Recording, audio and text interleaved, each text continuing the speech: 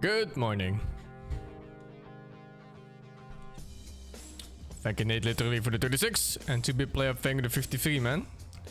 Please welcome to the stage.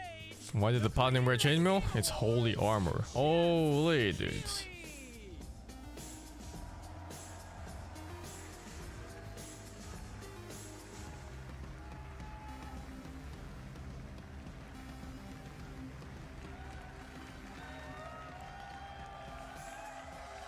I love the energy. Hello, everybody, and welcome to Summer Game Fest, a showcase to celebrate what's new all weekend long, and initiatives like the Steam Next Fest are so essential. These events help remarkable games, big and small, find their audiences. And hopefully, if you're watching this show, you'll discover your next favorite game. So, in that spirit, let's kick things off with a game from an independent studio who is thinking very big. In 2017, 4 developers broke away from AAA publishers to chart their own course. Today, they're a thriving independent studio of 30 creators. And what you're about to see is a powerful testament to what passion, freedom, and a small, dedicated team can achieve. Let's take a look at our first new game announcement. Offline chat is mega cringe. Yeah, it's definitely an acquired taste. There's some unsavory people. You think you're the harbinger? Watch the first few minutes of the future game show? What's the future game show? So many game shows, man. The fuck is this game? Mortal Shell 2? The theme feels like it.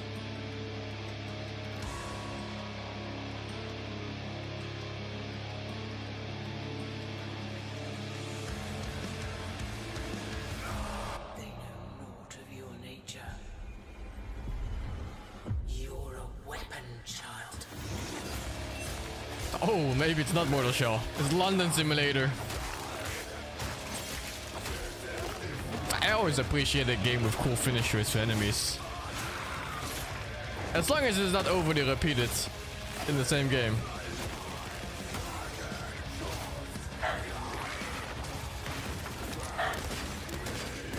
What the fuck? Guns this time?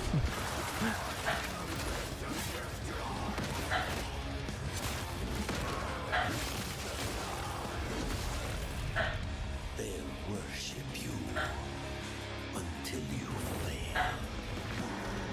Then what?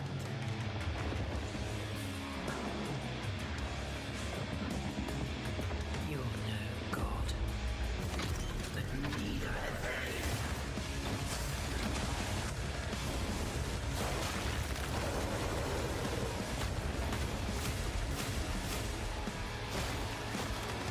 Every Souls-like game always has one of those spinny enemies. I actually just beat one in Lies of P, that fucking big guy with the Buster Blades.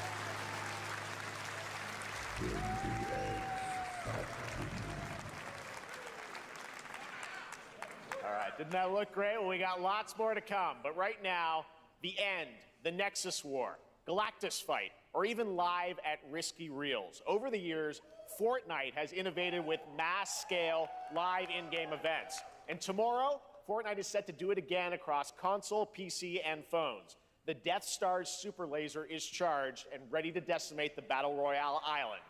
But there's still hope. You and your friends can join the fight. Here's the first exclusive look at what you'll be part of tomorrow in the brand new live event, Death Star Sabotage. Fortnite must have the most collabs of anything ever made in history. It's gotta be, right? There's no game where you have Superman, Naruto, and Goku fight together against like fucking Wonder Woman, some random ass afro-haired guy from the 80s, Hit him with everything you've got. and a Ninja Turtle or some shit. 100x not even close? What has more collabs than Fortnite? Think I saw Jonesy. All right. Right now, Is it an Godzilla honor to too now? welcome What the to Summer fuck? Game Fest, a legendary game creator who is set to release his latest project in just a few short weeks. With each of his games, he pushes the gaming medium in bold new directions, and we are honored. Oh, you to mean have nothing him close with to us for the Fortnite? first Yeah, time I at think Summer so, Game right? Fest in person. Please, everyone. Yeah, you're join gonna me have in Peter welcoming Griffin fight the fucking great John Wick. Mr. Like, what is Hideo that? Kojima. Or like Homer Simpson with some shit. You're shooting John Wick, Goku blasts you from the sky. Iron Man comes out of nowhere. Superman joins the fight. Aki, great to see you. Kojima starts talking. What? Mr. Kojima, here we are. The World Tour begins at Summer Game Fest. It's great to have you here. We are so excited for DS2. So let me ask you, Mr. Kojima, you've worked for many years on this project. What do you hope players take away from DS2 when they play it later this month? DS1 が出た後にコロナになったの Well, で、we hit the pandemic after まあ we released 僕ら皆さ DS1. ん、コロナを体験したと思うの Everyone で、 experienced コ the ロナを体 pandemic. 験した中での So, 新しいつながりというか、 I wanted to それをも show う一度ゲー something ムをプレイし new ながら、 connection 考えていただきたいと after 思い we ます。 faced the pandemic. So I want everyone you to think about that when you play this game. Okay, well, talking about playing the game, it's coming out later this month, but right now I know you prepared a special exclusive clip for SGF. Let's take a look at this. はい、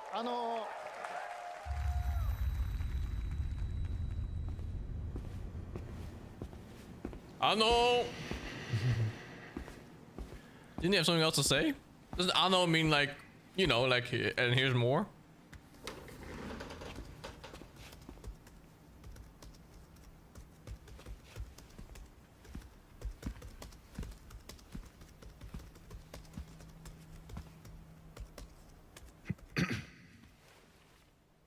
Welcome. Have a seat. Over here, please.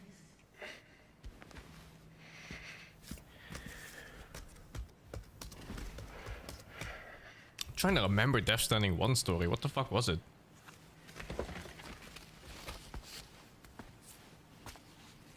Why the fuck was the US No president smoking, involved?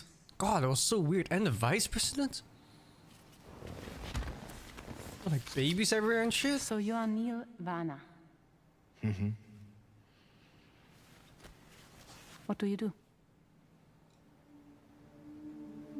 For a living? I'm a porter.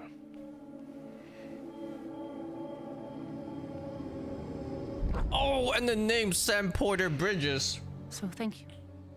It was Good so call. bad. That review was so fucking bad. Almost as bad as the Fragile one. Neil.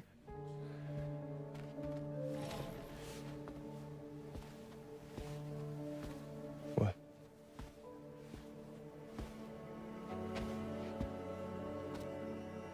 So you made it then? Sorry. You really don't remember me.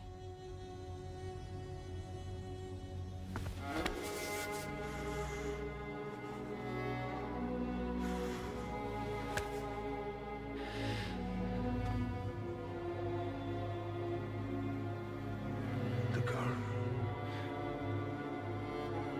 You're alive.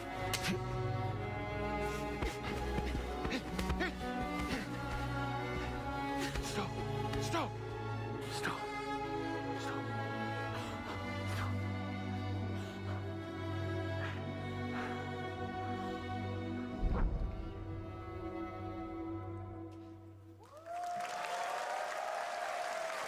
So much mystery.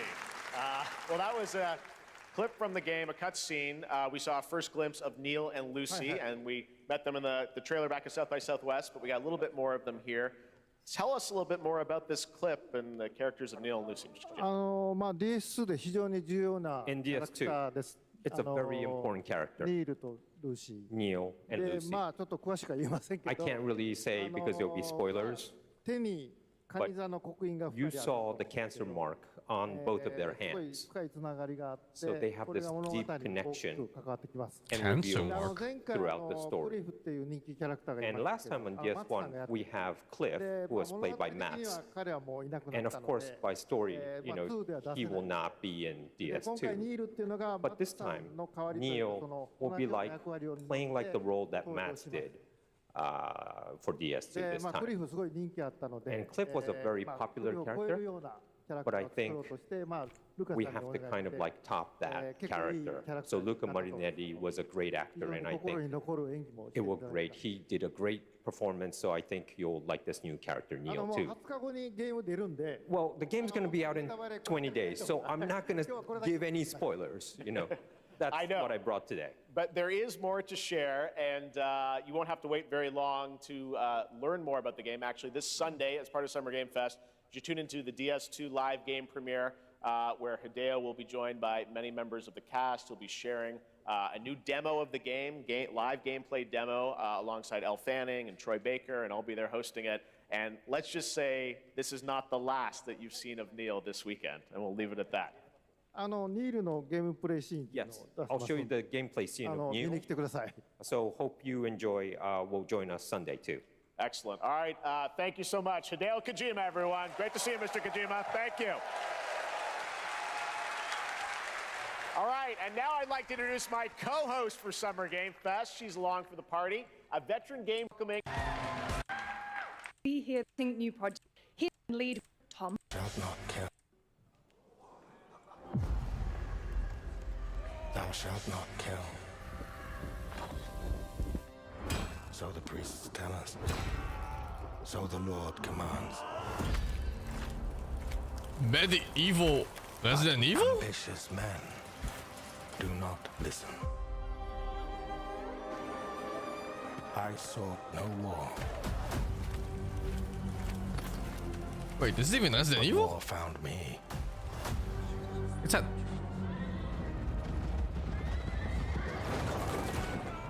I guess it's on this part. I became like them. I took up the sword. Prayed I could win redemption through my deeds. Maybe I saw wrong. But some paths, I was eating. once taken, have only one ending.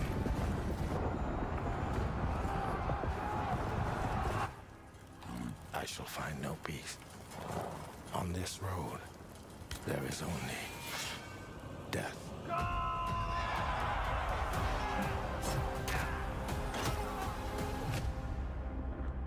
Feels like chivalry or something. But that's just my story.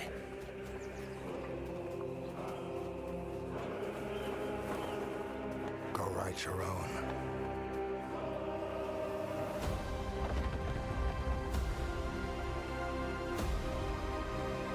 I can't even read the title. Chronicle? Chronicles Medieval. Looks amazing, does it? That was a very cool new project. I felt like in it a looked like brutal nothing. There was no European gameplay medieval shown. world.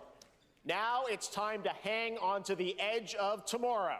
Sonic Racing Cross Worlds is a thrilling new entry in the legacy of racing action games within the Sonic franchise. Cross Worlds brings other worlds and familiar faces to Sonic Racing, including surprise guest characters being revealed here at SGF for the first time.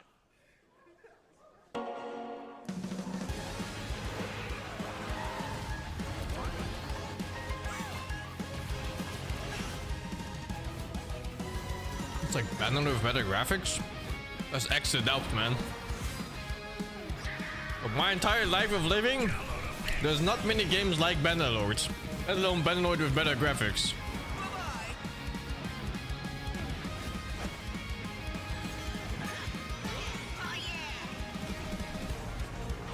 Let's mix it up.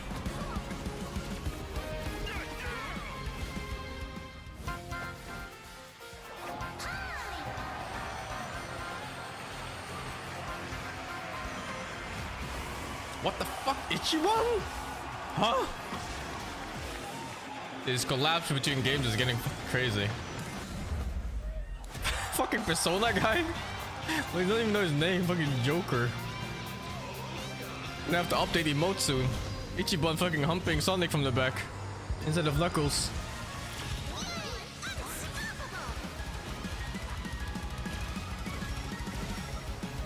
Time for me to win this.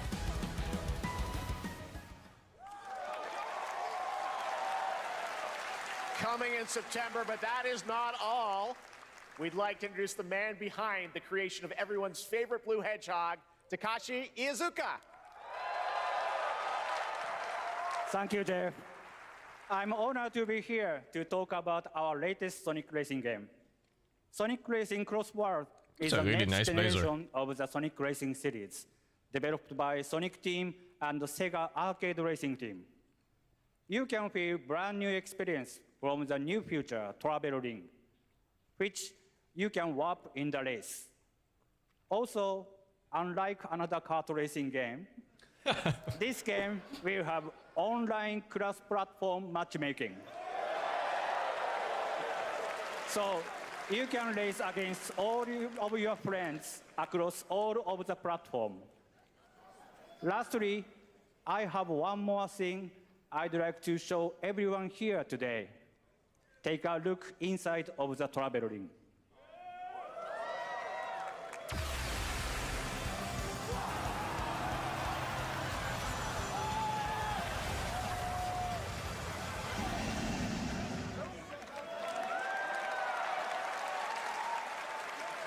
Minecraft and Sonic. I guess you could say you gotta go craft. Well, I gotta laugh. That's all I want. That's all I want. Next, we're excited to reveal a brand new action RPG from Bandai Namco Studios. Embark on a journey across a dark fantasy world and uncover a vast story that eclipses time.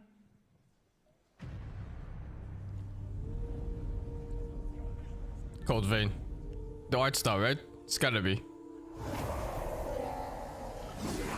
Yeah, it's fucking Cold Vein. Anime main character. Anime gothic backgrounds. Big titty waifu soon. Time. Yeah, called it. For some, I mean, heals. it's fine. For others, it wounds. And for our world, it promises only oblivion. Our hopes lost long ago.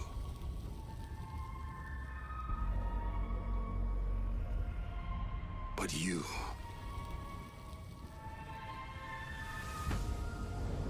have the power to change all of this. What the fuck did they do to her ass? Oh my, what is that? Look at that. What the fuck? They do not know human anatomy. What is this? The ass is like fucking 70% of the body here. Like what?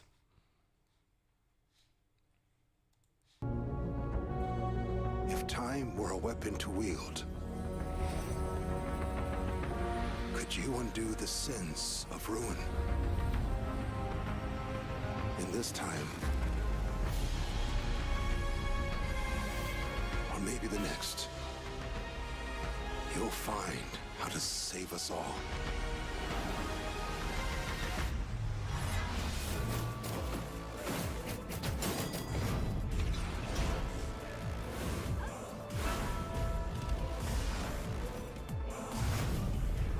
Disappointing sound effects, no? Maybe this is a trailer thing. Well, the bike feels DMC inspired. Were the faces bad in the first game? In the first game, most faces were covered with those BDSM masks. Was that night? What's that night train at the end? Or am I fucking tripping? No, it's not night train here. Dude, I thought for sure there was night train when I looked at it. Like, what the fuck?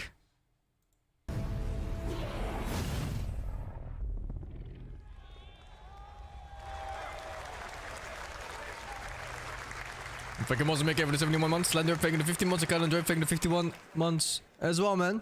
And Joseph don't fake the 41, dudes.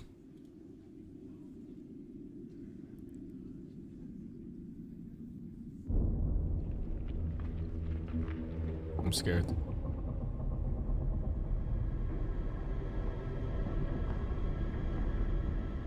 Okay, why is he for the 72 months?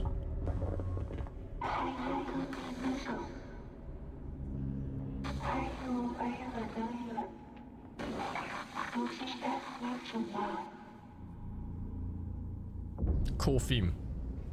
Oh, it's like old school style action adventure with a fixed camera. They stopped making these kind of games. Oh my god, did you see that? I was humping him. He split into two, what the fuck?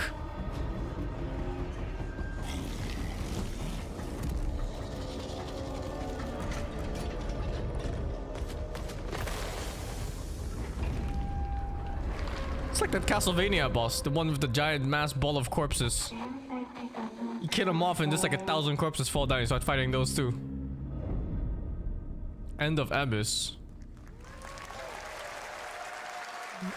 Into the cock chair. That was a very moody, cool new game. That was End of Abyss. Really cool theme though for that game. From Malmo, Sweden. Not sure what's up with all the hands though. Interactive, an atmospheric action-adventure game coming in 2026 to the Epic Games Store and consoles. Like someone plays the 52. They like to do in game, yeah. I thought it was like a solid 7 out of 10 kind of game. PI for Hire, developed by first-time developer Fumi Games and published by PlaySide. Does it even first person or third person? Here's a quick new I look at prefer the third game person. and the reveal of a familiar voice. It's weird, but I find that third person games in general much more immersive than first person. What in the fuck am I looking at here? Detective Pepper's in the house. There are those who would bend the city to their will. Dumb wise guys and fake cheese wheels. And those who do anything to save it.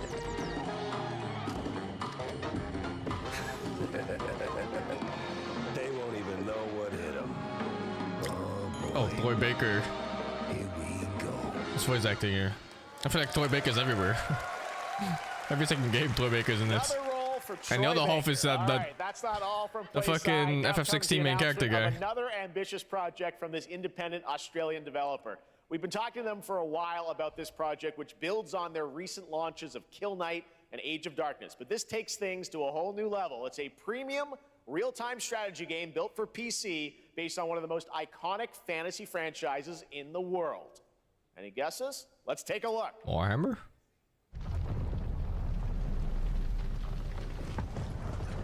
Not Warhammer. No, wait. Maybe still Warhammer. Oh. Oh, is that fucking Game of Thrones? That's one of the most beloved fantasy franchises? Dude, I was thinking like maybe Lord of the Rings or Warhammer or something else. But this is not the game. I felt like Game of Thrones lost a lot of belovedness after season 6 or so. When dialogue went from discussing, you know, the wellness of a character and the strategic plans of taking over a house to, I don't want it, she's my queen.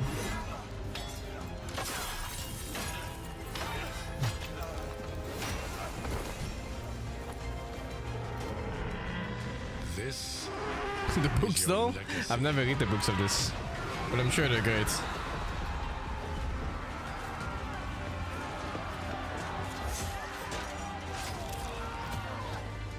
Decide who wins. Isn't that the Night King? Or I forgot, was it the Night King? Was it Night Lord? What the fuck is his name?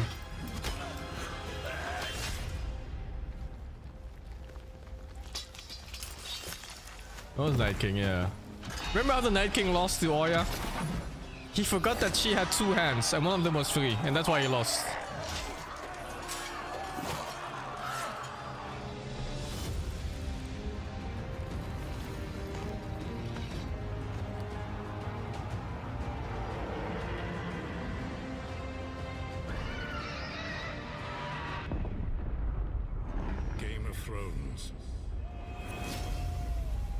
Well, they said it was from the makers of the Darkness game, right? So maybe it's a They Are Billion style game. Could be super cool. But this is all just theme, no?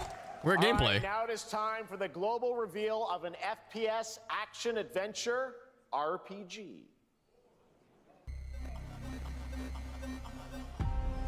Moonfish. I know that name from somewhere.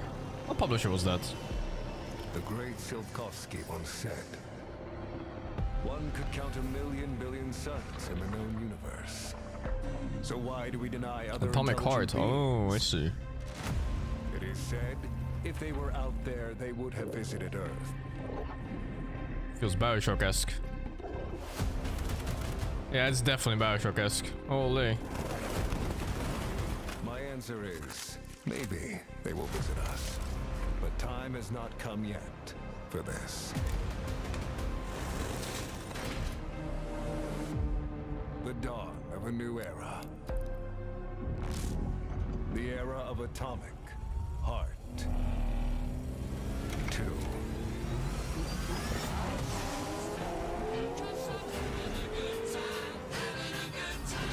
Ah, GG vaults.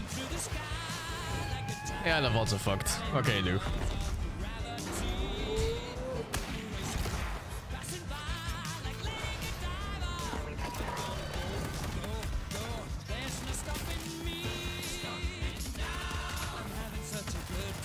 I'm having such a good time.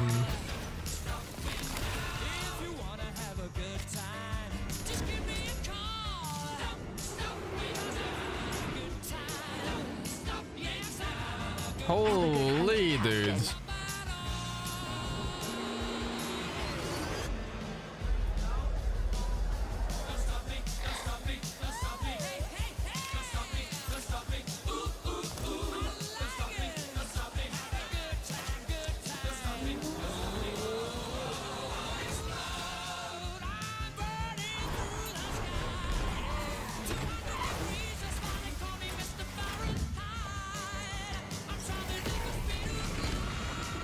The monster designs are hideous in a good way.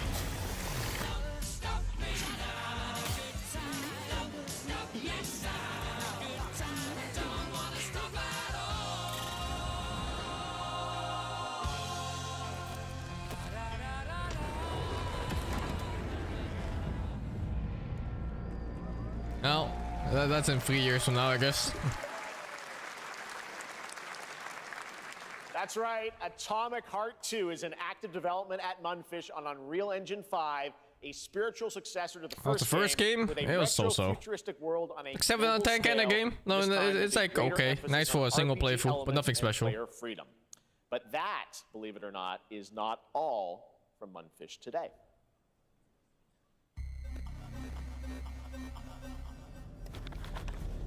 Is it recording? Yeah, it is. It's in the sky, a giant cube. I can You still played the DLC? No, I never barely played the DLC of the believe it game. When it showed up, I was in the lab. I didn't even see it. You know? I felt that same fear, though. A terrible sense of my own powerlessness.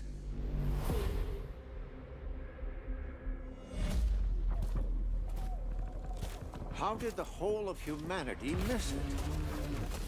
And did we actually miss it? What if the cube didn't appear, but revealed itself? What if it was always there, and we've only just started to see it? It's the Battle Royale game. From how it's set up, it feels like it's with monsters for looting or something in between. Yeah, right? It's gotta be. Set in Atomic Heart universe.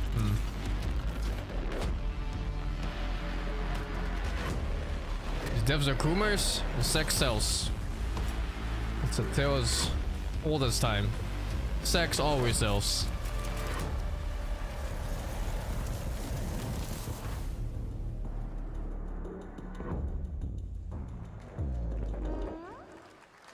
Look at one of the most profitable games in the world, fucking Genshin Impact. Is yet another It's just new a bunch of girls in project from lingerie and that's it. Munfish, an MMORPG shooter set in the Atomic universe on a massive levitating cube you can see there, where the edges are constantly rotating to create unique gameplay combinations that are ever evolving.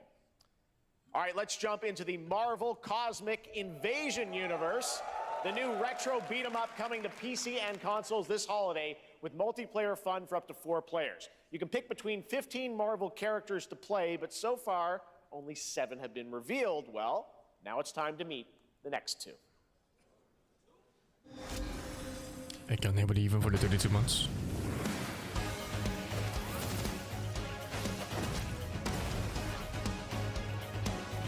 I thought this was the Arc System Fighter. Oh wait, what? It's not the Arc System game?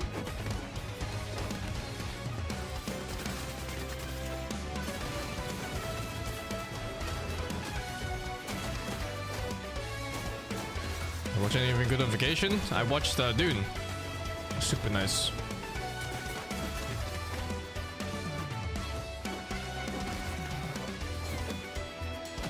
I would play this if I was like 15 again.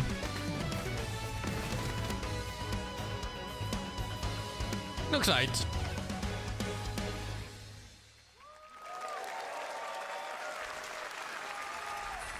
This isn't hell. Now this looks like fucking. What is this place?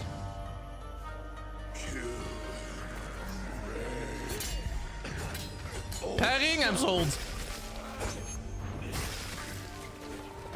You don't have a chance.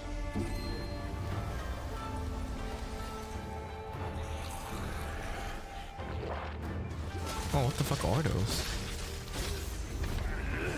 Looks a lot like Neo. Not enough.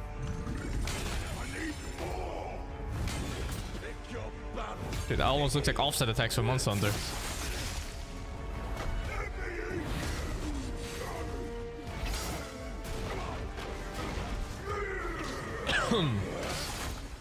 Musashi! We both want the same thing, Musashi. Okay, I think we need Japanese dubs for this one. One at the top, and it won't be a coward who runs for jewels. Words never did work between us, did they? And the second part is okay. When he called the name, it was not okay. The dialogue was okay. Thank you, 16 more for the 59. Is that me in the trailer? What are you talking about? It looks nothing like me. Oh, what the fuck? Is that me? What the fuck? Did work between us, did they? Sasaki Ganyu. Nah, you're just racist. All look same. What the fuck, dude? That guy right there.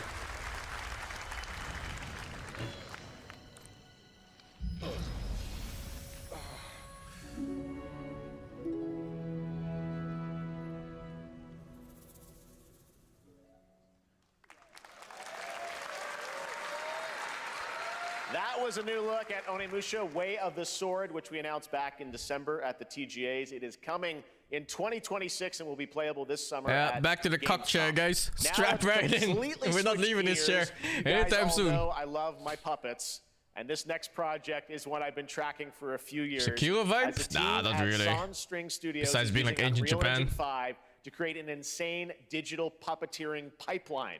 It's actually a thing. What you're about to see is running completely in real time in Unreal, and I cannot wait to play it. Here is an unexpected new game announcement that combines comedic storytelling and arcade fighting action. Check this out.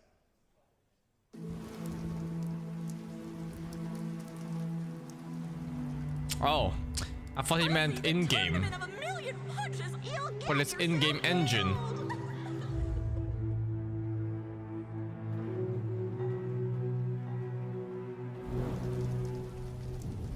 All right, you little sick of fuzzy shit. Show me what you got. What? If you're gonna be champ, we gotta transform you. Why are you even here? I never played the Onimusha games, no.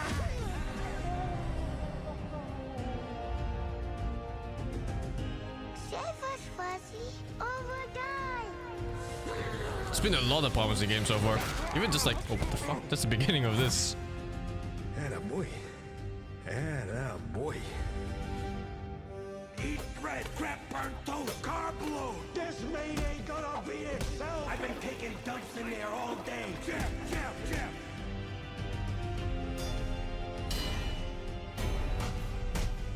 The fuck?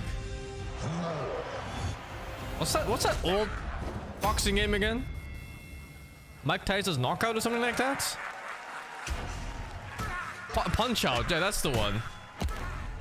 It's like a modern version of it.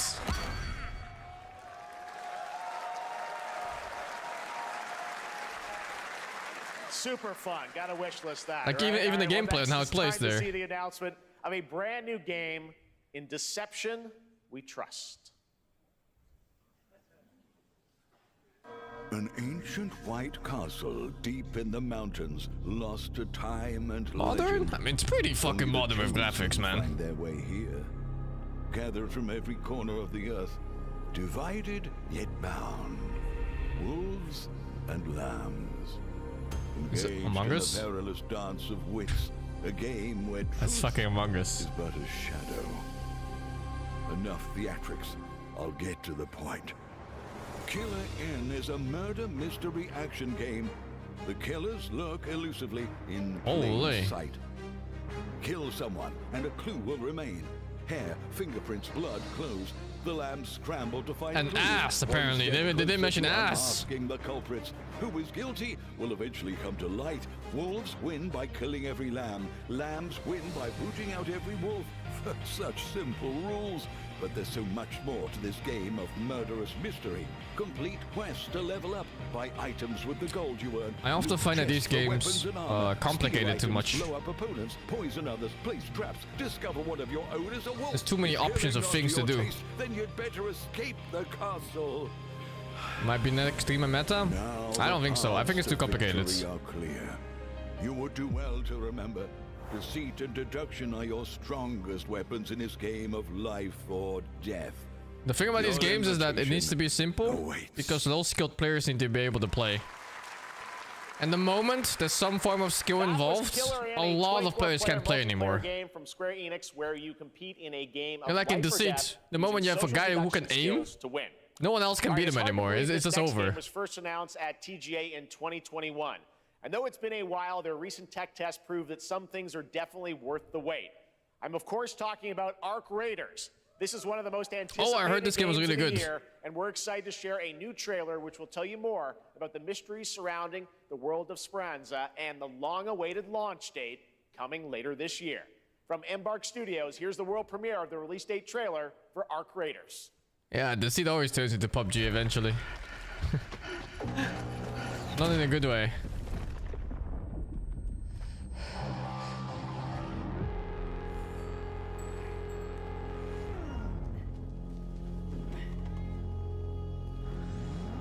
Breathe.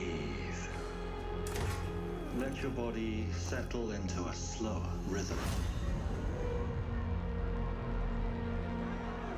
Clear your mind of all distractions. You don't have to walk this path alone. Surround yourself with resourceful friends. Looks nice.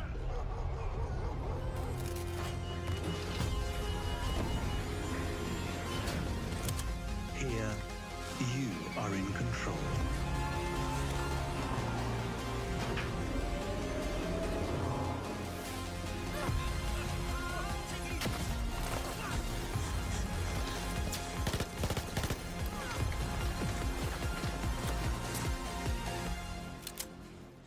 Is it Battle Royale? No, I think it's an extraction shooter. Which is seemingly slowly becoming its own genre in the last like 4 years or so.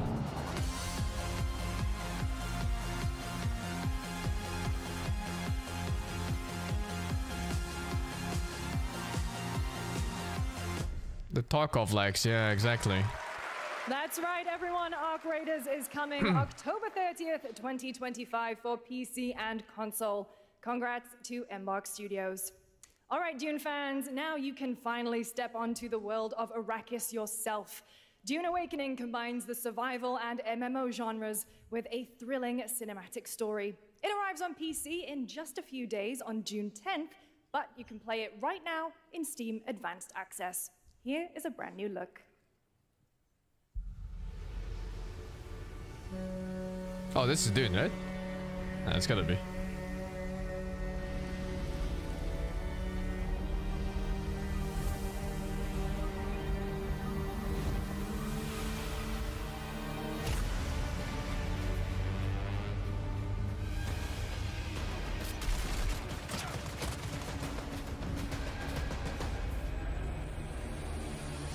He's bald, shoot him now!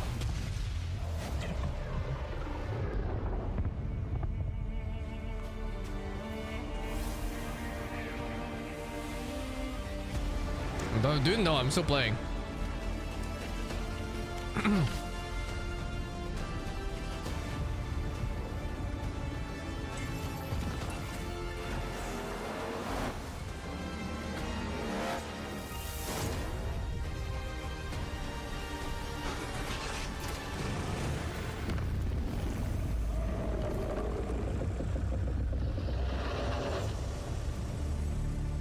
I wonder if you had the stats of every single human on the entire planet.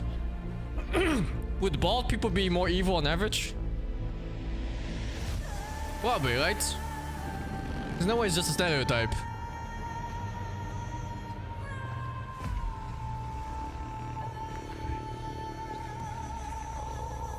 Yeah, for sure.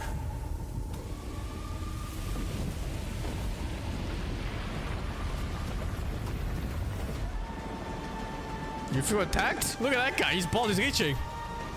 I knew it. I fucking knew it.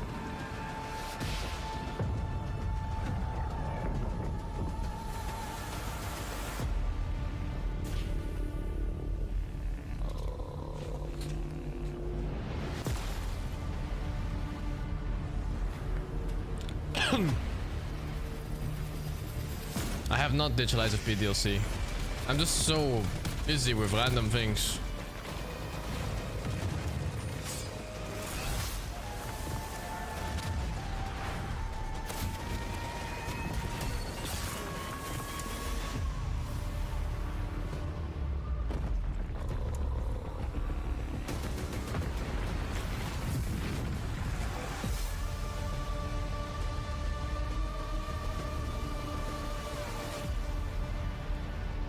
Why is it okay to shame bald? We're not shaming bald people. We're just agreeing here that on average bald people are more evil than the non-bald people. Which is probably true. I lost.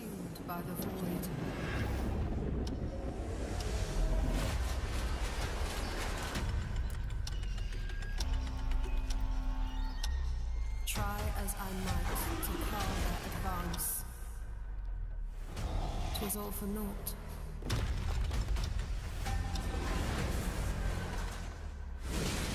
The setup almost looks like Night Rain. 3 heroes in the world fighting bosses. Random ass mobs everywhere.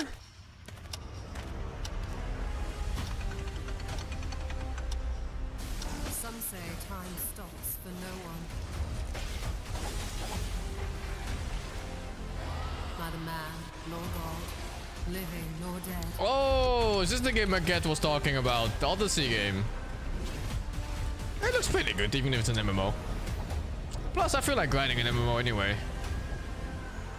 But MMO release dates, they're not pretty.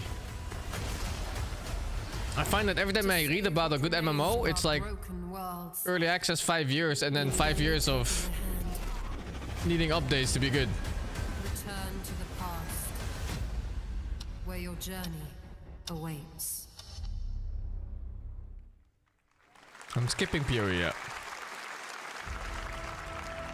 Every hero's tale begins with a trial. But the true lead of the story has yet to That emerge. ass. Whatever's coming next cannot be easy. I will never forget my cause. What is more compelling to you, sir?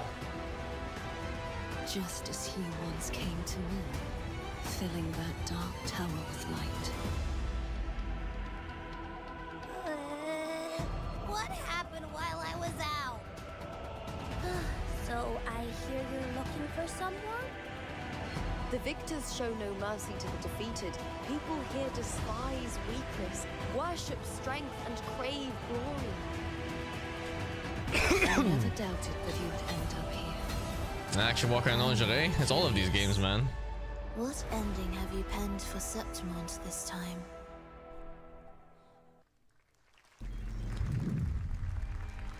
A rat in the vessel. Focus Entertainment. Oh, is that the Titanfall guys? Tiny nuisance. I know all your secrets.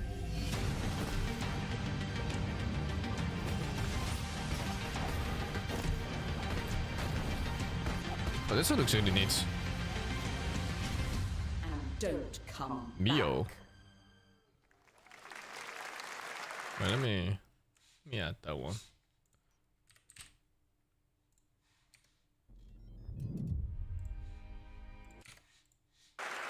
That's Mio, Oh, it's a respawn. Memories in I Orbit, miss- I a remembered them. stunning new Metroidvania platformer that has a demo on Steam you can play right now as part of Next Fest. What you're about to see next is a stop-motion co-op platformer where everything has been crafted by hand. It's called Out of Words, and I'm honored to show it to you today.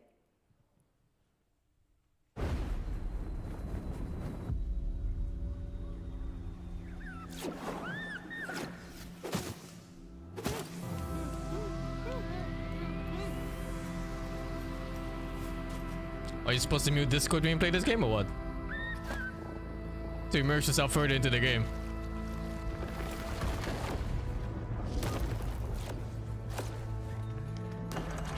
Yeah, right?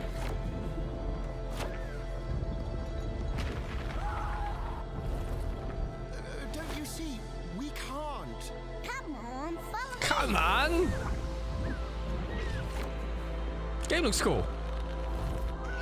I always do appreciate a handcrafted experience for co-op, rather than a game that is multiplayer and happens to be for 2 people when you play it in skills.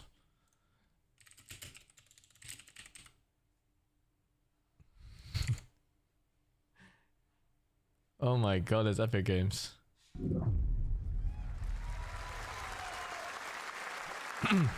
What a really unique and different game.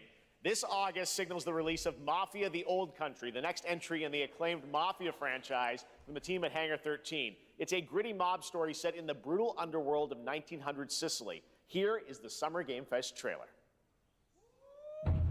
It's the time for pasta. Because it can only come from someone close. An enemy can't hurt you like a friend. Who are you? Sono Enzo. I work here. My friends, my family, my beautiful daughter, Isabella. Don Torrisi looks out for people around here. Sometimes the client is feeling less than cooperative and we need to, Teach them a lesson. remind them of their obligations. This is between us and Spadaro. Where I come from, commitment means everything. If this is how he wants it, this is how it'll be. The Dons noticed you, Enzo. This is an opportunity. Do you wish This to way. commit Is this quality correct? I think it's alternating all the time. to this family? Enzo! We can't let them get away! When Isabella became involved, it became our business.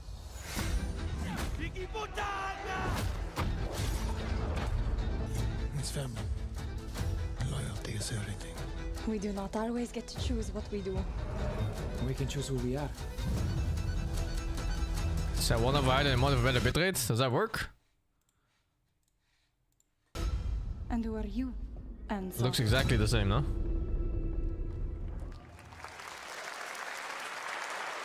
And if you thought that guy was a stud, just wait till you see this next game.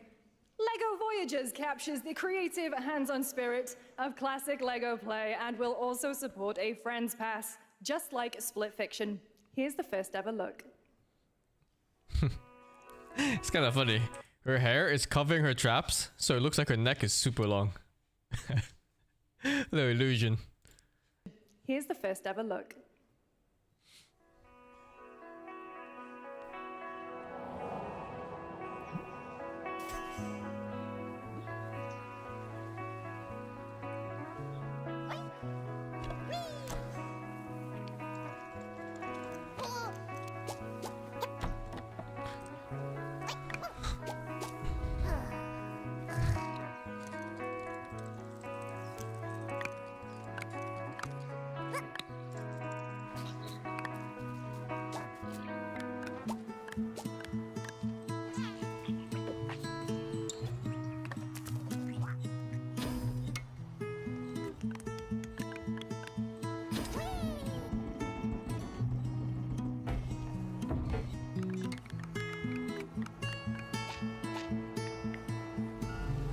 Marketed as a co-op game. Feels like PvP game. Someone's bound to fuck up.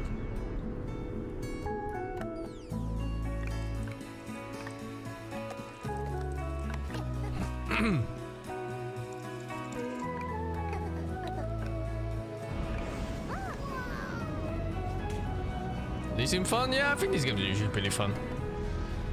A lot of multiplayer games, they come down to the company more so than the game itself. And if the game is also nice, then it's even a better plus, you know? It's very pleasant experiences to go through. Hello, Summer Game Fest! I'm Carolyn Lawrence, voice actor for a few familiar faces you might have grown up with on Nickelodeon. Some with squirrel suits, thank you. Some with science smarts, and some with serious attitude. Nickelodeon has always been about wild worlds and weirder characters. And while I'm mostly sworn to secrecy today, I am thrilled to have a hand in revealing something that brings a lot of those characters together like never before. I hope you enjoy the first look at Nicktoons and the Dice of Destiny. Yeehaw! My Nickelodeon was in Dutch. I have no idea what the fuck actor she played in. A great evil would emerge. However, a brave and wise and powerful and ridiculously handsome wizard would call upon his magic powers to summon the most ferocious, The squirrel and SpongeBob? awesome, most Oh, I mean, yeah, I heard the Dutch version, I think. the land had ever seen. They alone would be able to.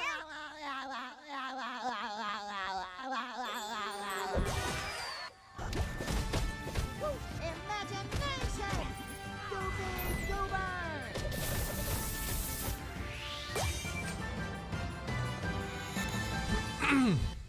She's also Ashley from Resident Evil 4? It's been almost 2 years since players Really? first stepped Wasn't into the role Ashley- of Geppetto's puppet to save the city of Krat from disease. The Dutch and model puppet girl? frenzy Or am I in Lies of misremembering that? P. Maybe it was just the Overture looks. is a DLC expansion to Lies of P that transports players back in time with new characters, environments, and of course, imposing enemies and bosses. Here's the exclusive new look.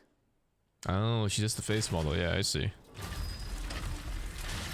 For no reason, I just thought she was both.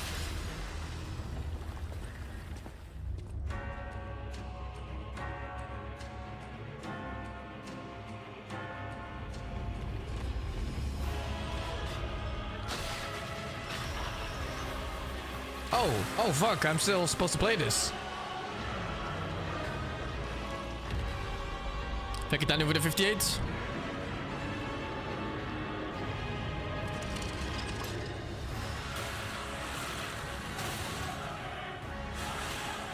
I'm getting the feeling the bow is more like a Monster Hunter bow, where it's really more melee than most melee attacks.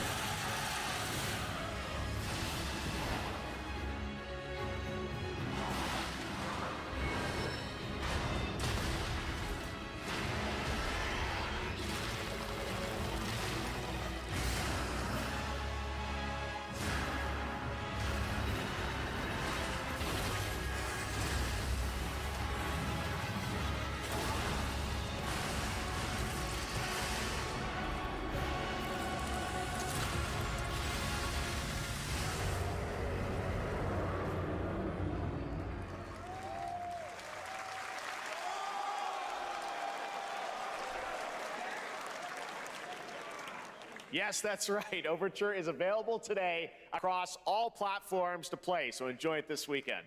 All right, next up, the small video game publisher Serenity Forge, based in Boulder, Colorado, shared this game with me a few months back with a DM that said, Doki Doki Literature Club meets Silent Hill. That piqued my What? interest. I think you might get a kick out of this announcement, too. Interesting mix of genres. Inspired by a true story, huh?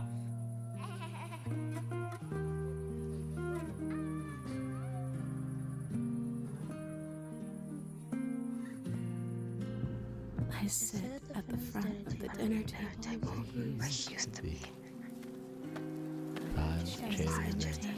Five plates full. Plates of food. Plates of tomatoes. Plates of egg. Huh?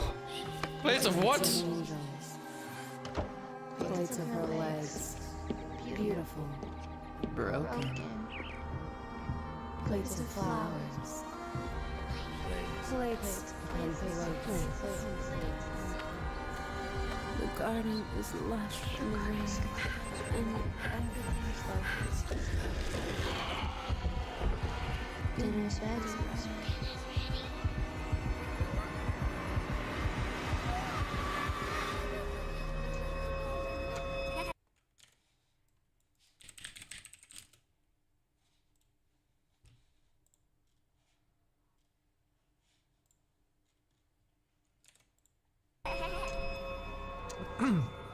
a hunger that feeds and blooms, and I'll feed, and I will bloom.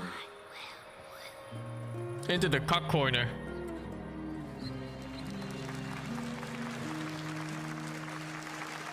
Thank you, dude. The flank over the 46.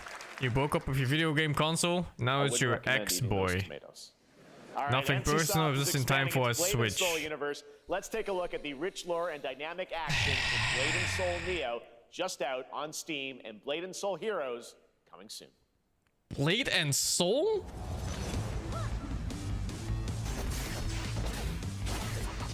Blade and... Hold the fuck up a sec. Blade and Soul release dates. They're still making updates? Dude, it's fucking 10 years old. What?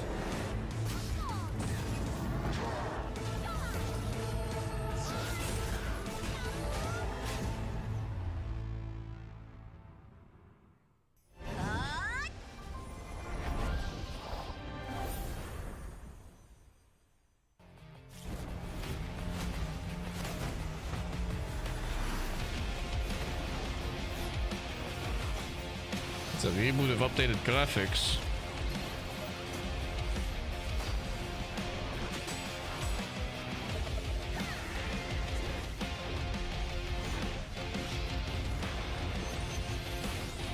Smells like gacha game.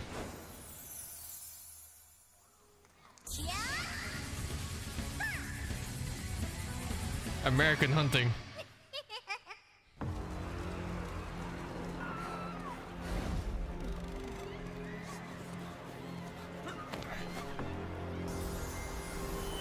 It's first Berserker Kazan when he was 15.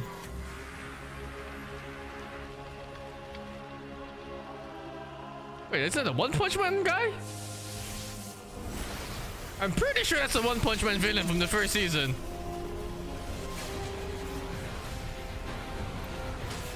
What the fuck is he doing here?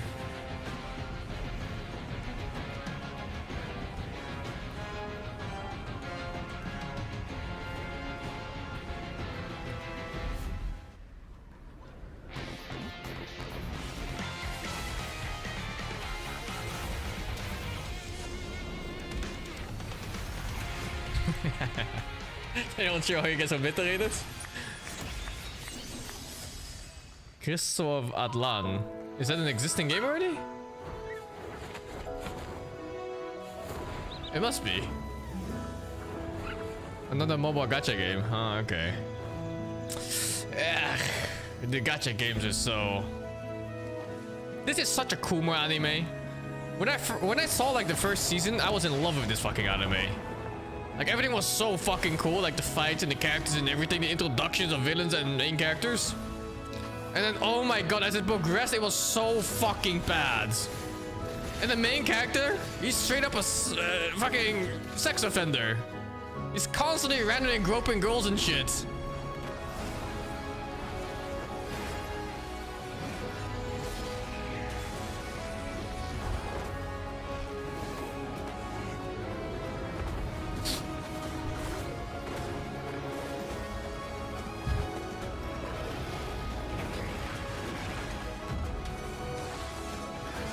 Pick the Vascanor? Yeah, I thought the Ascanor arc was super cool. His introduction of his character was really neat.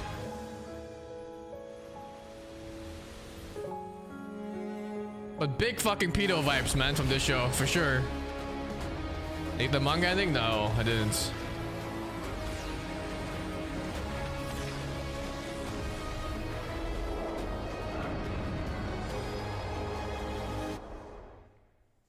Which show? This one, Seven Deadly Sins, which the game was based off just now.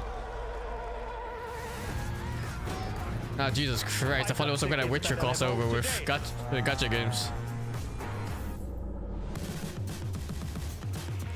This is a technological showcase set in the world of The Witcher 4. Human Creator is now fully integrated into Unreal Engine. You're seeing me live in real time. Squid Game will be coming to UEFN. It started with an epic mega grant, and it's now a serious contender for Game of the Year. That Mongilsta Dive will be exclusively on the Epic Game Store.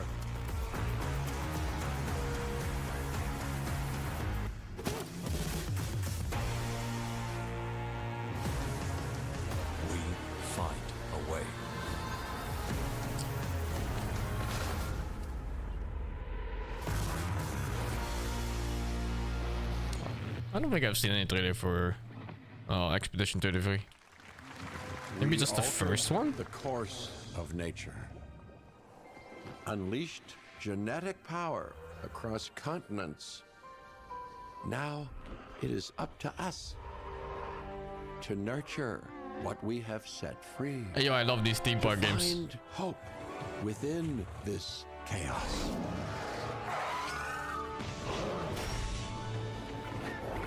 Well, to help life find a way.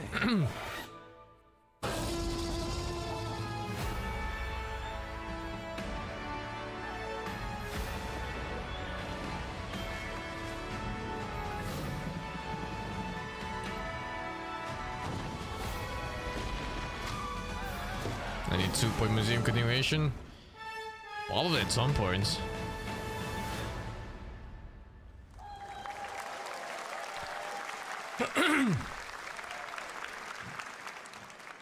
Hi, I'm Celia from Yacht Club Games. 10 years ago, we broke new ground with our first game, Shovel Knight. Today, I'm thrilled to share a world premiere look at our next IP, Mina the Hollower. Mina continues our traditions of refining retro gameplay for a new generation. It's a bone-chilling adventure that it blends intense combat, free roaming exploration, and precise platforming. As Mina, a whip-wielding hollower, you'll burrow through danger and unravel the mysteries of a cursed island. A decade ago, we unearthed a groundbreaking legend. This year, we're bringing our next bona fide classic.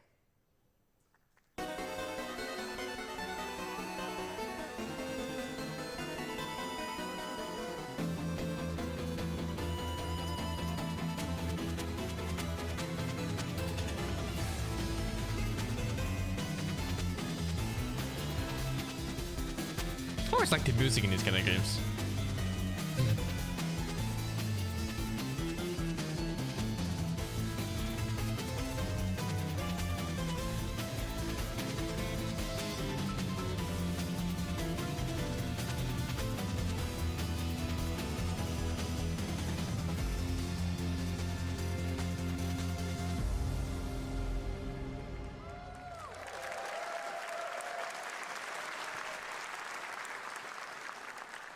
All right, this is a special one. Our next game comes from a well-known developer that has done.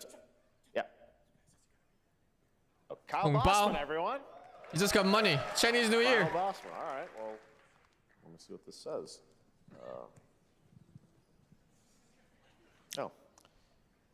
Hey, Jeffy. If you're reading this, it means 3 things. Number 1. You're killing it at the fest with your oodles of totally natural charisma.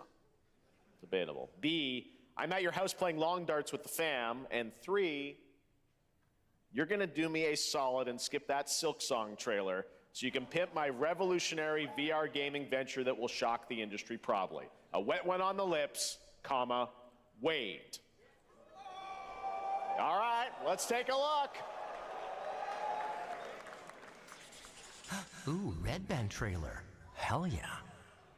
Handcrafted with cuddles by the Merc with a MetaQuest. Kick back and bask in the glory of gaming's first quintuple A tropical farming sim experience. Oh, hi, new friend. Oh, yeah. Escape the turd burger of late-stage capitalism and enter a world of VR magic and wonder. You'll care for exotic pets, the elderly, and dysfuncting with hip-hop Satan. Oh, hi, don't worry, he's a fascist. He deserves this big time. This guy's a total dick. What the hell? Who designed this shit? I wiped my ass on this first. You're welcome. Who got the lobotomy with fries?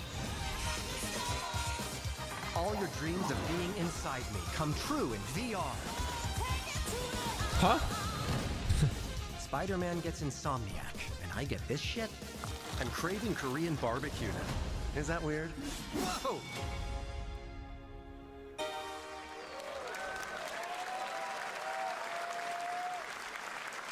with Neil Patrick Harris as Deadpool. All right.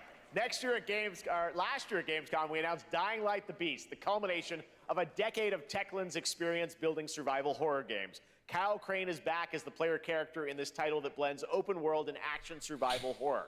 Let's take a look at the latest trailer with some big news, the release date.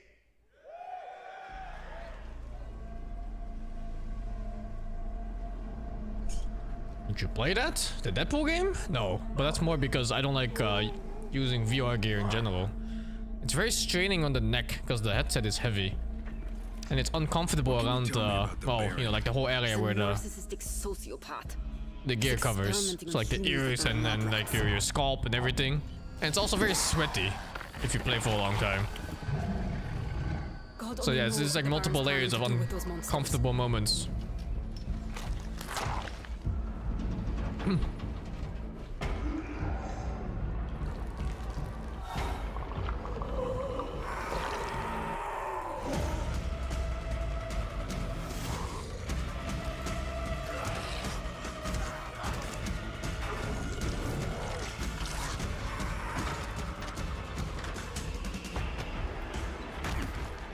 Oh, I wasn't paying attention. It's Dying Light. Dude, this game was actually so nice gameplay-wise. They just kind of ruined it with the pacing of the story. I don't care how high his walls are. The gameplay was super nice in this.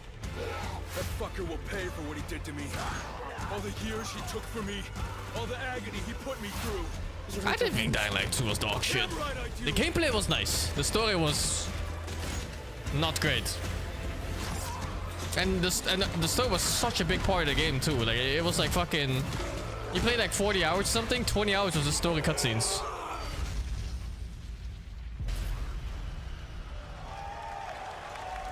Yeah, I thought it was very good in gameplay too.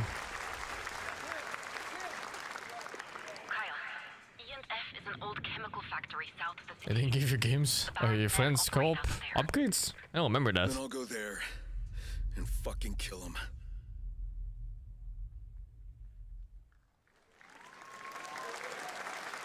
The There's Beast. the big news. Dying Light the Beast is coming on August 22nd, Gamescom week. All right. This next game draws inspiration from classic coming-of-age films to capture the highs and lows of adolescence, the bonds of friendship, and the nostalgia of growing up. Mixtape comes from Beethoven and Dinosaur, an Annapurna Interactive, and this is your exclusive new look at this game that plays like a love letter to teenage memories. What are we doing? Hanging out, getting buzzed. I've got to get out of this place.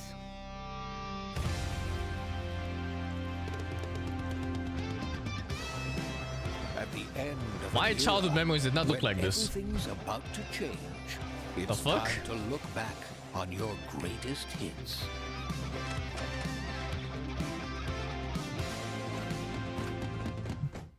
Mom, who is it? One moment. It's the pigs, darling. Shit!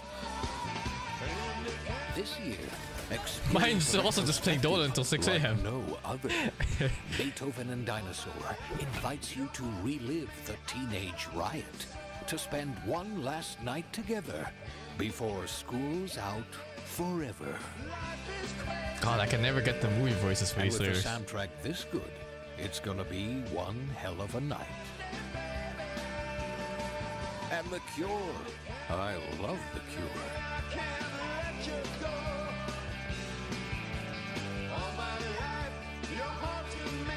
Experience it for yourself. Mixtape. Nothing but the hits. Okay, maybe for the 24 months.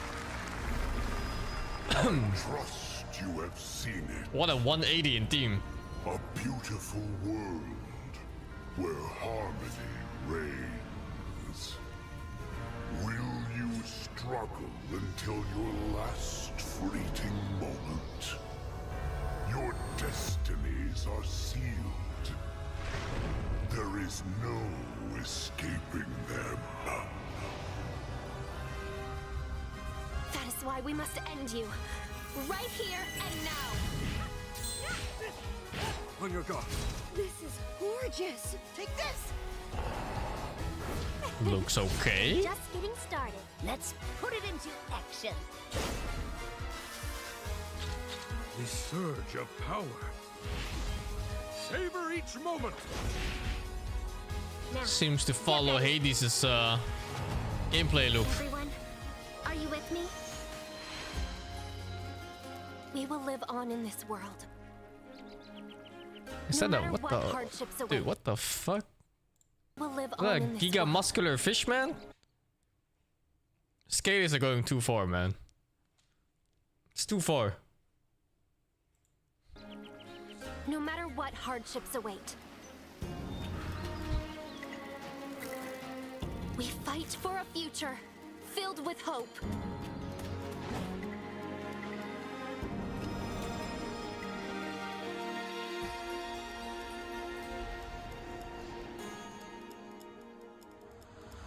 Toa and the Guardians of the Sacred Tree. Game looks nice, no? Looks nice.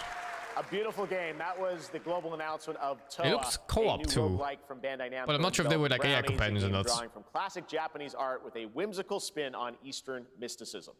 Next, we want to introduce you to a game made by a first-time solo developer in Bandung, Indonesia. With the help of 9 of his friends, he's built an intense action beat-em-up with brutal hand-to-hand combat set in his hometown. This is Axe of Blood. Indonesia. Netherlands mentioned. They left me with nothing. No justice, no peace, just names on the wall. The hunt isn't over. Not until I kill them all.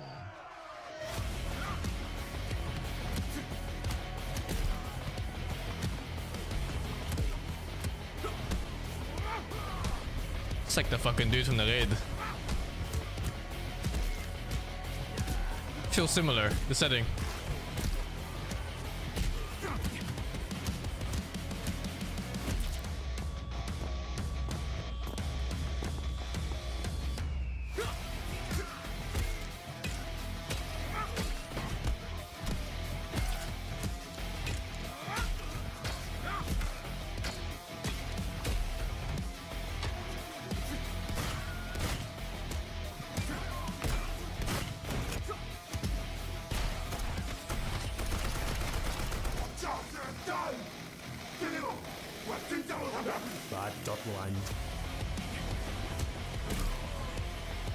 How the fuck do you read those names?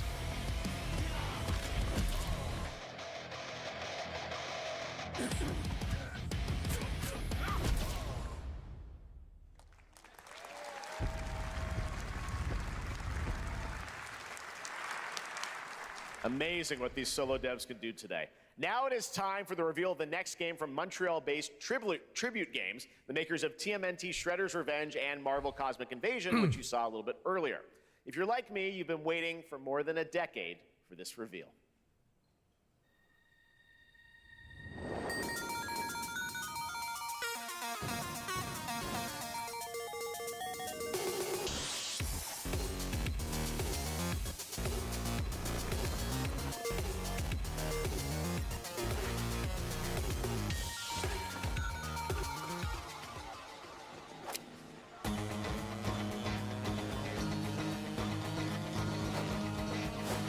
Tom Scott?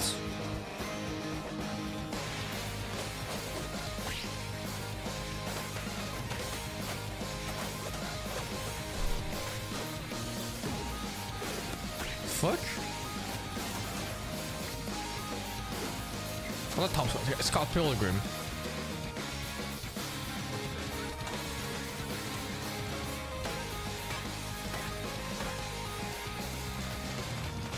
Tom Scott is the red shirt guy, exactly. That's the wrong name of mine. That guy stopped making videos, no?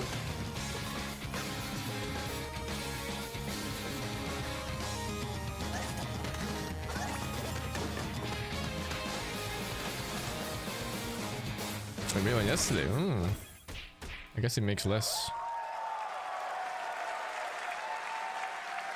Scott Pilgrim's back with his fist flying in a brand new brawling adventure in EX. You'll battle through space-time and the streets of my hometown of Toronto with Scott, Ramona, and 5 of their former rivals in this online 4-player co-op adventure with a story written by Scott Pilgrim creator Brian Lee O'Malley. All right, we're going to be right back, but first we have a very special message from Maggie Robertson, TGA winner in 2021 for her performance in Resident Evil Village. Ah, there you are. Wait long. We've been preparing delightful ways to make you suffer. Is this? So enter the village if you dare. Oh, that was real life. Dude, I had to do a double take there. Things. Still thirsty? Worry not, you ungrateful wretch. There's plenty more fun to go around. Now cease this foolishness and make your decision wisely.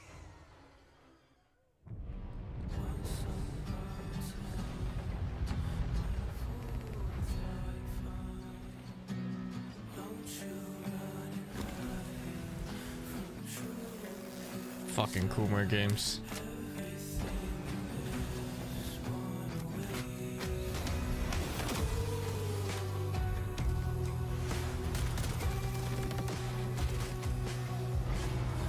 Whatever, I already bought 5 copies. Fucking Coomer games.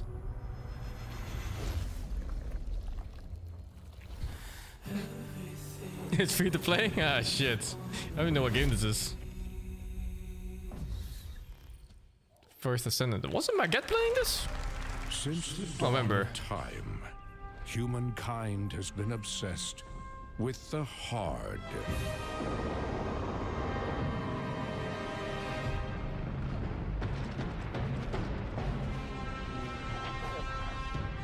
Now, a glorious morning has dawned on something that's simply harder. Scum. Hold up. Didn't I buy this game? I'm pretty sure I bought this game. In 2018. That was 7 fucking years ago, huh? I forgot it even existed. What the fuck?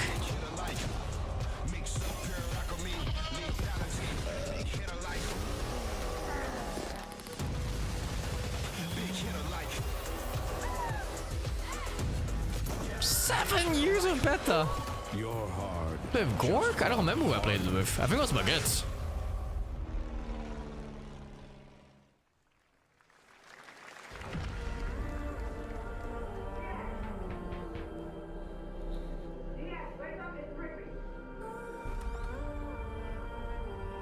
What are you doing here? Come with me.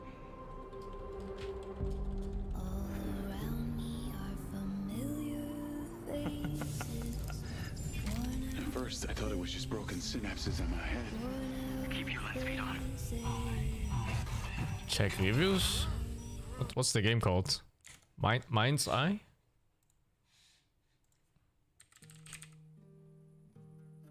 €60. Mixed reviews. Mixed reviews is not that bad, I think. I've had my Steam account for almost 12 years and have never felt compelled to leave a single review until now. This was not ready to be released, especially with the current price. I tried to give it a chance and I'm refunding it. Do you enjoy poor frame rates? We got you. Do you enjoy meaningless dribble dialogue? It's here. Are you tired of AI in video games being competent?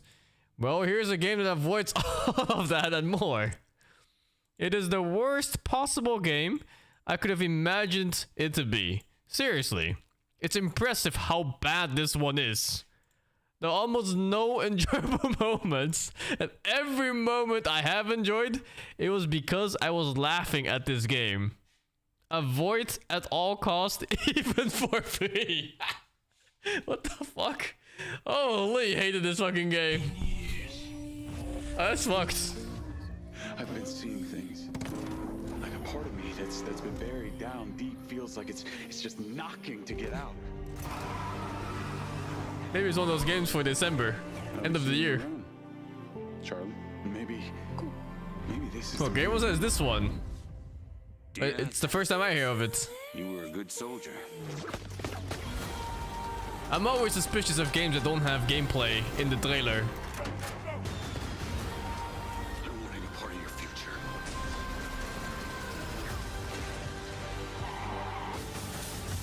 It's activating.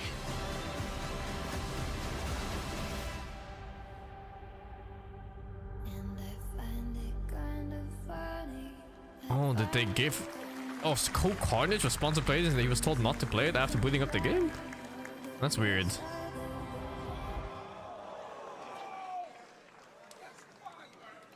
Hi everyone, I'm Hakan Abrak, CEO of Iron Interactive. We can't Let wait for me you. see if there's a trailer in this. Or like gameplay, I mean. I guess this is the one they just showed. Yeah, right. Okay, so maybe this one. Gameplay trailer. 6 minutes long.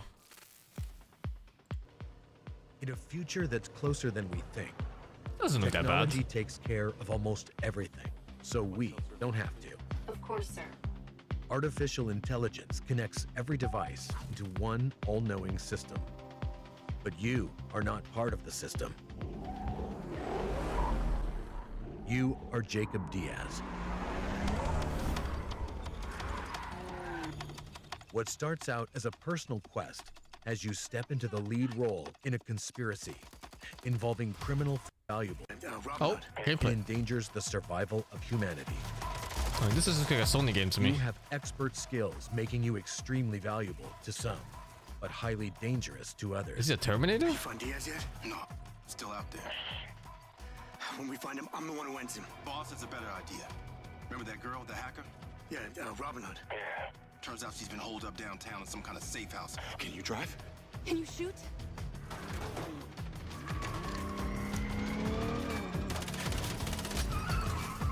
As you're confronted with increasingly perilous situations, you must form unlikely alliances in order Weird to looking survive. bullets.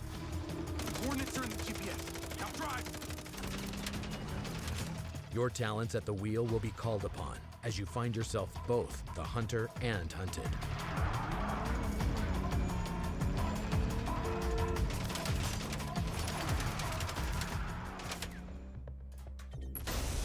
What the fuck?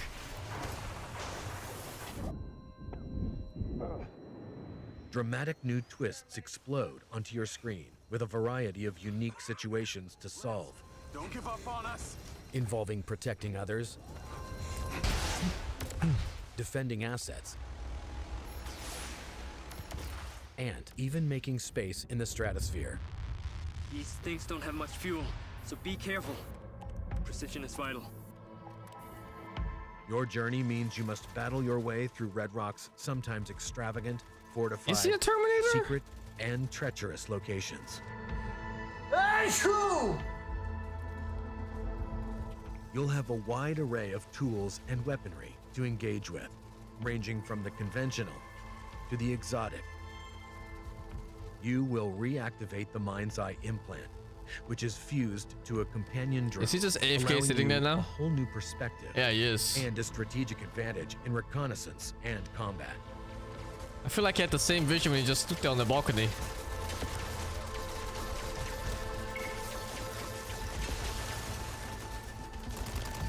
The companion drone has a powerful stun function, which can disable enemies, allowing you to combat multiple targets simultaneously.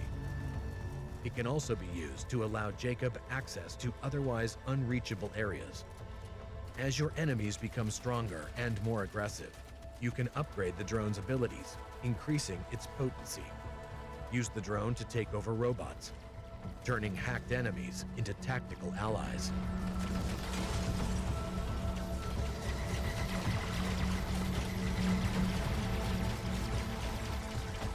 Powerful nano grenades become a vital part of your arsenal in the battle to save the human race.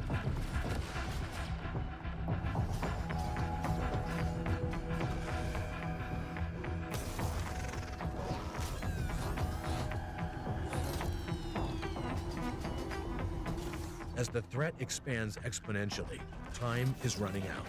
Only you have the power to stop this.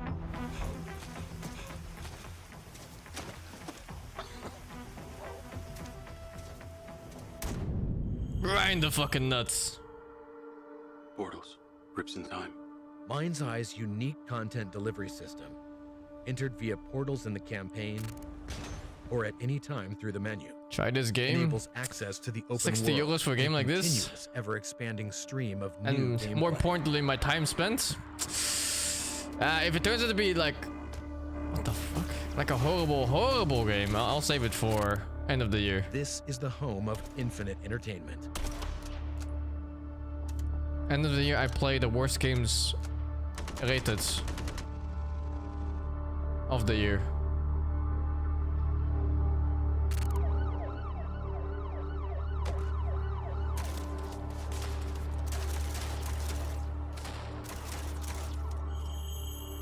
This game looks void of any strategy. Every clip you see is just him walking out in the open and shooting targets one at a time and they're all dead. Quality missions and games, thanks to our groundbreaking, easy-to-use creation system. No need to be a professional game developer. Simply drop anything you want anywhere you like, be it enemies, vehicles, objects, explosions. We are granting you access to our assets and the superpower to make your own games. Mind's Eye players get an all-access pass to the hidden world of game creation. At the touch of a button, you can create your own shootouts, chases, races, puzzles, and places. Literally anything. We are passionate about democratizing video game development. We invite you to join us in the innovative world of Mind's Eye, available on PC. Pre-order now. What the fuck is democratizing?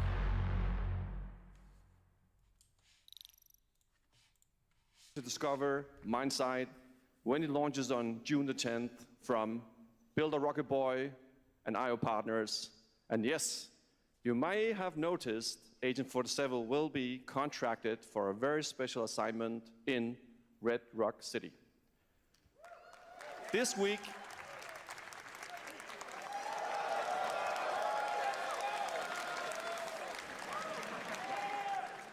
we finally revealed 007 First Light to the world, and your reactions were heartwarming. It's coming in 2026, but we want to make the wait more exciting. We are bringing someone into Hitman, the World of Assassination, who is very dear to the Bond universe. Let's take a look.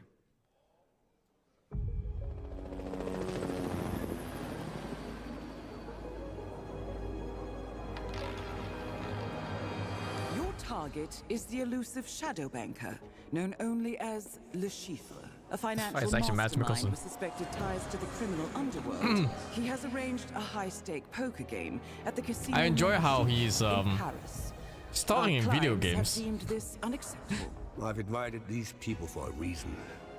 I know that. I enjoy his work so much ever since I've seen him in Hannibal. Patient and Miss Spy, well, she likes a drink. It's really nice to see him in video game stuff too. I don't know about the newcomer, Mr. Smith, though. He's the only wild card. The money must be good? I wouldn't be surprised if the money is worse than what he would otherwise make in acting. Reaper. Unusual name. Names are for friends. Wouldn't you agree, Mr. Le Chiffre?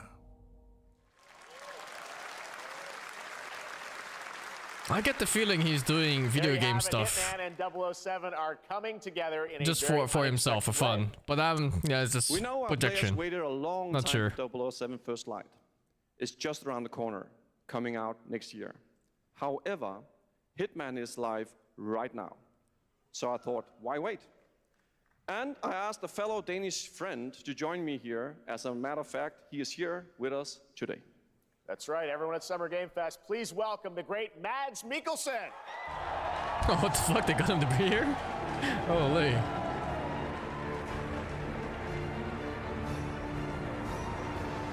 Good to see you, Mads.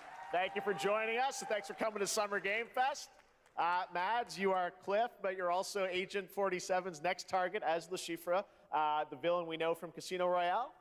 Yep, that's it. And you know, this is I've always had a deep love for this character. It's a role that means a lot to me because of a lot of reasons. So, oh my god, his normal voice is so fucking Danish. The Chiffre once again, I did not hesitate for 1 second. But this time is a little different. He's more confident. He's dangerous. He's not just a brilliant mind hiding behind a desk. He is visceral, unpredictable, and ruthless.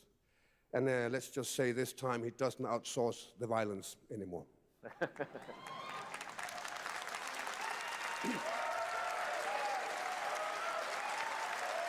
So this mission is set in a casino in Paris. We want to make an homage to the movie Casino Royale while keeping surprises for our players. James Bond Jesus Christ, I thought he said gommage. Very different set of skills, and the mission will be handled in very different creative ways. Yeah, he's not going to beat me in poker. He's going to figure something else out. So I guess it is not just about the shot, it's about the bluffing around the table this time? Yeah, sure, exactly. It's the Schiffer is always like 2 steps ahead of you. He reads you before you read him, so it's a little like bringing a chess player to a poker game. We built the mission to allow several parts, unexpected characters, Chess player to a poker and game. even custom poker mechanics. Wow, all right, well, when Would do we get be to play at this? an advantage. I don't even know. That's the best part. We wanted. I feel like both are extremely high skilled, no? Is updating the game as we speak. Le Chiffre, Elusive Target mission starts today in a few hours. For only 30 days, and if you play it, you will unlock a unique reward in 007 First Light. Amazing. All right. Well, Hakan Mods, thanks for joining us for Summer Game Fest. Appreciate it, guys. Thanks for having me. Thank you so much. Thank All you. right, great to see you. Great stuff. All right, now here's the announcement of a new party game coming later this year that will delight LEGO fans, made with over 1 million LEGO bricks, 300 minifigures, and over 700 trillion minifigure combinations. It's Saturday night somewhere, so make some noise for LEGO Party! Get ready! For a nail-biting competition. We're minifigures, Dad. We don't have nails. It's an action-packed contest. Oh my god, these games would actually be so much fun with friends. Fuck, dude. Or hindered by evil monsters. Or lightly toasted by a flying lizard. I wonder how many friendship-breaking minigames are in these kind of things. And what about our amazing mini-games, Dad? We've got more of them than you can count. More than 10? It's actually more Like that one, you saw that? The one in the balls? Wait, let me go back. It was here. Dad, we've got more of them than you can count. More than 10? It's Like this one? You played it with your girlfriend or something? You're single tomorrow. It's over. actually more like 60. Whoa, that's a lot. With surprises around every corner, anything can happen. Anything? Anything. Anything? Yes, anything. Okay, but certainly not a giant crab, a mythical king cobra, or Master Wu smashing a crate. Those were literally just on screen, Chad. Wow! We've got all that and more in LEGO Party! Tricky Tower? Yeah. Tricky, that was fun. Oh, that is looking mighty tasty.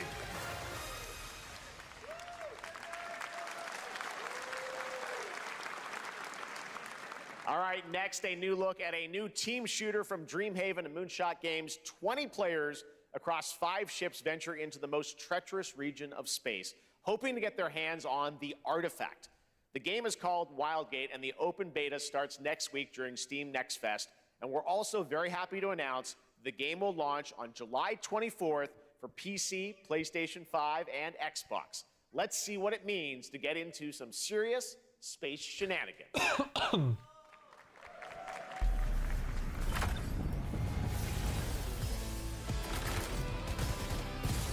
Danger. Reactor overload.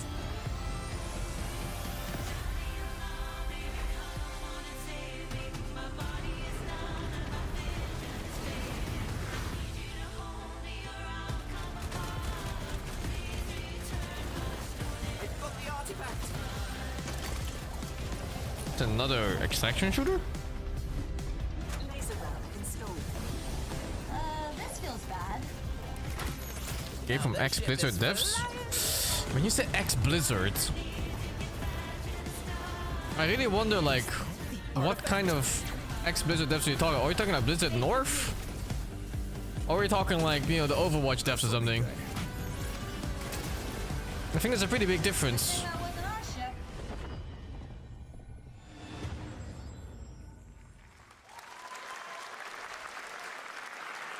I'm proud to reveal to you the next game from Toronto-based Drinkbox Studios. Michael the team behind Morhaime the era. Guacamelee series, I don't know what and part that is, sorry. Nobody Saves the World. They're making Like a the real 4K Blizzard game devs that I can be really played respect. alone or with a Or the friend ones who in made co-op. like, you know, You the can find out more Warcrafts. during Day of the Devs 1, 2, 3, right StarCraft after 1, the 2, show, but for now, StarCraft 1 and 2 here is and the global reveal Diablo of 1 and Blight. 2 and expansion of course. Looking over this And everything after that is kind of like, you know, like whatever. World of Warcraft is so actually. Did it all come like the initial release of World of Warcraft. It began with the ancient rituals. The dead buried with a seed from the trees of memory. Those who ate of the fruit saw the lives they lived. Those are retired? I suppose so, huh? Their knowledge to future generations. End of an era. Until Sorcisto, in his lust for power, consumed the brains of the living, spreading this blight. Fucking Jigsaw over the playing a game today? Probably, yeah. After watching the rest of this.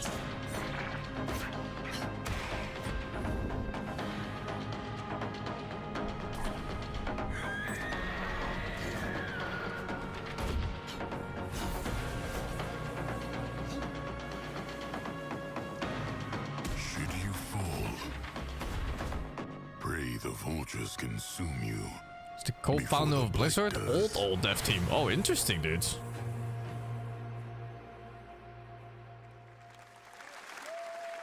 Interesting stuff.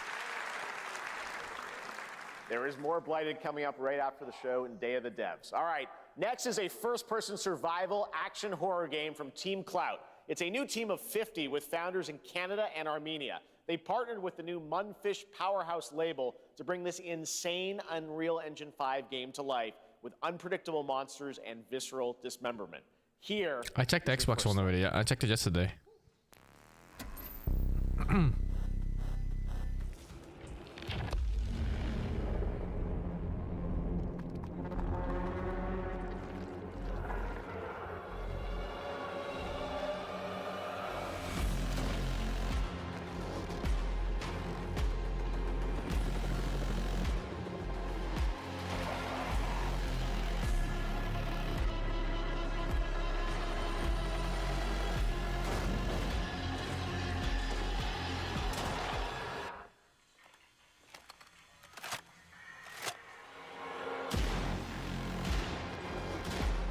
Looks like RE7.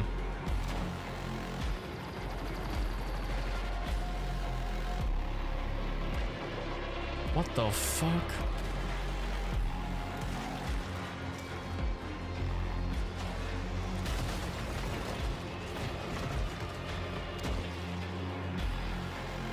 Oh. Oh. Dude, this game's art style and theme looks fucking crazy. Dude, what the fuck? Miss Tane, thank you to tier 1, dudes. Ugh.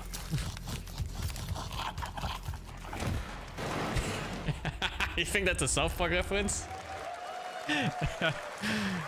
Poor little babies. All It's right, gotta be. Mecha Break is one of 2025's most anticipated shooters, with its previous beta amassing over 300,000 concurrent players on Steam and 3 million players in total. In this game, you explore a sci-fi universe and pilot powerful mechs with immersive aerial and ground combat. As a top wishlisted game, players are clamoring to know Wait, just oh one fuck, I thing. need to wishlist that game we just saw. Hopefully it's on Steam. Oh, thank fuck. No date at all yet, huh? Ah, into the cock chair we go. I live there now. When is the release date? Well, here's Mecha Break's latest trailer with the answer you've all been waiting for. Growing Martian zones force the Thalassic Federation to advance its Project Enterprise.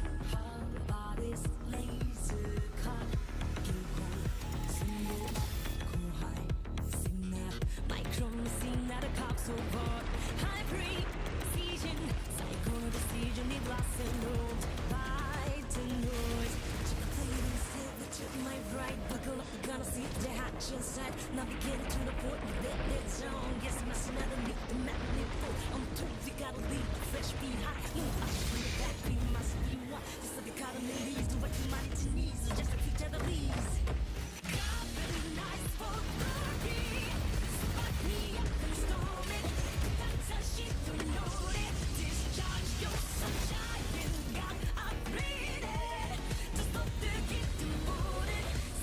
like the old Noah music.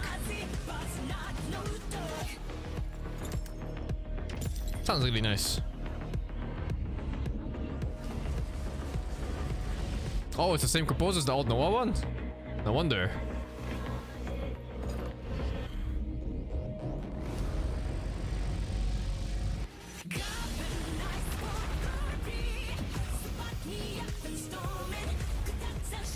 Now some gameplay would be nice to see too.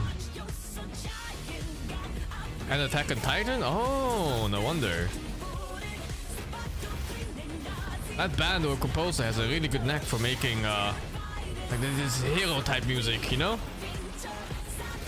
Main character vibes.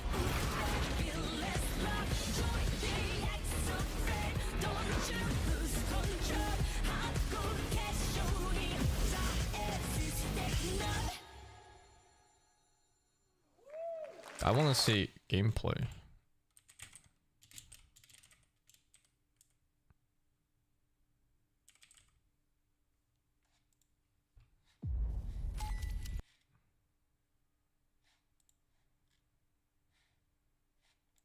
Growing Martian zone.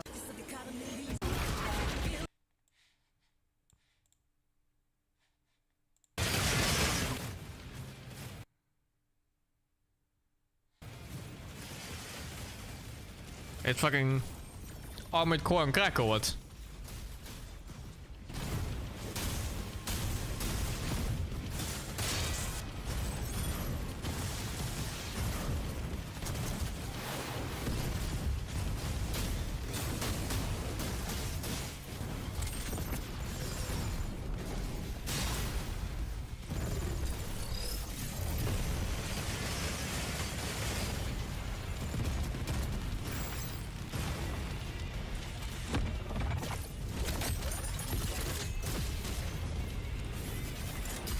Seems like one of those games that's really fun for 3 days.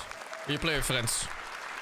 And then you fucking drop the game and forget about it. Small-scale players Thank you, 2-piece Gaze Lover, for the 22. World around them, filled with local wildlife and hostile machines. Built by a small 8-person studio. This is Infinite. 3 days is nice, no? 3 days of gaming.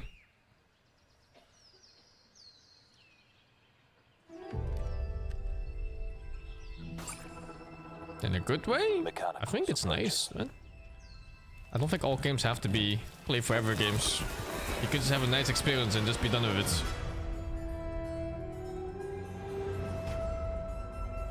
We must now face a stark I'll check out the new War Bond, yeah.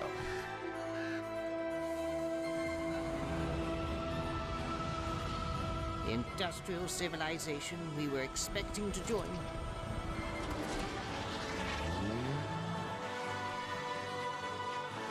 is no more.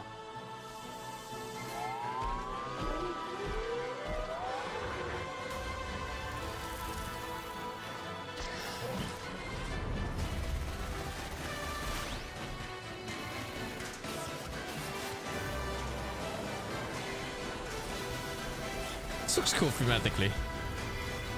Whatever it takes, we find a way.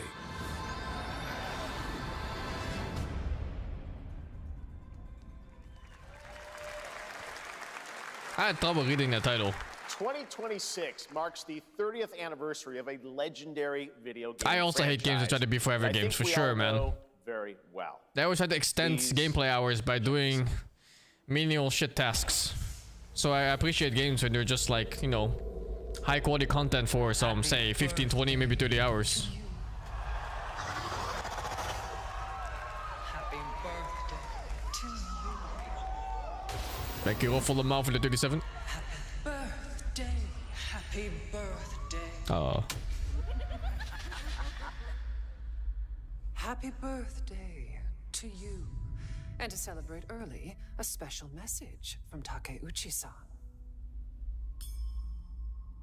マギーさんありがとうございます。カプコン竹内です。皆様のおかげでバイオハザードも30周年を迎えることができました。ありがとうございます。さて、お待たせしているバイオハザードの最新作なんですが、もう少しだけ You know the sense? They don't call it Resident Evil. The game in Japanese is called Biohazard. それでは、バイオハザードシリーズよろしくお願いいたします。ありがとうございました。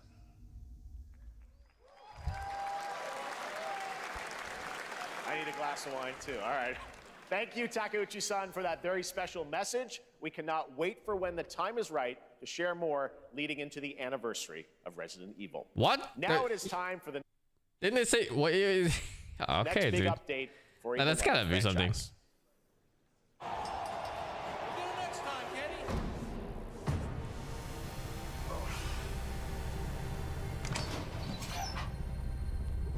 Let's rumble.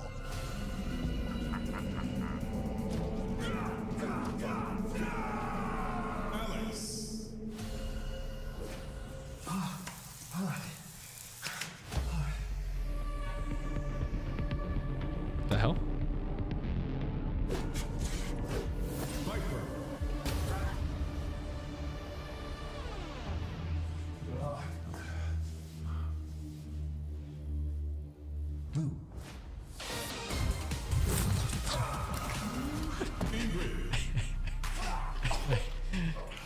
What the fuck?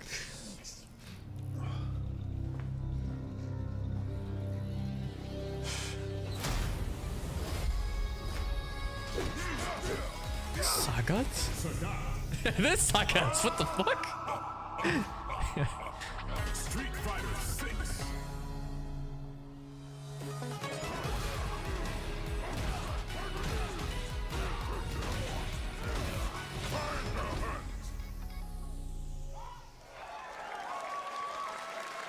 I have no idea what the other characters are even from.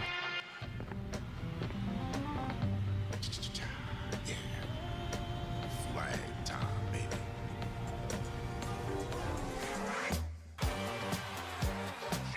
Oh, it's also from Street Fighter. Let's see. I just don't know the variables.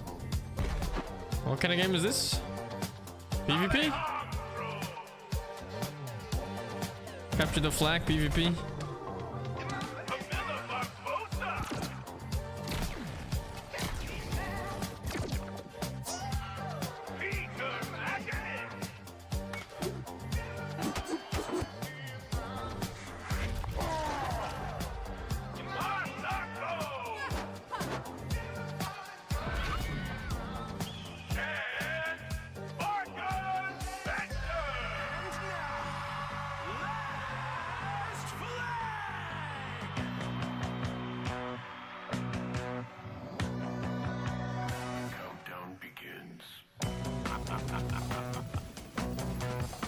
Looks fun for 3 days.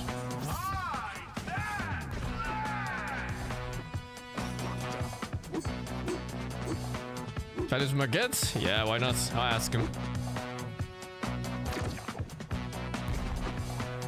3 days game, like I said, man. I really think a game being a 3-day game is not a bad thing. Adios. If you have 3 days, like 24 hours, you know, three sessions of 8 hours of quality gameplay with friends, it's a good time, man.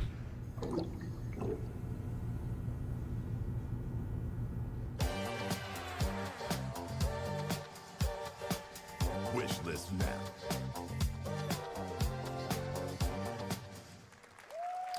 Becky Yang back with the 35, Dragonfall back with the 20. Flag, a new online action game from the new indie studio Night Street Games, which is the ultimate game of capture the flag set in the 1970s. As you saw, the closed alpha will be starting later this year.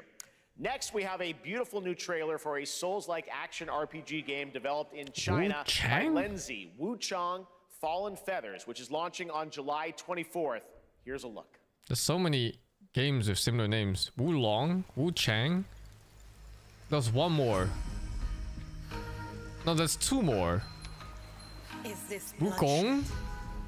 really what you wanted?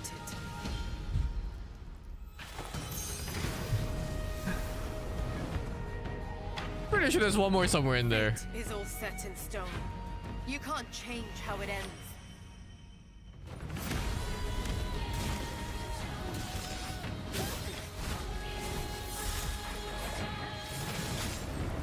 That was a parry. I'm sold. I'm playing this. Tits. I'm so sold. Yep, tits.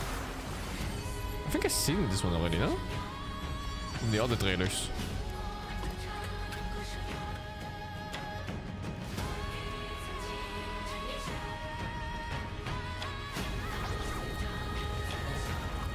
No, Is it similar?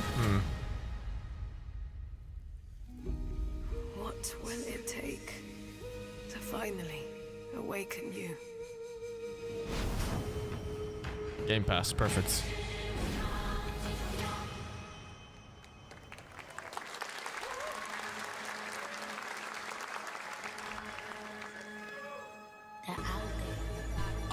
Gotta rescue them. This is what we gotta protect. We cannot choose when people's dreams get snatched up out here.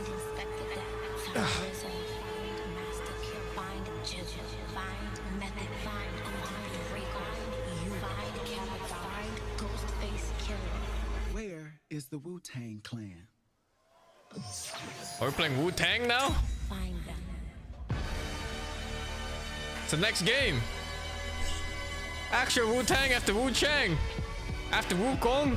And Wulong too, before that. Fucking hell.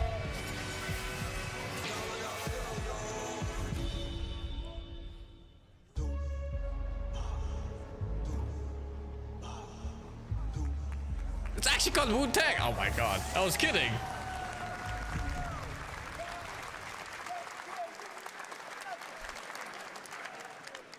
Ghostface Killer is calling on you to rescue his Wu brothers. Wu-Tang Am I gonna play Rise of the Reloaded? I don't know what game Receiver that is is. a new co-op action RPG with anime-style fighting, and it's the debut title from the 53-member Brass Lion Entertainment. Now, here's a new look at Guild Wars 2, which has new updates, including player housing. What are you talking about? Guild Wars 2 release date. What the fuck do you mean it's an update for this game?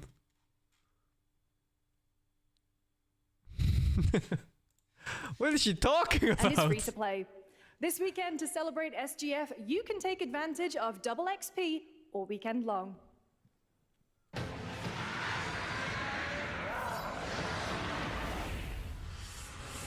My calling takes me far from home, where shared struggles form fast bonds.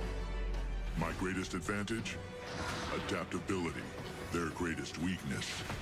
Me. My story. I'm skipping period tomorrow. My story is yours.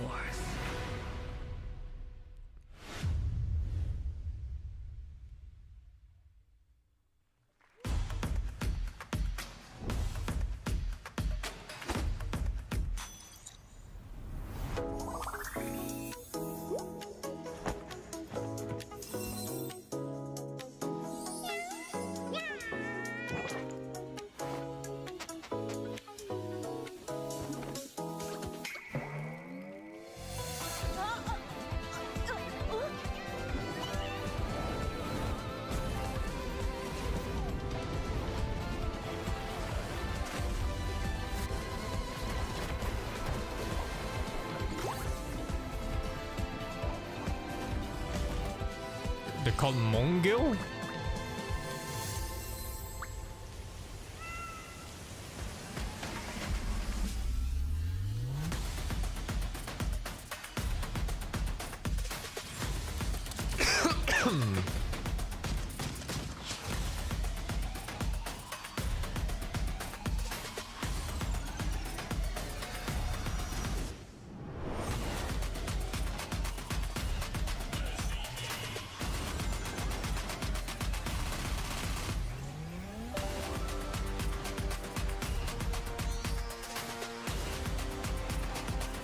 Do I plan on upgrading my PC anytime soon? No, I don't think so. I'll see when I see. You're never gonna guess what happened. I took a bullet, I died, I came back. Here we go. And I met Johnny Silverhand. Chip. Long story. It's my fault, a new Dying Light game. Here is another Oh, game no. throwing back to a classic animation Dying Light in style. general, I feel the Enter gameplay is a good, but the surreal story is world not where you're a great. down on his luck outcast who has to battle his inner demons, literally, in this action roguelike. Here's Into the Unwell. Roguelike or roguelite?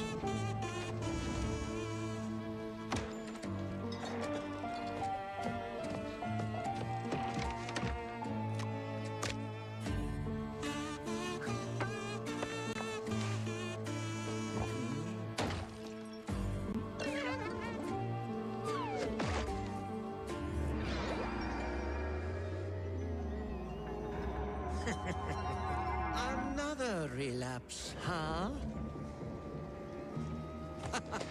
Get well soon.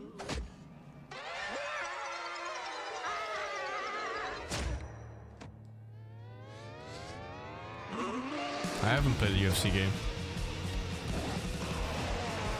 Maybe it's Yeah, that's not roguelike. for someone like you.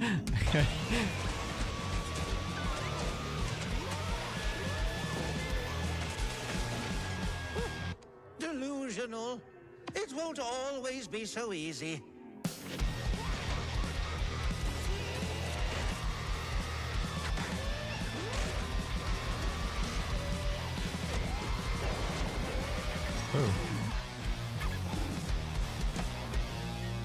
You still look a little unwell.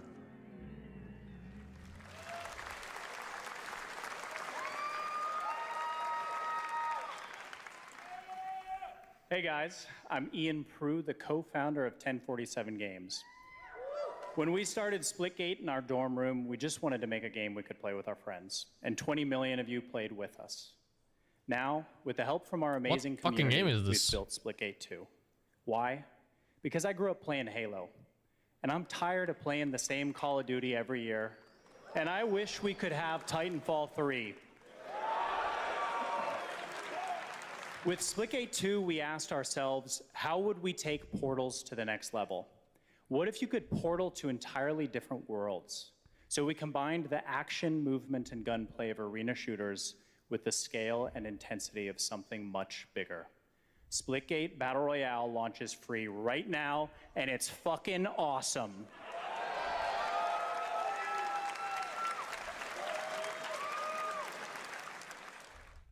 Just look at that water placement. Expertly done. This is the epitome of sport.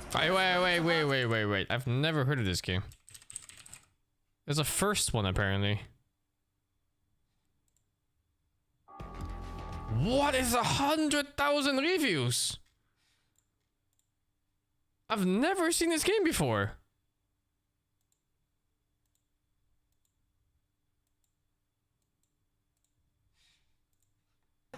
Oops.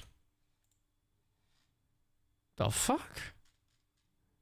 I feel like a game this big, I would have seen it somewhere eventually.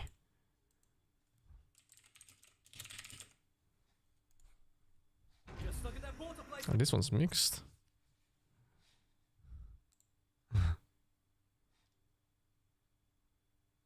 Bro wears a make FPS Gaeligan hat and makes the most expensive store I've ever seen release an unfinished Battle Royale. Huh. The movement is so fluid, so fast, you can't stop it, you can't catch! Can he complete the comeback? He's going to try! He shoots! He gets the kill! Now that's how you portal! They're not done. Feels like a Maget game. Wait, didn't Maget play this?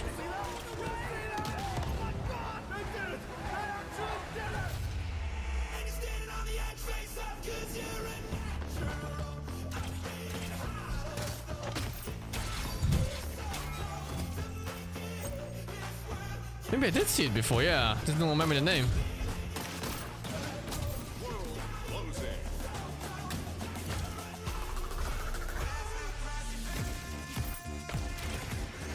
It definitely looks like a Maget game.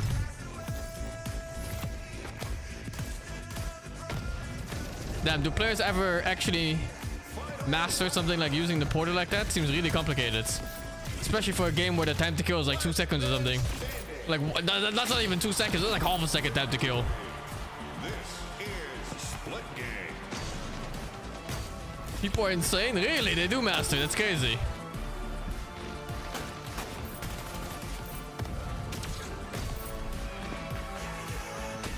That's pretty cool.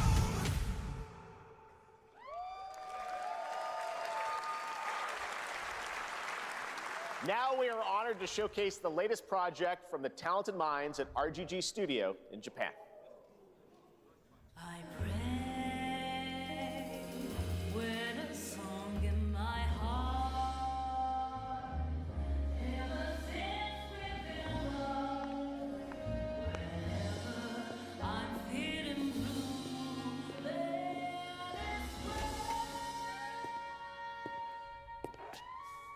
What's the theme, guys?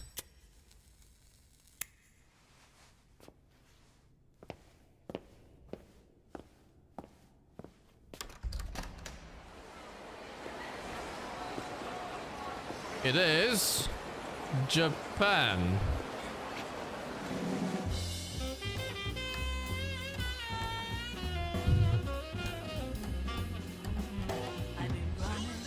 But it looks like the rise of industrial Japan, the beginning of it. So where does it put that? Like early 1900s?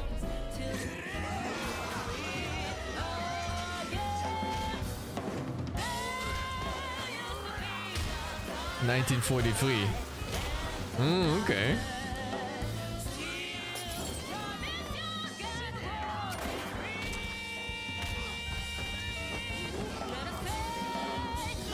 No mercy. Got a name?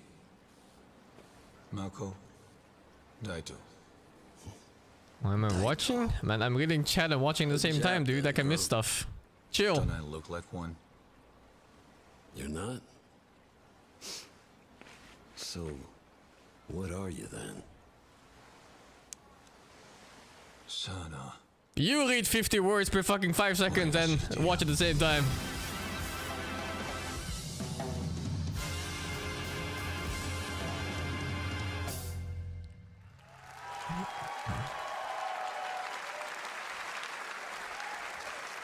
You saw it at TGA last year as Project Century set in 1915, and now the full name has been revealed. Stranger Than Heaven, the brand new title from RGG Studio. This time it's now 1943. Looks fucking cool, though.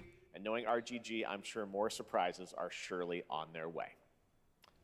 All right, well, we're almost done here, but we do have one final, very special global game announcement to share with all of you who've been waiting.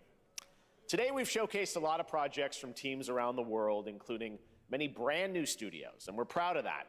But this one comes from a studio that is no stranger to delivering blockbuster games time and again. When I first got a glimpse at this project last summer, I was absolutely blown away by the scale, scope, and ambition of this developer's vision. And while there are many places, really any place, this game could have been revealed, we are so deeply honored that we get to share it with the world right here at Summer Game Fest.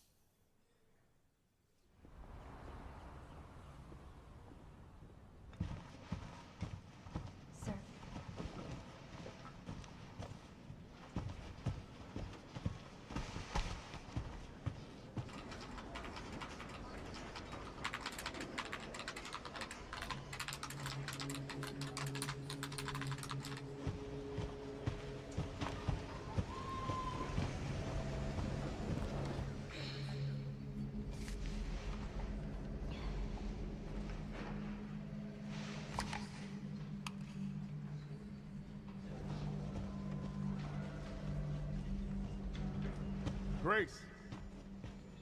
Grace. Grace Ashcroft. Yes? My office. Oh, coming.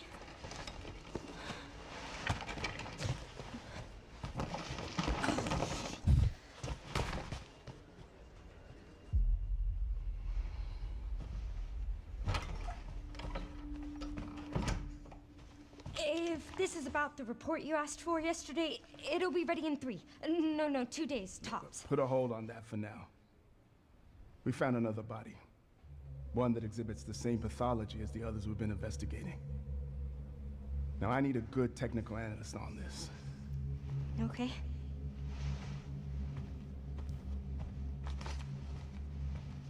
I need your eyes on the crime scene. The Renwood Hotel.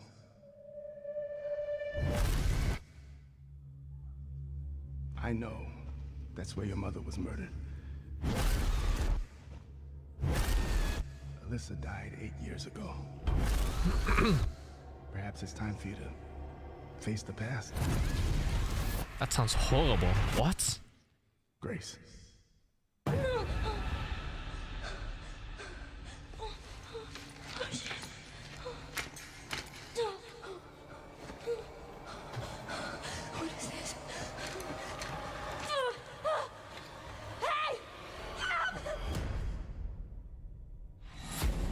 Her chest was bleeding. You saw that? Stay close.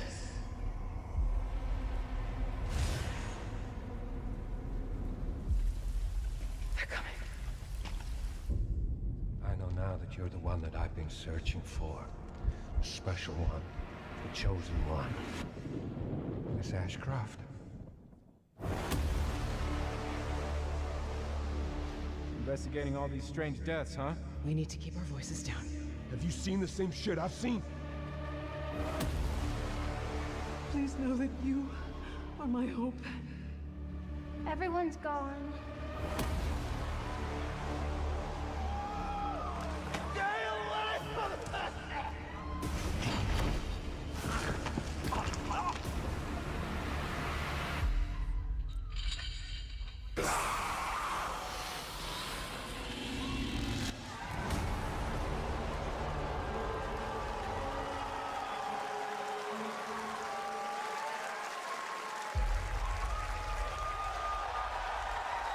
That's not that far away, surprisingly. Oh shit, dude. There you have it. Resident Evil Requiem. And it will be playable to fans this August at Gamescom, where we'll also be hosting Opening Night Live on Tuesday, August 19th. Resident Evil Requiem marks a bold shift for the franchise, both in tone and gameplay, and today's reveal isn't just about survival horror. Expect high-stakes cinematic action too, with much more to share soon leading up to its launch on Next year is fucking crazy. The hell? 2026. Every year this is more and more.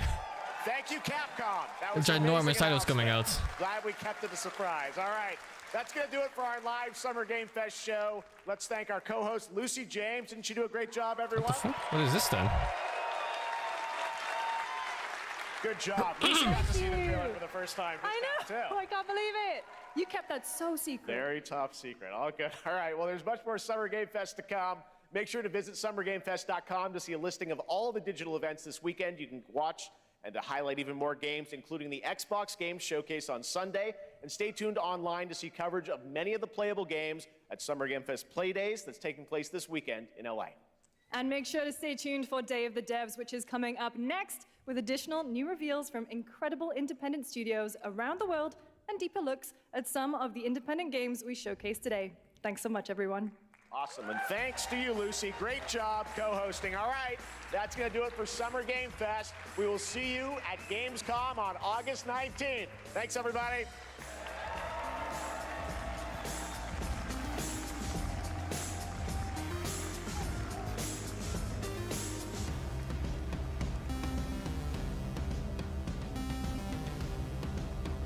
Oh, this is just talk with the games, I guess? With devs about the A new games? title from Annapurna Interactive.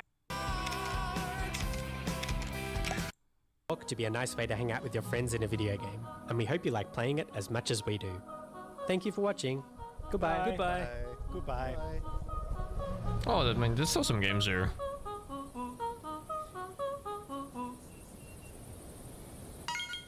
This next title is from the art director of Journey and the team at Giant Squid, who brought you beautiful titles like Abzu and The Pathless. You'll see the DNA of all those games in this one as you surf the sand on your sword and bring the sea back to life. This is Sword of the Sea. Hi, Oh, I'm Matt Nava. that's I'm the one we creative looked at before, director I think. Giant Squid, and I'm very excited to share with you our latest game, Sword of the Sea.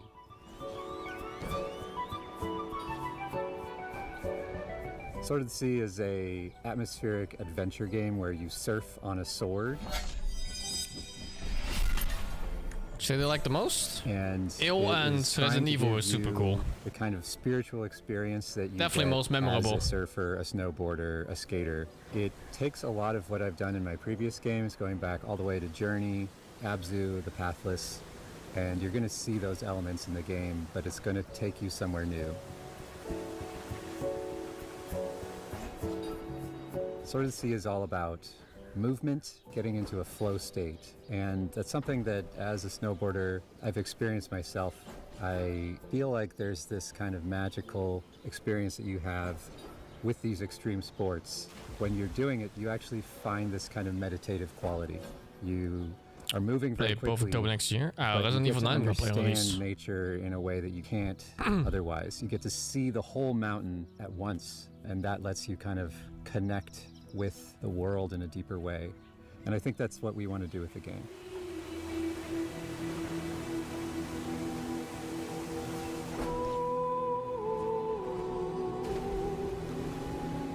I'm really excited because Sword of the Sea has music written by Austin Wintory, a longtime collaborator who I work with on Journey, Abzu, The Pathless, and he's done countless other games scores. Any art is mine? No, not really. Movement inspired by the old skating and snowboarding games. So if you played the Tony Hawk games, just been if you playing played the Walker old Free. snowboarding games, you're going to love the way that you move in Sword of the Sea.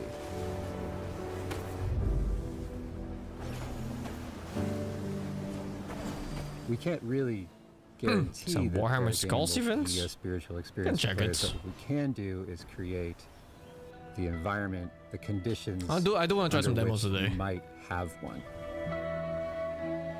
Sword of the Sea is coming out this year, August 19th, on the PlayStation 5 and PC, so wishlist now. Thank you. This next world exclusive is a sequel to a game that has over 4 million players and counting. A runaway hit if there ever was one. But to make a sequel, you have to bring something new to the genre, something evolved, and that's exactly what this developer did. I played GTA 5. Not so big on that game though.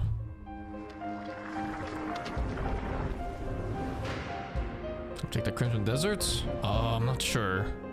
Familiar name, but I'm not really sure.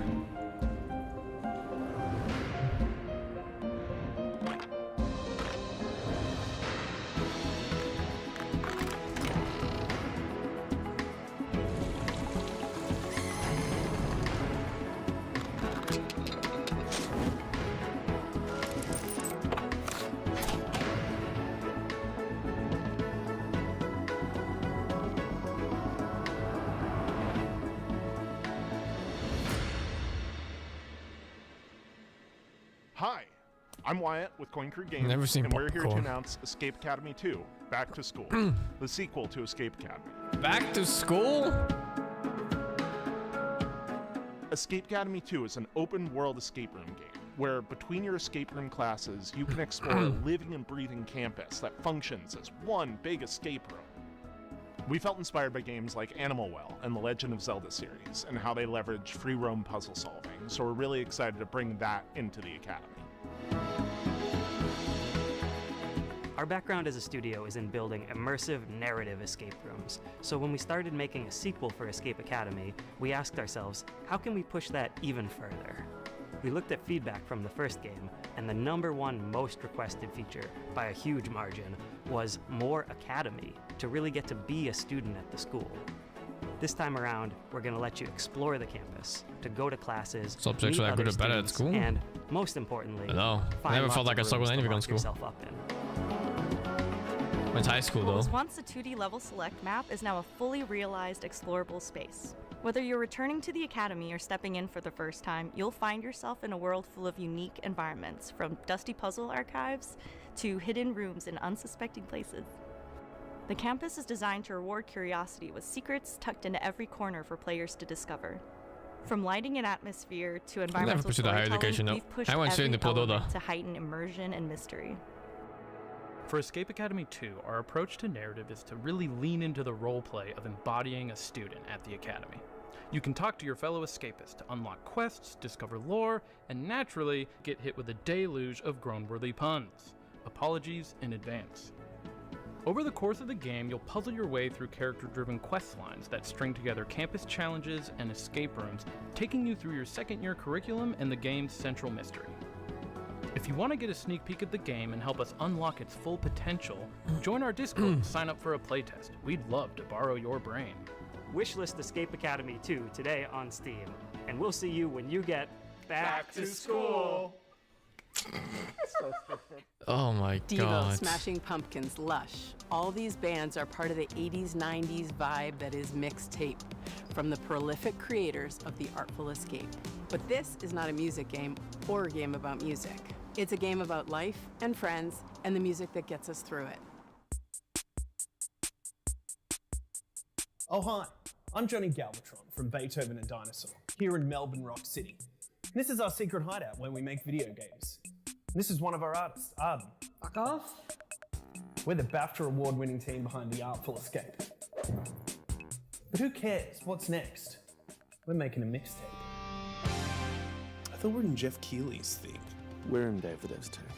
Oh, cool. Mixtape is a coming-of-age action-adventure game about three friends on their last night together, listening to a perfectly curated soundtrack. It's a psychedelic retrospective, a musical journey that documents the breadth of their friendship and their greatest hits.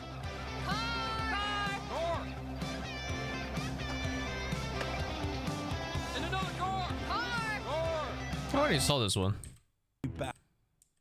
We all go up to my room and Any good? Thank you very much. And pump tour.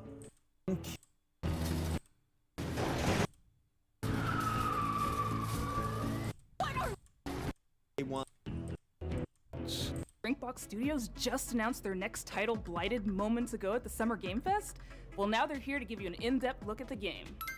Hey, I'm Ian, the lead designer at Drinkbox Studios. And I'm Augusto, art director at Drinkbox. We're excited to finally tell you about our new game, Blighted. Oh, this one looked interesting. Blighted is a hardcore action Metroidvania set in a psychedelic Western nightmare. The game's full of mysteries and secrets, and one of its coolest features is a dynamic difficulty system that constantly changes the enemies, the player, and the world around you as you play. People in this world have a sacred ritual. When someone dies, a seed is planted in their brain. Over time, a Never tree heard grows of from their Outbreak skull for 1 bears and fruit. or 2. By eating this fruit, one gains I skipped most of the Resident Evil spin-offs. That's how it was for generations.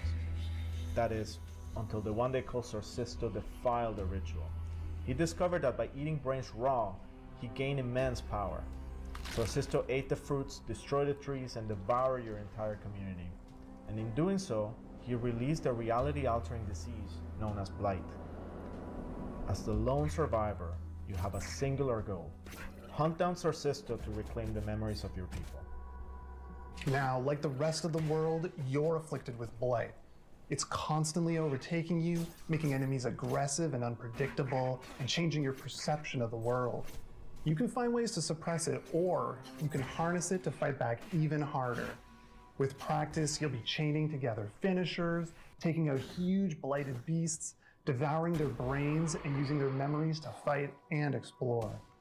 With enough blighted memories, you'll start to see new layers of reality, reach hidden locations, and discover new gameplay mechanics. Blighted marks our studio's first venture into 3D, allowing the art team to bring their designs to a whole new level as they craft gorgeously eerie worlds for you to explore. You'll be making your way through remains of long-dead civilizations and manifested nightmares, through mines carved into the interior of petrified giants and scaffolds to the gods. Drinkbox has a rich history with action games, from Guacamelee to Severed to Nobody Saves the World, and we're excited to craft another one that will put your skills to the test.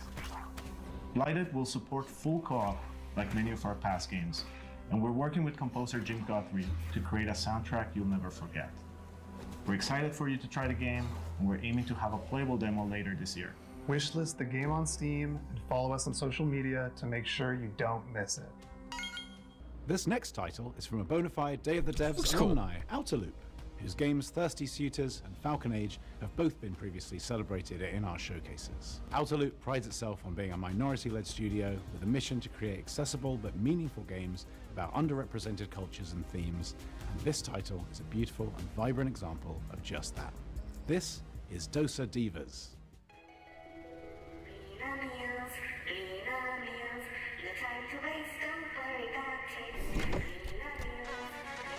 Lena Muse, packs a punch.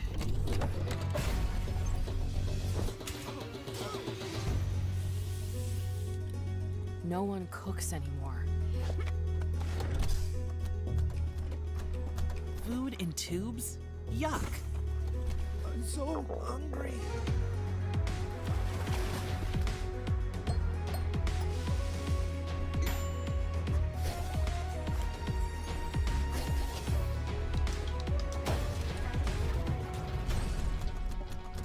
Fucking Naruto running robot.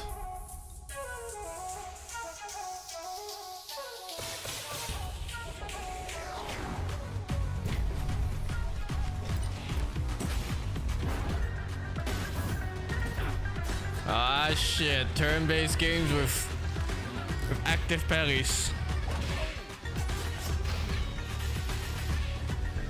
I wonder how many JRPGs in development right now that's kind of changed it. If they didn't have it before, they have it now. Hi, I'm Eka, Creative Director of Outer Loop Games, and I want to introduce you to our new game, Dos Divas, a spicy narrative-based RPG. Platform through vibrant villages, battle corporate goons, reconcile with loved ones, and eat one last meal together before saying goodbye. Double jump, drill, and grapple your way through the world to discover local ingredients, hidden paths, memories, and new friends. Engage in a flavorful turn-based combat system where every attack packs some heat. Especially when you time it right. Hitting the action button as the hit lands amplifies your attack damage and strengthens your blocks against enemy attacks. Use boost points at the start of your turn to multiply damage on attacks and skills. Match enemy flavor cravings to break down their defenses and leave them stuffed. Cook up made-to-order food to wake up villagers from a processed food-induced haze using the expressive cooking system. Delivering delicious, hearty meals reconnects communities with their culture, history, and shared memories and increases your reputation. Serve up looks like customizing your spirit Met Goddess. Create your own spicy style with custom wraps and accessories. Dos Divas, our spicy narrative turn-based combat RPG, will be out in early 2026. Thank you.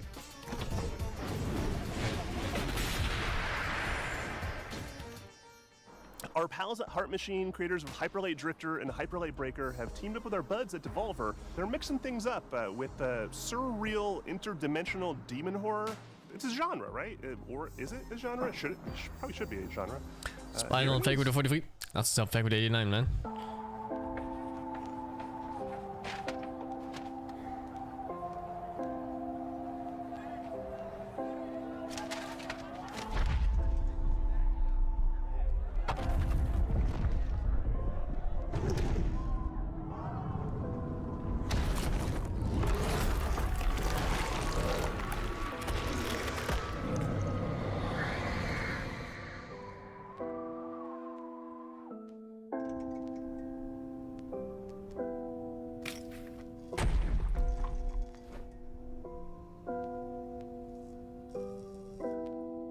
Kind of a cool intro.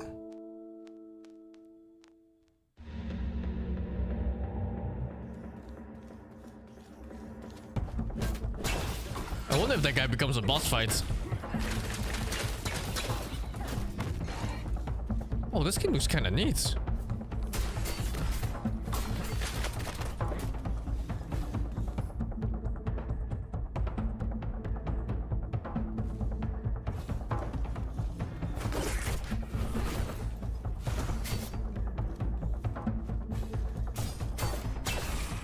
Is that Perry? Probably, just from how it looks.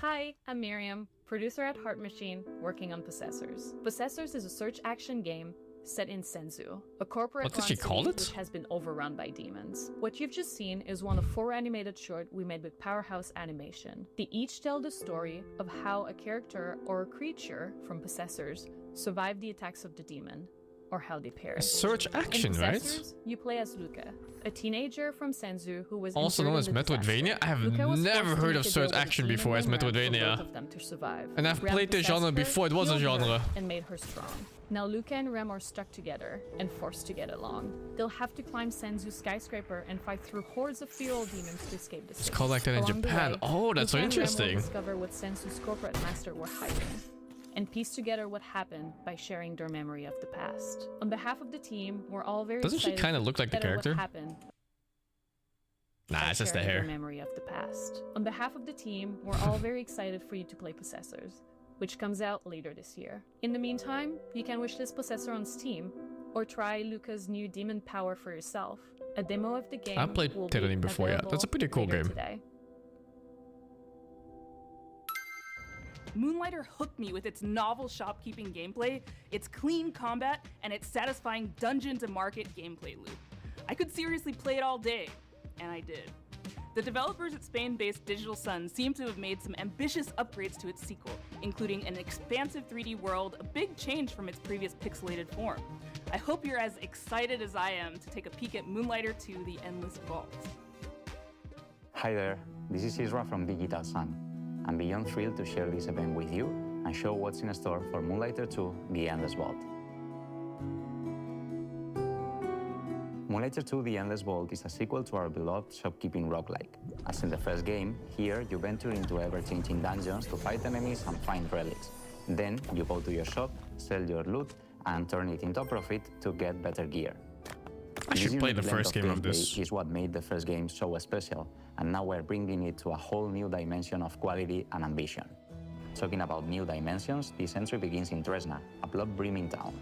Here, Will finds himself stranded after one of his adventures. He won't be alone, though. Old and new faces will join him along the way. For now, let's jump straight into the portal, where every adventure unfolds and both battles and looting take place. From the arid lands of Hodu to the grassy landscapes of Aeolia, each biome offers new mechanics, enemies, and rewards. Combat has been vastly improved, with some enemies specialized in ranged weapons, while others focus on close combat. Once you clear a room, several things can happen. You might find a perk, in-run effects that can increase Will's power and unlock new abilities. The other option might sound familiar to veteran merchants, as you can also stumble upon a chest. Inside, you'll find tons of priceless relics. Depending on where you place them, relics will unleash all kinds of effects. Backpack management will influence the outcome of your expeditions. Unlike in the first game, you'll be able to see the base value of each relic, although backpack effects can double or triple your profit. Let's say that you keep the adventure running. Let's say that you even feel brave enough to face one of Moonlighter's 2 bosses. These battles will put your skills to the test. Take the so-called Herald, for instance. It is one of the first bosses of the game, don't and lose the shows how Herald. the combat has evolved since the first Moonlighter. The Herald will throw projectiles and beams non-stop, forcing you to find cover and dodge hits. He's also protected by a sound barrier that you'll need to deactivate before striking back. Merchants need to be smart. It doesn't matter how far you get. Successful runs leads to the same place, your shop. The shop is where you put a price on your loot and try to get the best deals.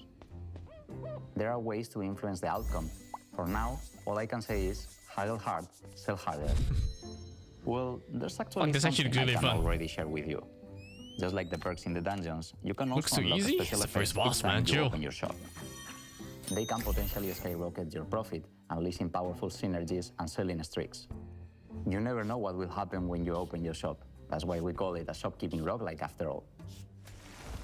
That's it for now. After nearly 7 years since the original Moonlighter was released, we hope you are as excited as we are. Please stay tuned to our socials for all things Moonlighter 2: The Endless Vault. See you in Tresna. Inspired by Pietro Riva's manifesto Rejector, Thomas feels driven to advance Thank our you, medium Claude, for the by 42. creating games Still for new waiting on audiences Sekiro's to sequel. hopefully entice those who Same. might not be usually interested in playing a video game to take an interest. From Thomas Waterzoo, creator of Please Touch the Artwork, this is Please Watch the Artwork. I've played Tony Hawk games. I played the very early ones. Welcome to Day of the Devs ASMR edition. My name is Thomas Waterzoo, and I'm a developer from Belgium. I'm the creator of Please Touch the Artwork, a series of casual and accessible games based on real paintings, where I explore what would happen if we did touch the artwork.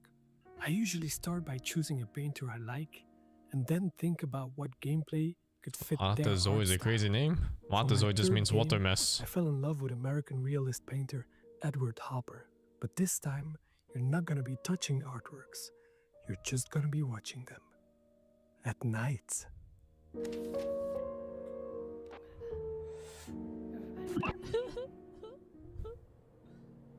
Please Watch the Artwork is a psychological spot the difference game, where you are a night watch at the museum. Oh, of yo, that's Animated kind of Modern fun. Art. In short, Mama. Your job is simple. Watch the paintings and report any anomalies. However, these are not your everyday paintings. They are alive, and there is a mysterious sad clown wandering around, spreading their sadness over all the paintings. You're gonna need a good memory, focus, and lots of coffee to avoid this from happening. If you don't know Edward Hopper, no worries. You don't need to know him to be able to enjoy the game. But he's most famous for his painting, Nighthawks. He depicted themes like loneliness and urban isolation, so for me it made sense to create a psychological horror game. I also wanted a mechanic that made people really look at the paintings, hence the spot the difference gameplay. There are no jump scares in this game, and no monsters. The only things that are chasing you are the feelings of paranoia, self-doubt, and maybe some nostalgia towards Hopper's America from the early 20th century. Okay, you've got some clowns, but they are kinda harmless. It's just you, the night, and the paintings. I don't have a release date yet, but you can now wishlist the game on Steam. However, I'm gonna do it. Ah, this doesn't find this.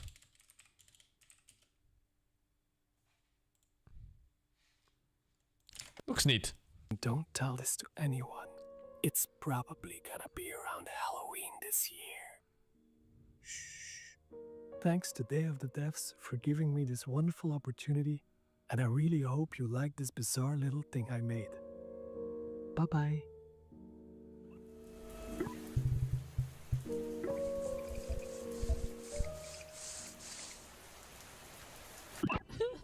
We've had a long-time love affair with this next dev at Tribute Games. It goes all the way back to the very first Day of the Devs, where we showed Mercenary Kings. It's been amazing to see what they've done since then with games like Teenage Mutant Ninja Turtles Shredder's Revenge, which is a huge nostalgic bomb, and they're set to deliver again with Marvel Comic Invasion. Hi, I'm Frédéric Gemus. And I'm Kevin Chiasson. We are part of Tribute Games from Montreal, Canada, and are currently working on Marvel Cosmic Invasion. Marvel Cosmic Invasion is a retro-inspired beat-em-up set in the Marvel Universe. When Annihilus launches an attack across the galaxy, it's up to 15 Marvel superheroes to save the day.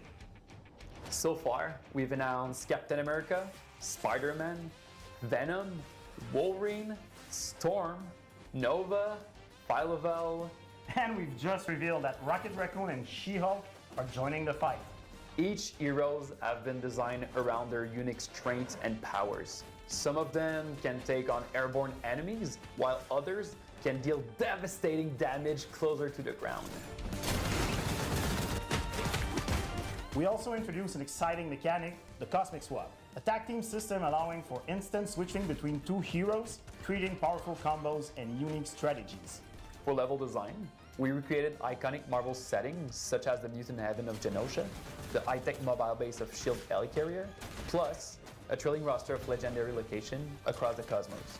We had a lot of fun inserting fan-favorite references for you to find out in the background, so keep a lookout. As devoted fans of the Marvel Universe, we saw this project as a huge honor and a great opportunity to celebrate our childhood's fondest memories. Who knew that the countless hours spent at the comic book shop or the arcades would bring us here today?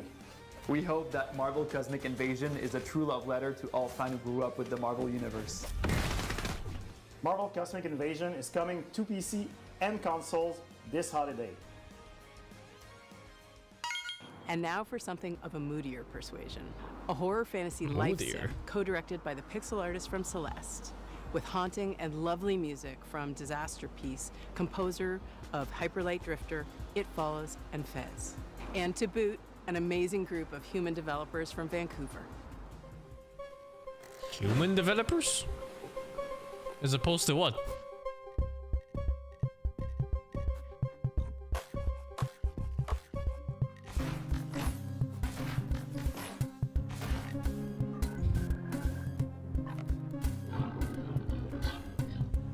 Oh, this setting looks kind of sick.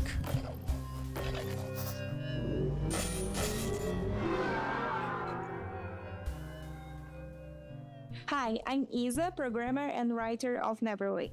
And I'm Pedro, artist and designer of Neverway, a horror RPG in WehSing, and the debut title of our new studio called Blood Inc. You play the game as Fiona. After quitting your dead-end job, you try to start over on a farm, a place where you can escape from all your problems and finally start fresh. But it gets darker. Fiona will find herself indebted as immortal herald of a dead god.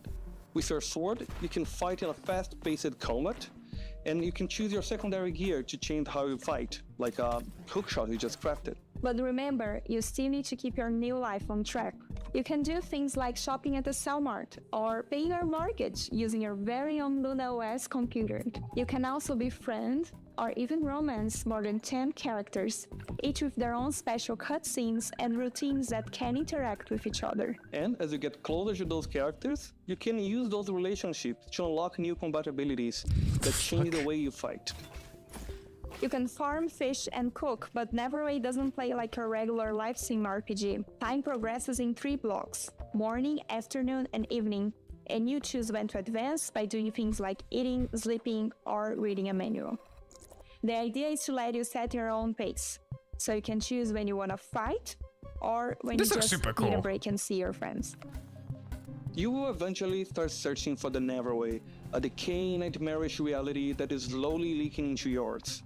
There you will learn what's happening to this dark, post-apocalyptic world as you pay out your debt. If this sounds like your kind of game, you can wishlist Neverway on Steam and stay up to date with our latest announcements. And thank you for watching. Like a horror twist, Stardew Valley or something. It's time for a world premiere. This one from a studio based in Johannesburg called Nyamako.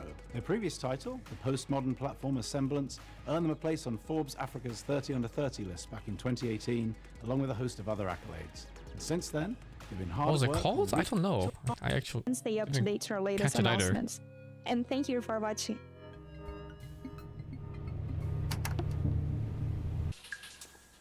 It's time It didn't for a show world- here at all. Oh, it's Neverway. Let me see.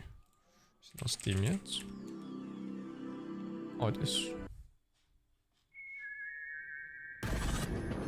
Oh, this trailer is different. What the fuck?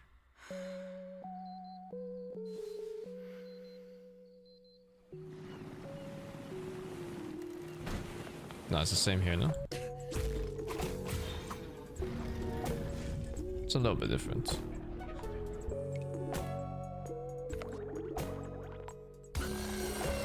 What the fuck?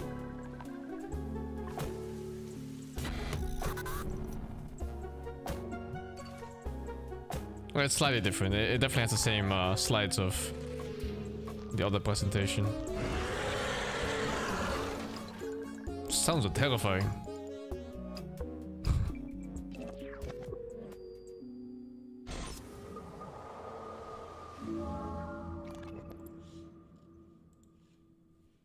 Did I click it? Yeah. Premiere. This one from a studio based in Johannesburg called Nyamako. Their previous title, the postmodern platformer Semblance, earned them a place on Forbes Africa's 30 Under 30 list back in 2018, along with a host of other accolades. And since then, they've been hard at work on Relooted, a heist game which tackles a political and righteous subject matter.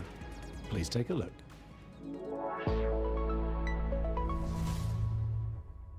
We need a ride. Something incognito. Like a submarine? No, but also fast. Like a jet/submarine. Can you be serious? Ready. Yeah, that's so many games on your wish list. Me too, man. Hi, I'm Maka, the lead animator at Nyamako. And I'm Sita, producer at Nyamako. Relooted is set in the near future, where a new treaty has been signed between the West and Africa. The treaty goes that all African artifacts that are on public display must be returned to their country of origin. But museums are using a loophole to avoid repatriation. They begin to only exhibit artifacts in private. Our heist crew is made up of regular people who band together to see these artifacts returned to their country of origin, operating from a hideout in Johannesburg, South Africa. Cuckoo, how do you do the mysterious playing, huh? Are you not tired? Rest. We have work to do tomorrow. In the real world, a French government report estimated that 90% of sub-Saharan African cultural heritage is in the possession of Western collections. That is millions upon millions of deeply important cultural, spiritual, and personal artifacts, including human remains, that aren't in their rightful place. While the locations in the game are vague and invented, the 70 artifacts in Relooted are very much real, and, as of today, reside in Western museums and private collections. Take, for example, the Ngaji drum, a hugely important spiritual item to the Pokomo people of Kenya. It was believed destroyed in 1910. In reality, it had been sent and kept in storage in a European museum. In 2016, a museum let a Pokomo prince visit the drum in storage. He was the first Kenyan in over 100 years to see the drum. It still remains in storage today. Before each mission in Relooted, players will receive a briefing. How much African stuff do you think the Dutch have stolen? Where they are from, their significance, just sitting in warehouses. Holy dude. From the African continent. He was taken to England following the suicide of his father and the defeat of the must be so fucking much by the British at Magdala. Indonesia? Bro, Indonesia is Netherlands. Get over it. It's a combination of action and puzzle. Once you pick up a target artifact, the alarm triggers, and you only have a certain time to get out before security arrests you. The puzzle comes in figuring out your plan, and the action comes in executing it. The heists are made up of 3 phases. In phase 1, you case the joint, collecting information about where the targets are and what obstacles you'll face. From here, we can smash the security glass and get you up to the next floor. In phase 2, you roam the level, carefully avoiding tripping the alarm and preparing your escape route.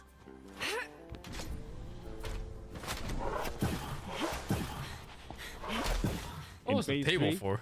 You execute, flowing through your plan and evading security systems as you carry Africa's heritage home. The concept is here kind of cool, huh? It's like a speedrun setup type of game. What's the other game called that I played? It was also about stealing stuff and then getting the fuck out. Is coming to Steam, the Epic Game Store, and Xbox Series Fuck, X what's the name? and S.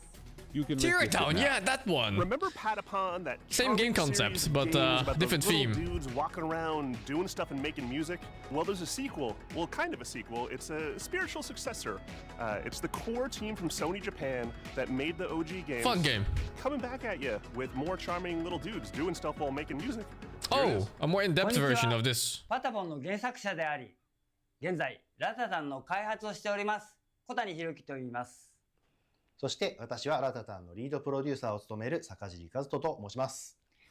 私は現在サーフィンやランニング、そして大好きなけん玉の練習をしている時以外は常にラタタンがより面白くなるように努力をしているところになります。ラタタンはよりカラフルなデザインと、オンラインマルチプレイモード、ローグライトなど新たなゲームデザインに取り組んで日々開発を行っています。そして皆さんと一緒に育ててきたファンベースはとても素晴らしいものであり、コミュニティに投稿していただける応援のメッセージとか可愛らしいファンアートにはいつも励まされています。プロデューサーとして日々この業界の苦しさを感じております。ですがこのように自分たちの好きなゲームが作れることに日々喜びを感じています。我々インディーチームですのでまだまだ皆さんの支援が必要となります。今日は、新しいトレーラーをお持ちしましたのでぜひご覧いただきたいと思います。あ、ちょっと上がってたんだよ、もうね。どうぞ。どうぞ。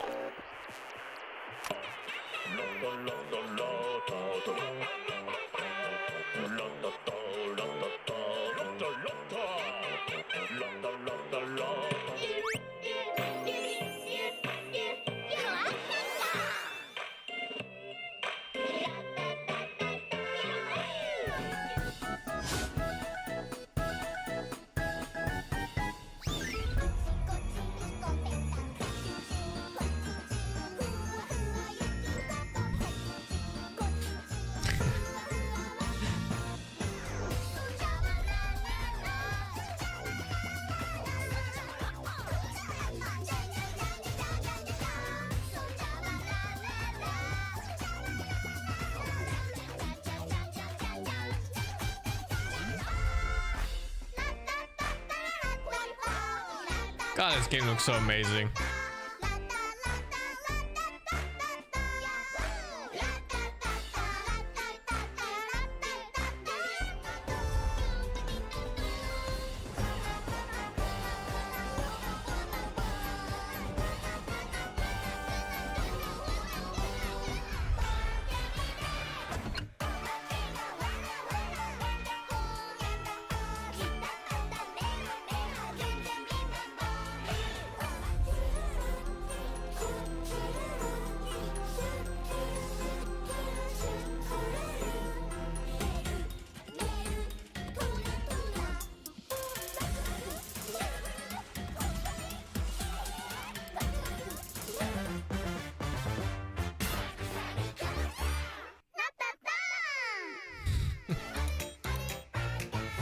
Why did that have to be Ratata, man? Day of the Devs そして素晴らしいファンの皆さんに感謝を込めまして乾杯 This next game, led by the legendary Warren Spector of Epic Mickey and Deus Ex fame, is a totally I played Hades 1. For Hades 2, I'm waiting for the full making release. something like nothing else. It's an evocative game set in a turn-of-the-century universe, and I cannot wait to play it. Hi, I'm Warren Spector, Chief Creative Officer at Otherside Entertainment. At Otherside, we don't play it safe. We take chances, we tackle hard problems, and we do what's right for games and gamers. And what's right now is Thick as Thieves. It's a I'm not playing stealth action game. Unlike any Stellar Blade action or release. stealth I played it game on the you and PS5 your already. friends have experienced before. Finished it. Response to the idea and what we've been able to show has been terrific. The team behind the game is so excited by the response that we wanted to show you more. So here's an early pre-alpha sneak peek at Otherside's upcoming player-powered game, Thick as Thieves. 100%? No, I don't think I did 100%.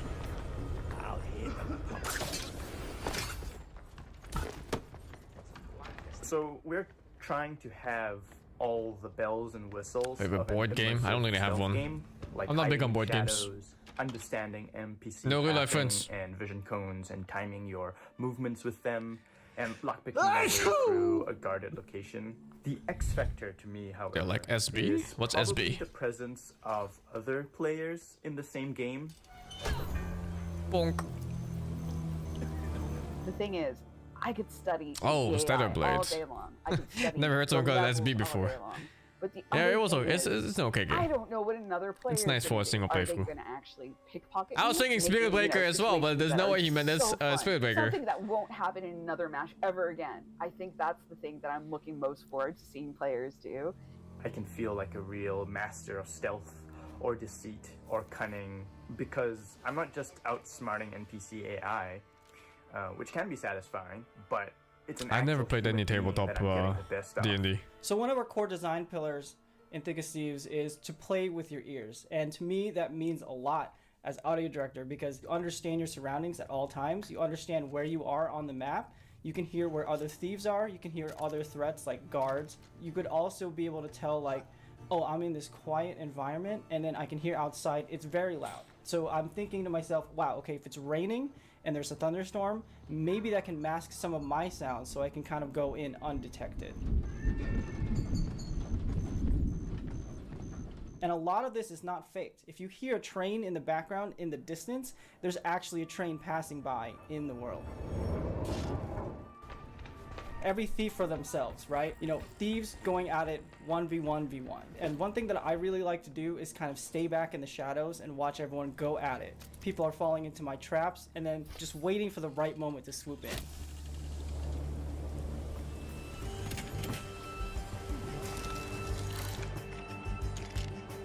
So every match is always fresh to me. The weather changes, the locations of the clues or the loot, the guard patrols, and of course the players are always on their own separate quests, so really anything can happen.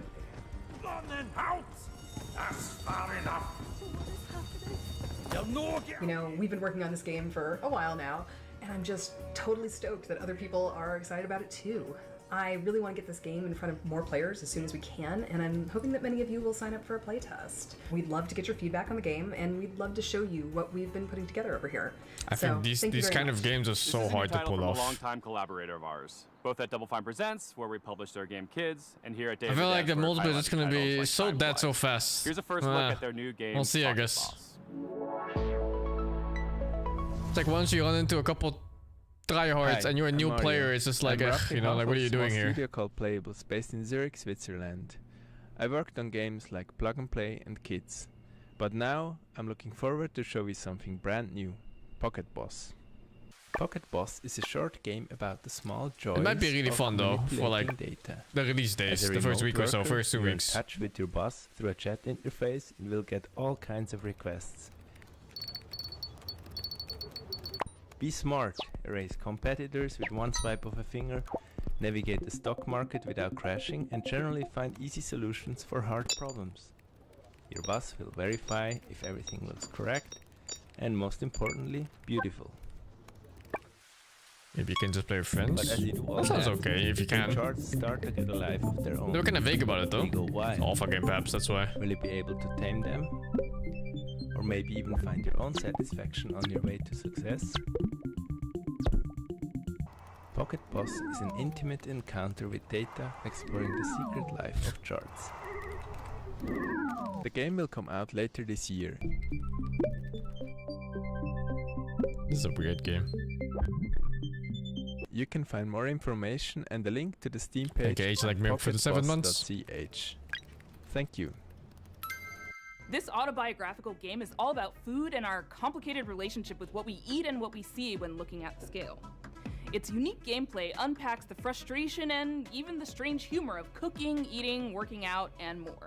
And we finally have a release date. Hi, I'm Jenny. Hi, I'm AP. We're the co-directors of Consume Me. Consume Me won the Seamus McNally Grand Prize at the 2025 Independent Games Festival. More importantly, it's about to get its release date announced at Day of the Devs. After we talk specifically about how cool it is.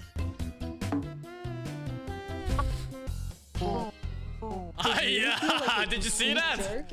She's Cantonese as fuck. In high school? Well, I did. And I did not stop her from spending several years of her adult life letting me make a hardcore role-playing game about it with her. I was not my high school valedictorian. My grades were a toilet emoji. Furthermore, 0 European museums had ever yet featured an exhibit of my art. So the only thing I could think of to want to do was get hot. That's where you come in. Are you tough enough to help cartoon me get hot? Each story chapter in Consume Me sees Jenny with new goals and not enough time to comfortably accomplish them. You, the player, must manage her schedule by making meticulous decisions about how to spend her free time. Every activity costs or boosts different resources. These activities often involve mechanically hilarious minigames. Who plays these games? Actually, this game looks really fun. On your lunch plate is a puzzle game. You can buy a sponge at the corner store. I'd play this. The hitbox bigger in the bathroom cleaning minigame, and you can also wear a special outfit that results in your mom giving you more money if you clean the whole bathroom. Yoga might kill you. Encounter cash on the street while walking your dog. This part is based on real life, by the way. 1 out of every 16 times I walked my dogs over the past 4 years, I've encountered a to be rude? Nah, it's alright, man. It's all good. Can you win the heart of the boy of your dreams? Can you hold on to it? Can you chart a course toward a sustainable future? Can you fit just one more to-do goal on your plate? Or is it already full to bursting? More importantly, does any of this matter, either in the game or in real life? We don't have time to spoil the story here. So you'll have to find out yourself when Consume Me comes to Steam on September 25th, 2025. Please wishlist it as soon as you can. Seriously, at the rate of $20 per 16 dog walks, it is going to take me 1,095.89 years to earn $1 million, and we need to make another game after this. Thanks. Thanks. Kinda look like someone put a gun through her head. Sometimes great games can go unnoticed. If you're lucky, maybe you build a small cult audience, but very rarely do those games go on to inspire huge games like Undertale. That's exactly what happened with this game. Originally released in 2008, and now seeing a release on Steam and Switch, this is off. Hello, I am Mortis Ghost. He is so fucking French. Comic book artist and creator A comic book artist and creator.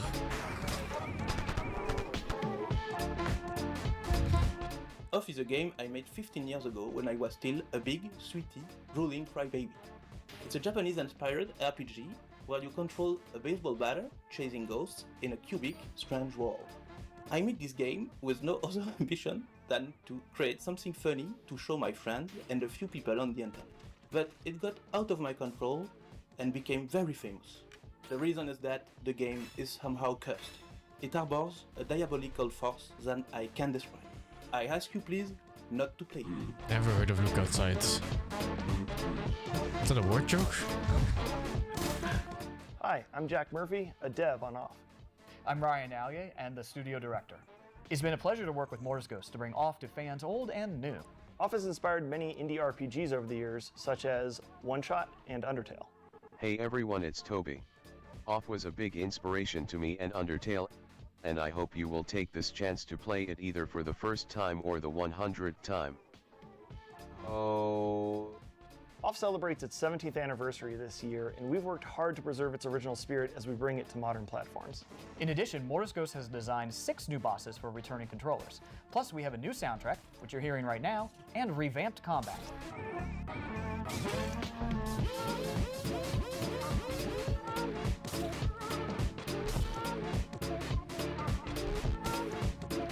Weird ass game. We're proud to announce Off's release date for Nintendo Switch and Steam.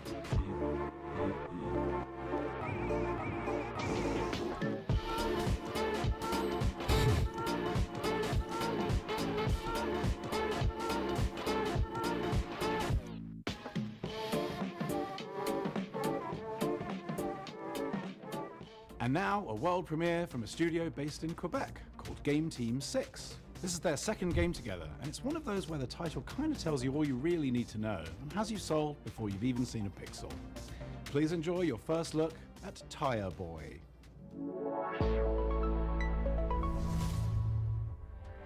Hi, I'm Corey Martin. I'm Thomas Tobin.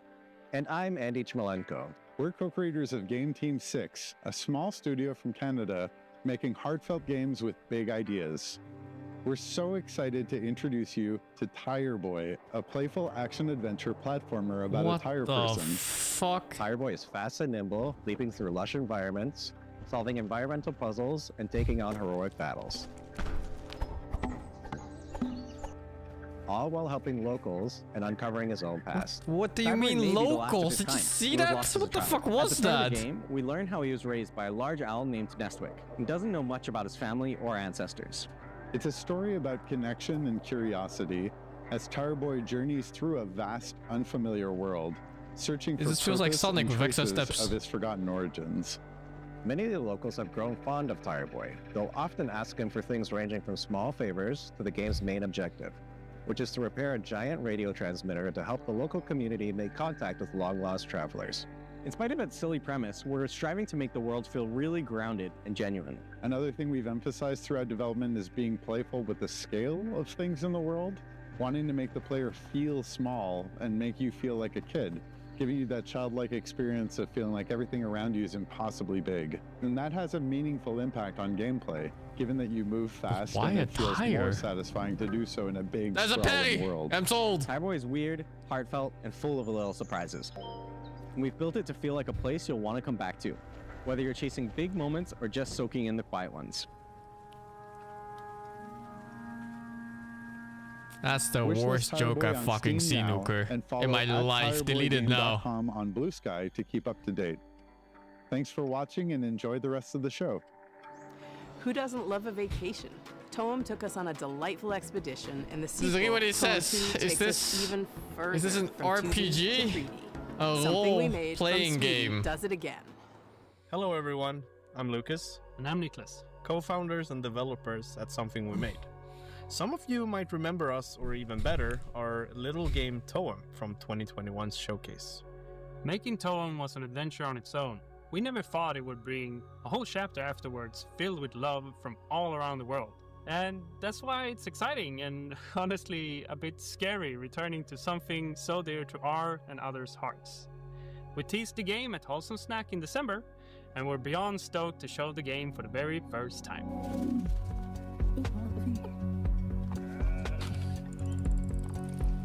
Toem 2 is still a photography adventure that resides in a whimsical world, where the main objective is to photograph a phenomenon known as Toem.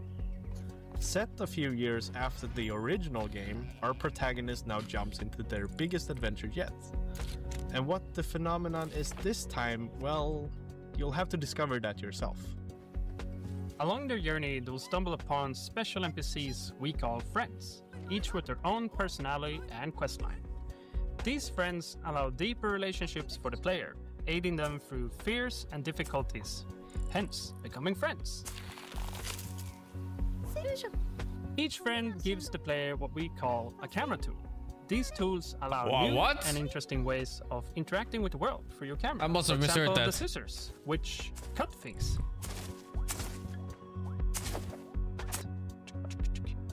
Or take the hammer, which, yeah, you guessed it, is great for smashing stuff. As you might have noticed, we have updated the visuals. It's a crafty mix of render styles that allows us to reimagine the world without compromising on the vibes. And finally, and maybe most importantly, we have a new movement system. It's probably the biggest change compared to Tone 1, and you can now jump and climb your way through the environment.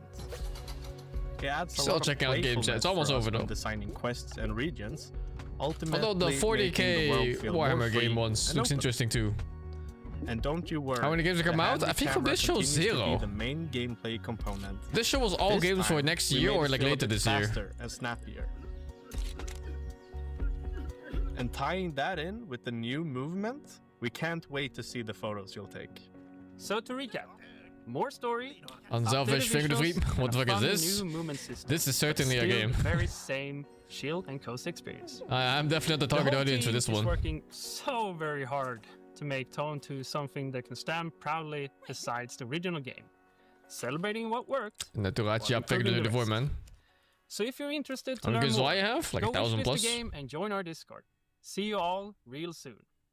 Hello. Are you looking for a way to support Day of the Devs and you just don't know what to do? We have a new collaboration with our partners at the Academy of Interactive Arts and Sciences. Not new 40k game. This is a game show specifically about which sees a celebration of artistry in games. games set in the 40k thingy. Which one was it?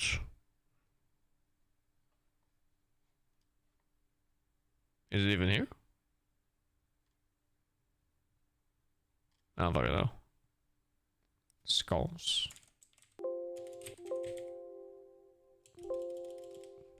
No skulls.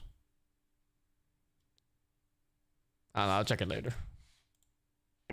And we don't mean just concept art, we mean character designs, we mean storyboards, we mean iconography. All the different kinds of art that go into developing a game, they are putting a spotlight on, and it's awesome. This year we worked with an illustrator called Nimit Malavia to make this epic piece that features characters from all the best games of the year. Literally dozens and dozens of characters, a veritable Where's Waldo of every game character that you love. That print is limited edition and on sale at iMeepit.com. All the proceeds go to the AIAS Foundation and Day of the Devs. Literally, we're nonprofits asking for your dough, but like, it doesn't just mean giving money. It means you get something in return too. Isn't that a joyous thing?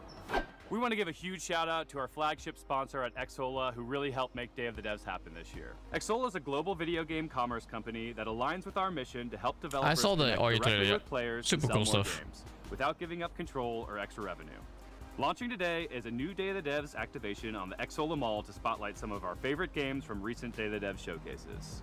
Scan the QR code below or head to this URL to explore some amazing indie games. And thanks again to Xsola for supporting this celebration of creativity and community. Thank you, Greg, for that riff on Xsola. We are so happy to have them as our flagship sponsor. But we also have some other sponsors to thank because it takes a village to support Day of the Devs. We are a nonprofit, and every little bit I think helps. there's more.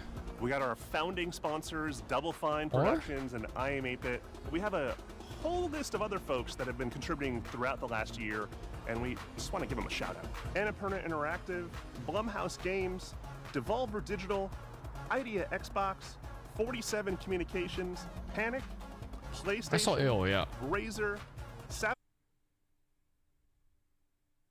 You can pre-order at dcellgames.bandcamp.com. That's right, at dcellgames.bandcamp.com. You can pre-order the soundtrack and you'll get all of the songs that we've shown off so far, including this one. Enjoy.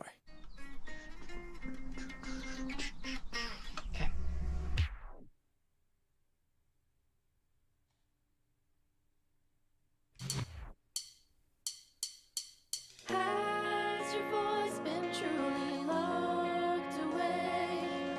Kept inside these worn-out tapes we made? Well, maybe this is What is this suddenly? a dream I'll soon forget. So I'll put it with the rest and wait for you instead.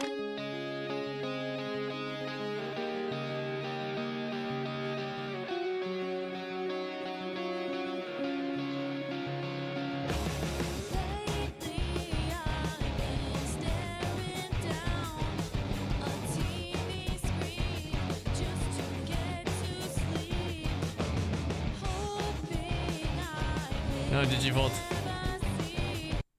We started working on the game. As time went on, the style of the game's music and the way we designed the charts for them evolved.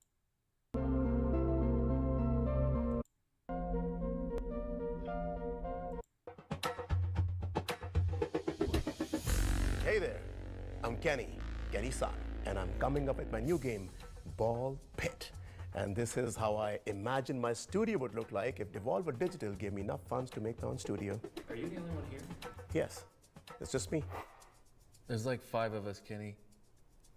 So whose studio is this? So, my first notable game was Circa Infinity, a hypnotic platformer that was passed over by Devolver Digital when I first pitched it to them. But that game did a lot of good to me. It gave me the belief and the confidence to actually make video games as a career. And I'm so grateful for the early support from players, and no props to Devolver Digital for obvious reasons. From there, I started taking out video games every year to hone my craft and explore the passion that I had for geometric shapes. And that gave rise to the IGF-nominated Mr. Sun's Hatbox, which was again declined by Devolver Digital. But that game got a lot of commercial and critical success. And now we are here in the present tense. Ball Pit, the brick breaking, the ball fusing, the base building, survival roguelite in partnership with Devolver Digital. They finally got their together and they saw the potential of this beautiful game when its ball started dangling in front of their faces. So do you want me to edit out that last part? No, please don't, keep it. So now we're going to discuss about Ball Pit, and we're going to see its first trailer. And after that, we're going to dwell a little bit deeper into what makes this game so much fun. Roll that footage, Henry. Go for it. You said you were the only one here. Henry. Henry. This is one of the most popular demos? Really? Balbalon has fallen. A pit is all that remains. Now treasure seekers flock to explore its depths. Survivor type game. Oh, looks kind of fun. Ball fusing.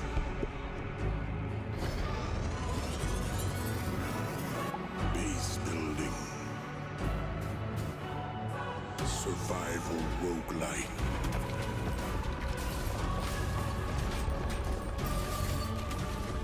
Power up.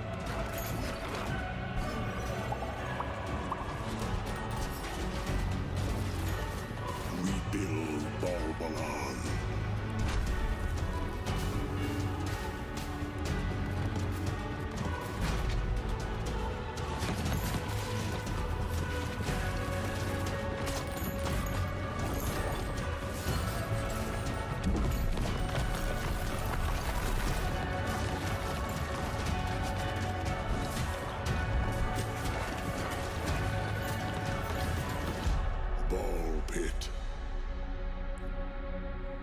Getting this.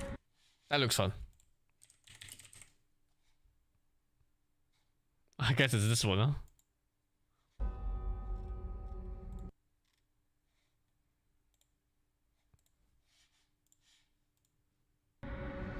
Descend into chaos. Konami's life? What of Konami's life? That computer isn't even plugged in. So,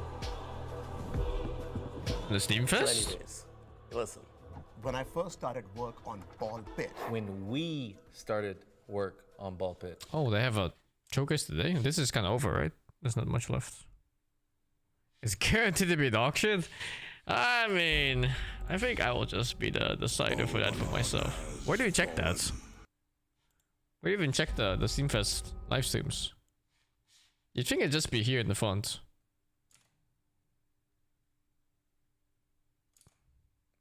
Kinda looks like rice. What, this guy?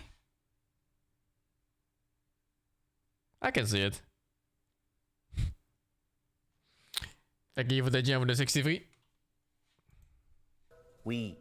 It starts in 2 minutes? Where do you check the stream?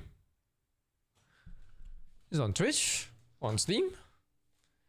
Konami is Ever since they kicked out like some of the bigger titles, like, oh, I'm not sure if I can restream that one. I guess we'll check the recap later. Saying, it was a little different. I want to play some games today. I've been watching fucking videos for like 1.5 days now. But I've built on top of it the last few years. Also, the game comes from a very private, intimate space.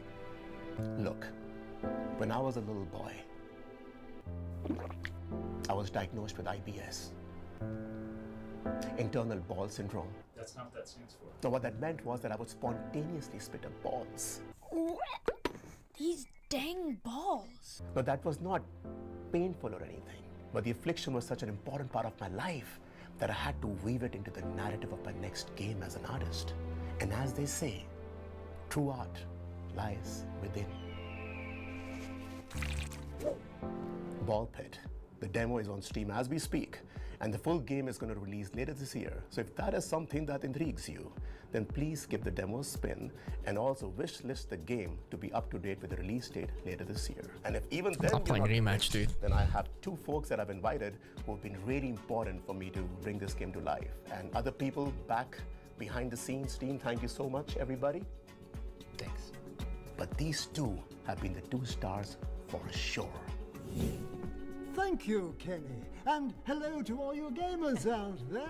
I'm Rick, and I play the Fireball in Ball Pit. And I'm Janice. Some of you may recognize me from my past work, say as a segment in the Super Mario Bros. Fire Bar. Yes, I was Ball 3. And most recently as the Light Punch headman from Street Fighter.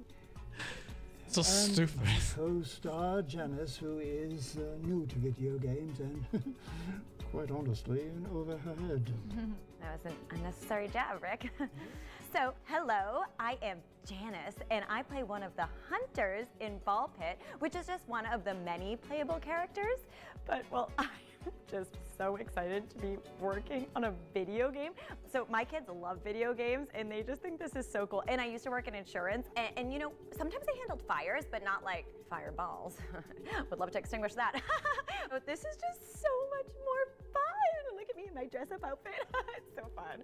But anyways, I'm rambling now, so sorry about that. I'm just excited to be here. Woo! A masterclass in syllables. Now, Ball Pit is a fast-paced fantasy roguelike wherein heroes must find the balls to plunge deeper into a seemingly bottomless pit of monsters. There are two sides to the game, much like that two-faced Janice. Oh, you, Rick. The combat side of Ball Pit sees players select one of the hunters, each with their own starting ball type and special perks. Collecting XP gems from vanquished foes builds up your meter, which allows you to add new balls and items into the mix and upgrade or even combine existing balls to create insane mashups of power. Each realm you visit has its own unique enemy tile set, pesky mini-bosses, and menacing final boss figure to clash with at the very end of the run. Win or lose, you can take some or all of your spoils of war back up the pit to base camp. Use those resources to build out new even the farming for your part. town and fields to harvest that unlock Oh, fuck, new this actually looks playable really hunter fun. characters, each with their own flair in combat. Over time, your base will expand, giving way for more room for buildings, fields, and quarries to draw from, and improve your hunters' chances of survival. There are many realms to roam, I'll play many this today. hunters to unlock, and a dizzying amount of balls and combinations to This looks like one of those numbers go up kind of games. To Dopamine gets. Babylon. Thanks for mansplaining, prick. Oh, I mean Rick. Slip of the tongue. And that, my friends, was a little bit on Ball Pit. And there is a lot more to unveil in the coming months as we march towards the release later this year. If you still haven't, please try the demo on Steam as soon as you can. Because this has been I haven't played Balatro, but I heard really good things about that one. Sweet little boy. Hi. And this is something very, very special.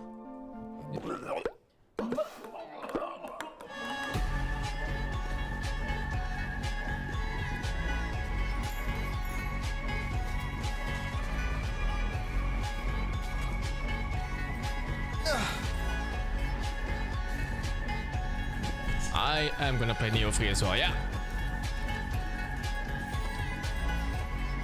Future game shows first? Oh, dude, where is Future game show? I'm not sure if I saw it here. Oh, there is. After. Oh, it's pretty short, this one, compared to the other ones. This one's... Oh, it's literally over now. They saved this one for last? That was actually pretty good. This is one of my favorite sections of the whole show.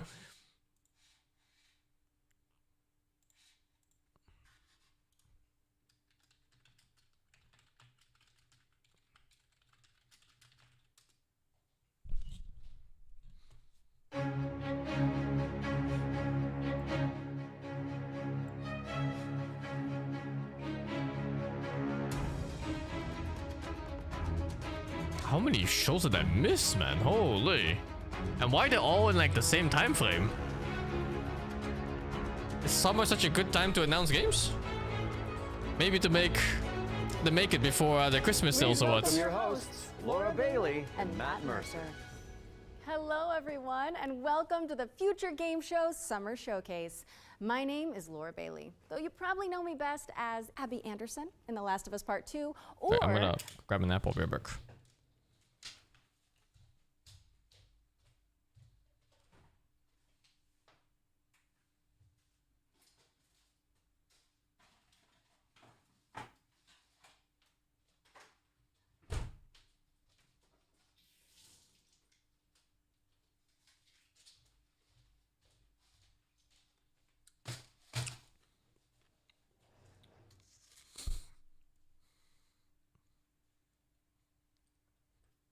as one of the cast members from Critical Role. Indeed. And I'm Matt Mercer, the man behind many video game chaos merchants, such as Like a Dragon's Mad Dog Majima and Ganondorf from Tears of the Kingdom.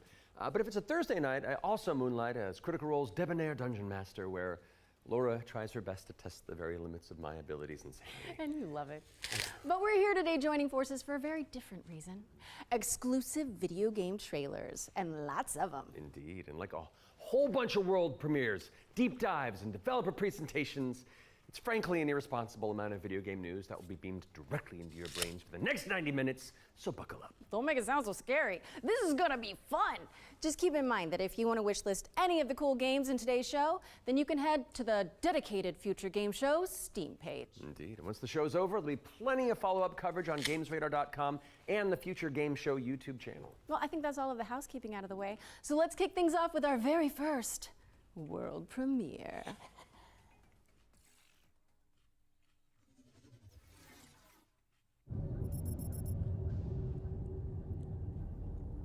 Zafar, pull up NavTech. Just a sec. Got it. Taki, we gonna find out about your Kopang right quick, okay? Just want to do him justice. Stuck his neck out for us. Least we can do is get him out alive. We've got big enough guns to make justice, all right? Oh, Michael. To a man with a hammer, just about everything looks like a nail. Aim for show. Time to say oh yeah with our hammer.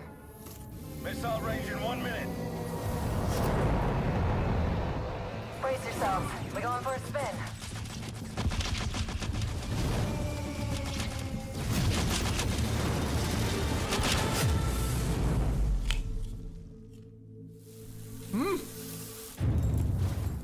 All cat games?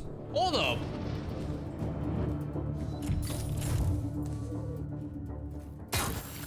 Zafar, did you get a signal? After the large haul down this corridor, they shut down this part of the facility. Long time before our arrival. Fine. Let's deal with those guys first.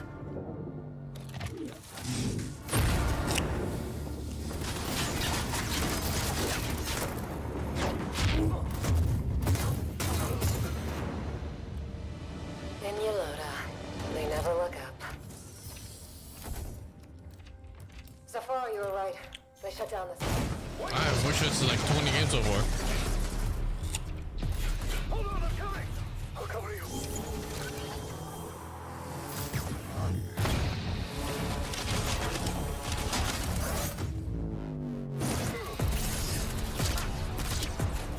The bird up high shall be thine eyes.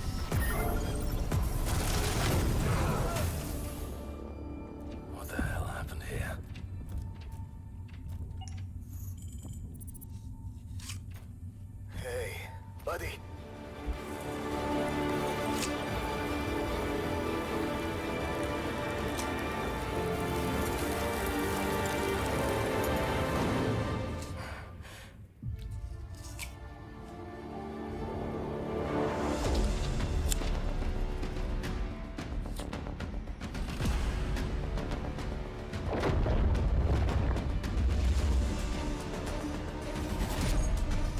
still breathing.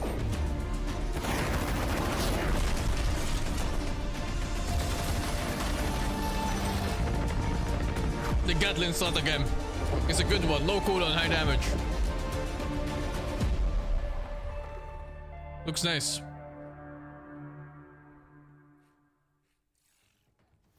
What a way to start the show!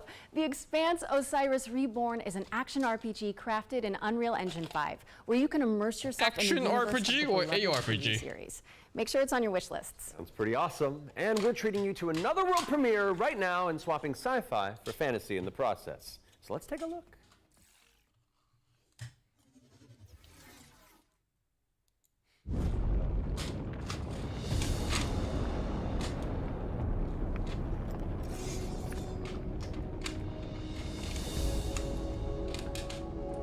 Thank you, XOFX for the 77. I used to swear. Same.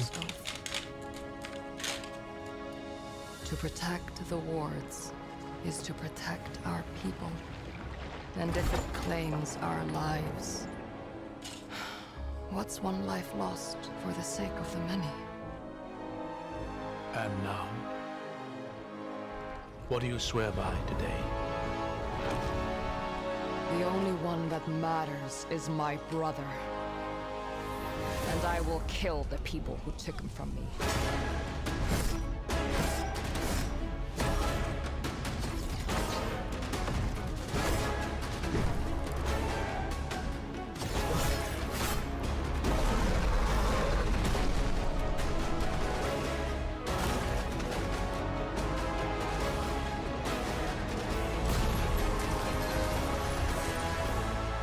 Rin, take my hand! I hear not the clamor of conquerors. The pestilence must be purged. Holy. Dark Souls vibes from that boss. Your father was right about one thing. The wards are breaking. And should we fail, it may spell another end.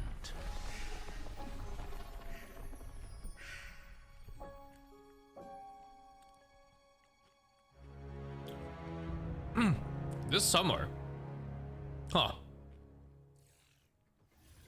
We're thrilled to reveal Echoes of the End, a narrative-driven fantasy adventure coming later this year. But the fun doesn't stop there. Here's another world premiere. It's important to note that this is your very first look at the game, but from what I can tell, there's evil residing in these woods.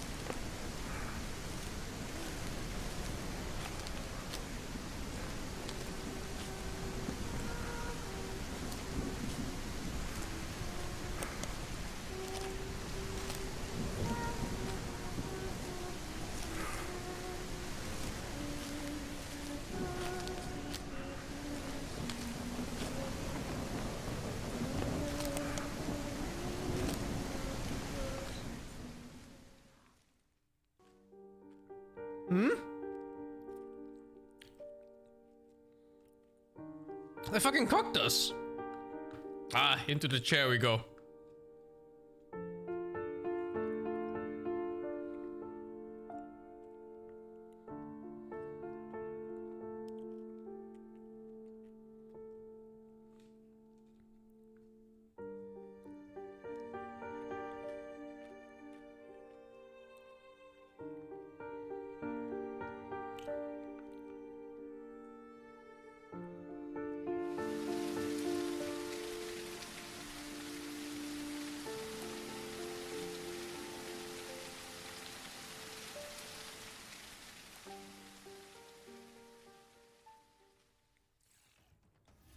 An isolated cabin in the woods. What could possibly go wrong?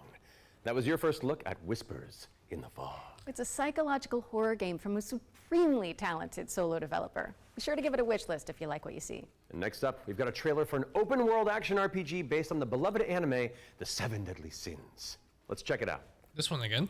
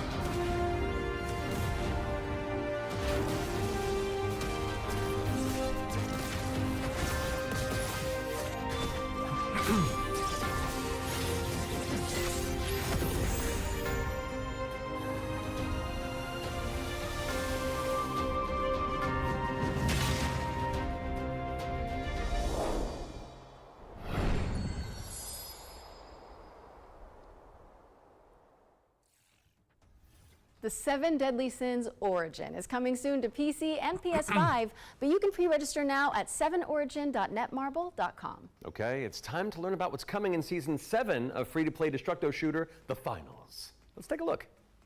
This game has 7 seasons? I remember watching Baguette play this. And he kept telling me how this game was gonna be the next big thing.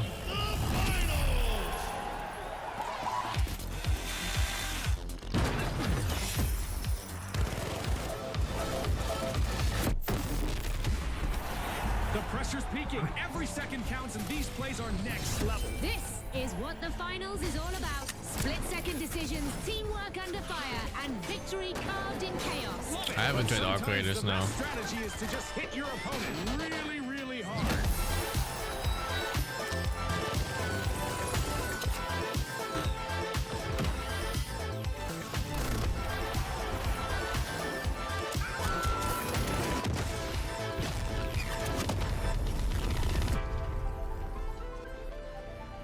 Good, but you can't keep all player base for any new FPS these days.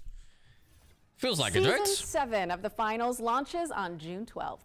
And whether you're a seasoned veteran or a new contestant entering the arena, if you're tuning in on the FGS Twitch channel, you can earn a Twitch drop of this Kablamo grenade skin. Yes, anybody who watches this very show for 15 consecutive minutes on the FGS Twitch channel will earn the skin. So, if you've been with us from the very start, or you're just joining us, wherever you've been, then just stick around. And not that you need any more reasons, but it's time to move on and talk about hurdling, a shepherd simulator with a whole lot of soul.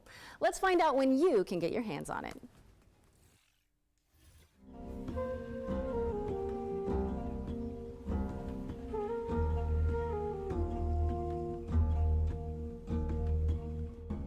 Love the art style on this.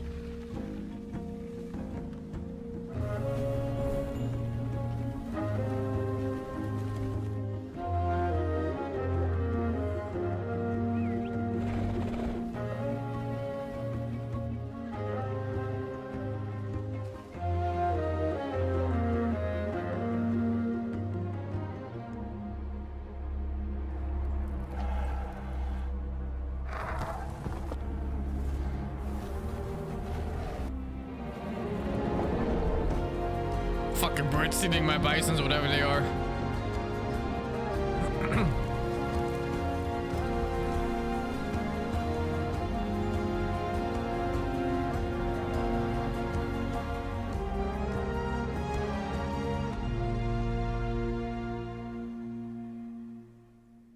I never played Obadin though. I heard that was a cool puzzle game. Hurdling launches later this year, but you can try guiding those adorable calicorns right now by downloading the demo, which is out now on Steam. What's next, Laura? Sleep Awake, which is anything but cute. It's a first-person psychedelic thriller that explores the realm between slumber and death. This game is helmed by Corey Davis of Spec Ops, The Line, and Robin Fink of 9 Inch Nails. Oh, let's take a closer look then. I cannot sleep. I cannot sleep. I must not sleep. Super interesting theme right off the bat.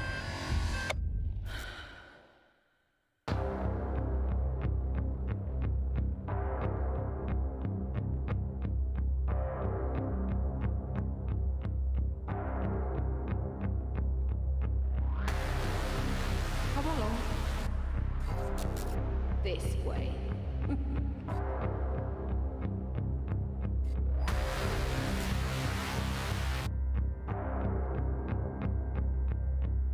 You're not ignoring me now, dear. Fucking sleep paralysis demon in the game. Holy, dude, what the fuck is this? This is all perfectly natural. I am awake! Resisting the inevitable comes at a cost.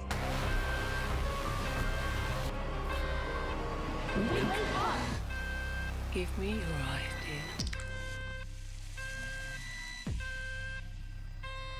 Let's get that one on wish list.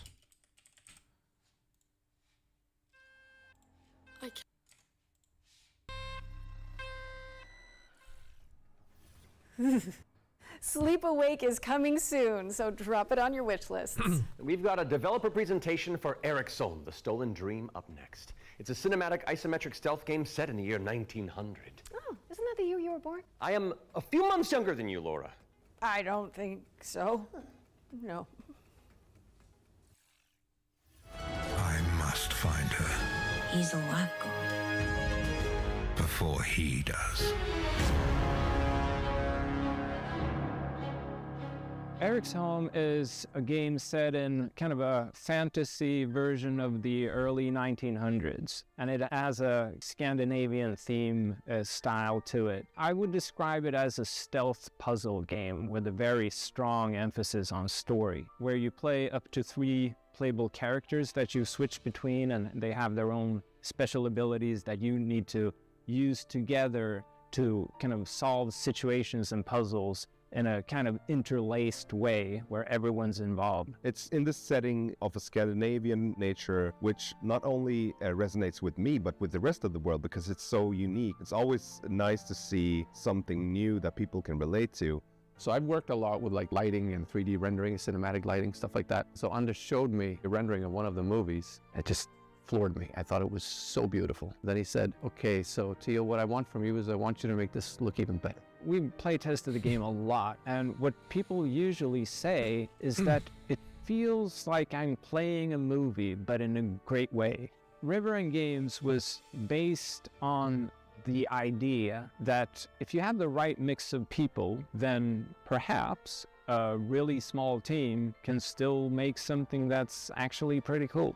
How is this made by 16 people? Like, why is this quality so high? A little now and then I sit down in the couch and I just enjoy a fresh build. The story just gets to perform. You're just drawn right in. It's a magical feeling. I'm really excited for players to just discover this world. Eric's Home is coming to Xbox, PlayStation, Steam, and Epic Game Store. And we have an exclusive trailer that we're about to show you that will reveal the release date. I hope you enjoy. It is a pretty looking game. But stealth puzzle, holy, those are like some of my least favorites. Actually, I like puzzle games. But I like proper puzzle games. I don't like the God of War puzzles.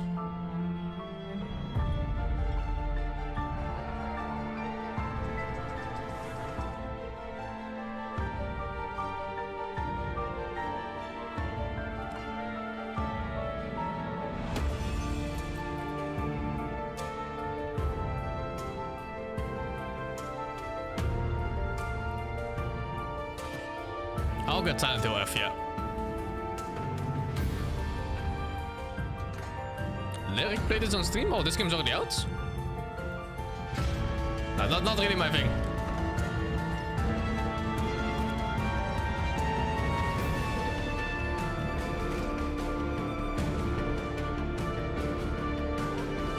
Like a ball over the 28 months?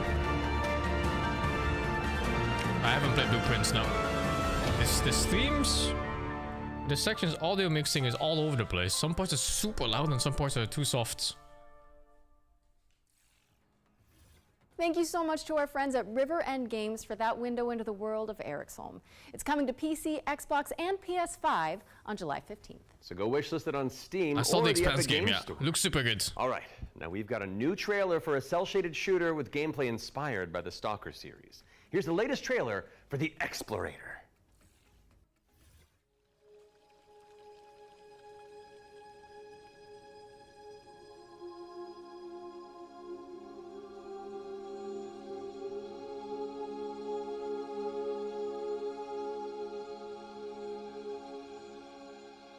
I'll be playing Grounded 2 as well, yeah.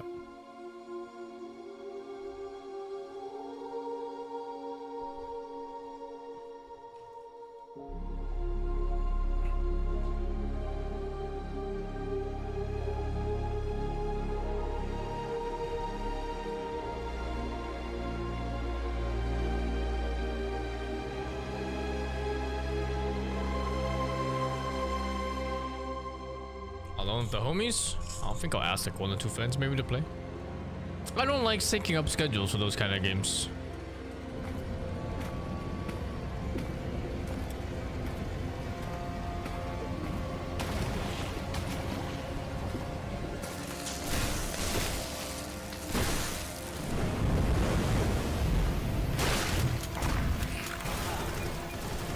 What the fuck? What a weird ass looking game.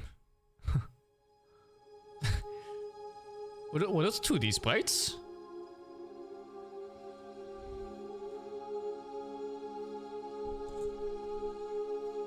It's weird.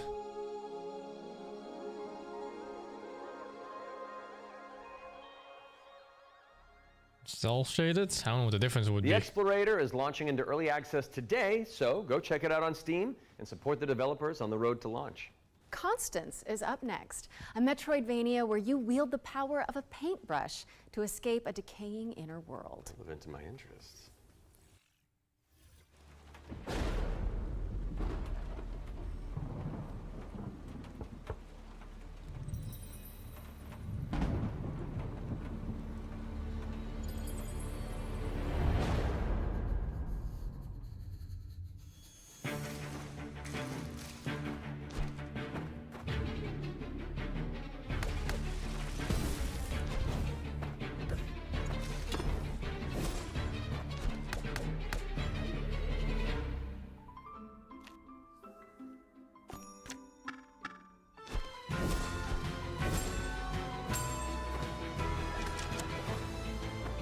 The music is so nice in this.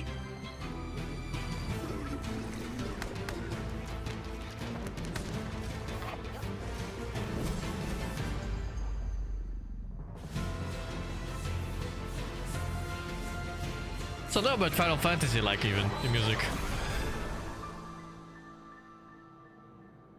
I think I wishlisted this game already, right? Pretty sure I did.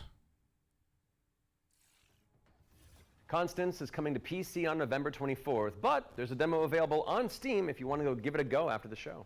Those of you who have tuned in before will know that during the Every Future Game Show, we create a trio of deep dives into some of the most exciting upcoming games. Our ones to watch, you could say. First game we're tackling for the summer showcase is Titan Quest II. Now, fans have been waiting since 2006 for a sequel to Iron Lore's cult classic action RPG. Hold up, Titan Quest 2? Around the corner. So let's dig into the details with the help. It didn't even register to me what game it was until like a few seconds after. The fuck? I played the shit out of this game. Well, Titan Quest 1. The whole story. Tell us about hope. Titan Quest 2 is kind of your Diablo-esque action RPG, but it's set in ancient Greek mythology. You really can immerse yourself in what you associate RTS? No, it's an action RPG. Some of which or we came up with a ourselves. RPG. On Titan Quest 1. Greek mythology also has become very much part of pop culture in the last 2 decades. Some other games have had great success with this, and we thought that we have this great IP on our hands, why not use it? In Titan Quest 2, you'll be playing as a rather unknown hero character. You're not really a hero yet. You're honestly just training to be a capable fighter. You have a master called Aristono. She's from Sparta and used to be a priestess of Nemesis, as you'll find out later. You will build up your own worth over time as you prove yourself in front of the gods. Gameplay-wise, Titan Quest II is very much a classic ARPG, but we've got our own twists in there with like the mastery system, for example, where you merge two masteries into one instead of just being given classes. So you have to find these little entanglements that you can have between the two masteries, these synergies, and make the best use of them possible.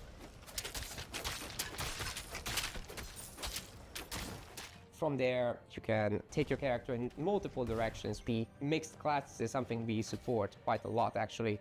But the core fantasy stuff, just a tanky warrior, of course you're gonna have that. You can take your character in many directions, and choice is at the core of our game. Your abilities will be modifiable, so each of them has like these several modifier choices that you can equip into your skill. This is our little innovation in this space.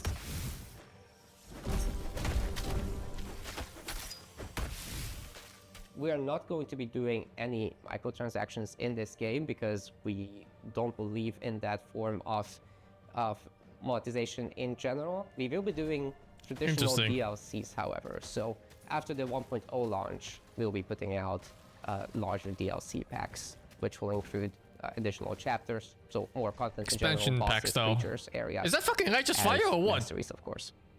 So Titan Quest II will be coming to Steam Early Access very soon. You can wishlist it now already. And we're looking for a summer timeline for this. And then later, the other platforms. What's it, Titanfall 1? Or you mean Titan Quest? I don't remember there being a Righteous Fire. But then again, I only played the Summoner class in that one twice. Titan Quest II is coming soon, and you can wishlist it on Steam or the Epic Games Store. Wait, legendary actor Yui Lowenthal? The Spider-Man to my MJ? What are you doing here? Hey guys. Hey man.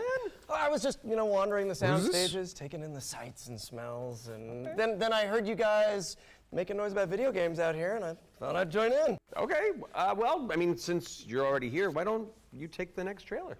Well, right? I mean, if that's okay with you guys, He plays the voice of Spider-Man in the new games. All right. I got you. Oh. Well, get ready, folks, because it's time for another world premiere. This one's a follow-up to a beloved puzzle adventure that launched back in 2020.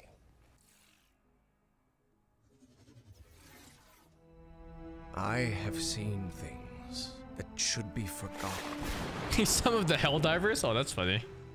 I've tried to escape my past. Helldiver Death Sound number 7. I've had enough of death and madness. But the world is changing. Some now search for answers in the far reaches of the world. For shocking secrets and dizzying marvels. For there lies upon this world of man a mocking and incredible shadow out of time.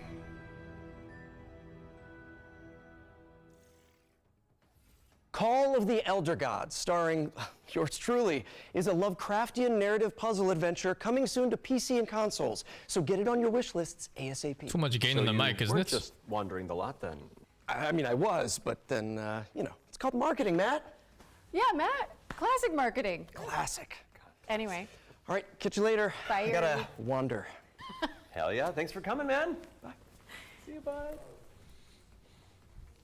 Okay, so while I go make sure there's no other voice actors hiding on set, we'll throw it out to some back-to-back trailers. I'll stay here. Read bio course. How hard could it be?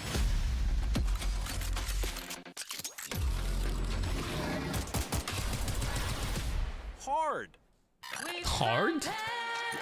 We got company. Who wants some? Let's haul ass. like capture the flag on crack. That voice acting right now was from Forspoken, right? Same vibes, if it's not.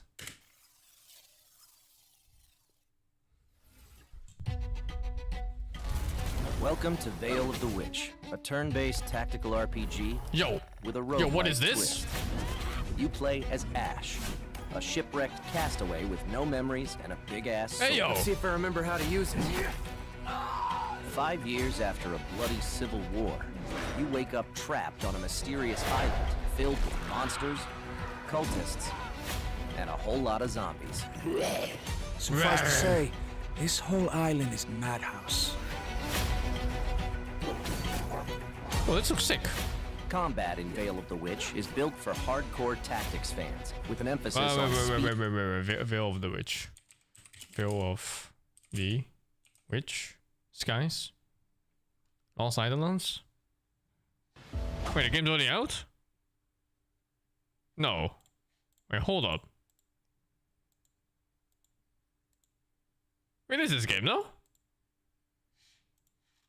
Oh, it's fucking early access for like a year plus? And brutality. That means a small party, tight battle maps, and enemies that can drop you in just a few hits. To stand a chance, you'll have to master each ally's unique kit, whether that's frontliner Marco, glass cannon caster Laurent, or backstabbing cutthroat Emile. All your abilities work on a cooldown, so you'll have to think smart and learn to juggle. Think? You can also level up and unlock new skills right in the middle of battle. Surrounding this rock-solid core is a branching roguelike structure focused on skill in the face of unpredictable challenges. Face off against cool bosses. Burn! Beacon of the dead! Get your shit wrecked. Then head back to town, where you can unlock upgrades, chat with allies, craft equipment, and more. And if you're real nasty, take on trial mode for bigger challenges and better rewards.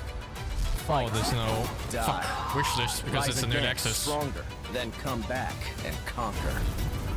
I'm playing FF Tactics, yeah. Lost Eidolons, Veil of the Witch. Early access available now on Steam, and coming soon to Xbox, PS5, and Nintendo Switch. Oh, it's here. I was looking for a green button. Yeah, I'll probably play that on release, not on early access.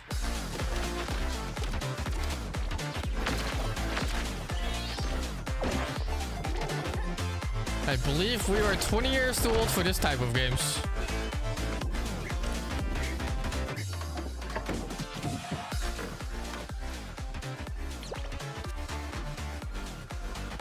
Or are we?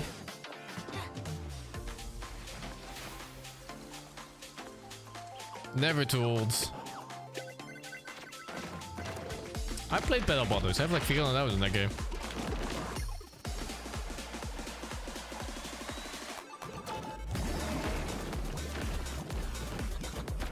It does have co-op. That would make it a lot more fun.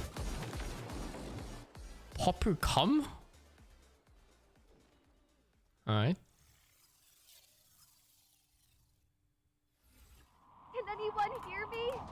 Dispatch to Unit 1. There is an ongoing fire. Unit 1 to dispatch. Copy. Oh, this is a game with the boys, right? Supply line ready. Break that door open. There's so much potential for team failure in this type of things. The clothes are about to catch fire. Get an attack line in there. Gotta go scout the area. That was close. Cat, There's two things that always kill FPS in games. It's fires and smokes, and this game has both. The whole fucking game is about it. We can't let the fire escalate like that. And the trailer really shows it too. I need help! Mayday! Mayday! Firefighting simulator. Ignite. United against fire. Coming fall 2025. Wishlist now on PC and consoles. Are we all clear? No Nolan Norths or Ashley Johnsons waiting in the wings? No, I think we're good. Okay. Now remember, folks, you can find all those games as well as every game we feature today on the Future Game Show Steam page. Yes, and you'll want to prime your wish lists in advance for this next reveal. It's a game where you play as a bureaucratic inspector in a fantasy world. What, so like you make sure the evil layer is up to code before the party heads inside? Yes, that's literally the whole deal. Okay, I legitimately need this game. I know. Heroes. The world is full of them.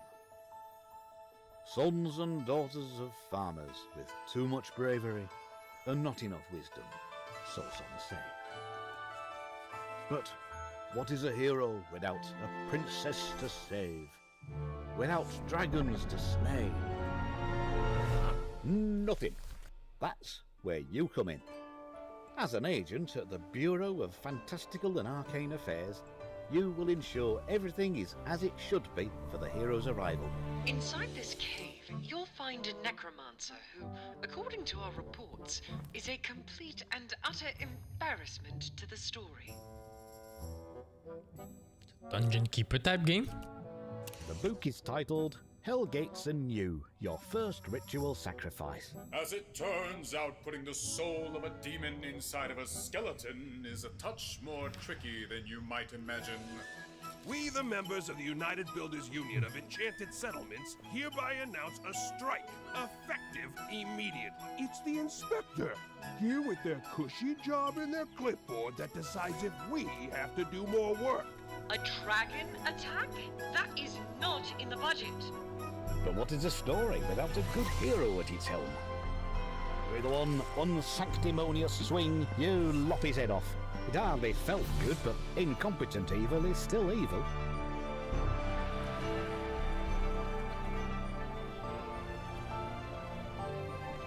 We are happy to welcome you, our newest agent to the cause. Wishlist Bureau of Fantastical and Arcane Affairs today. Oh, that's one for Should the have shown my critters. gameplay on this The one, I Bureau think. of Fantastical and Arcane Affairs is coming later this year. And now for something completely different. This one's for the fans of shooters, anime, and Y2K aesthetics. Anime?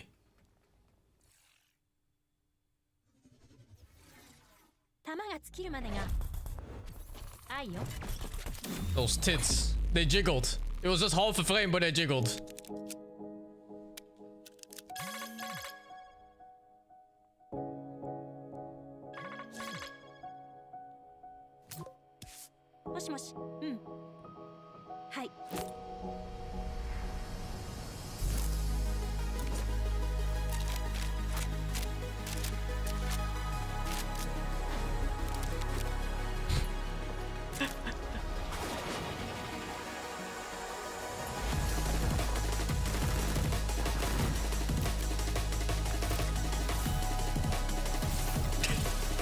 Come on.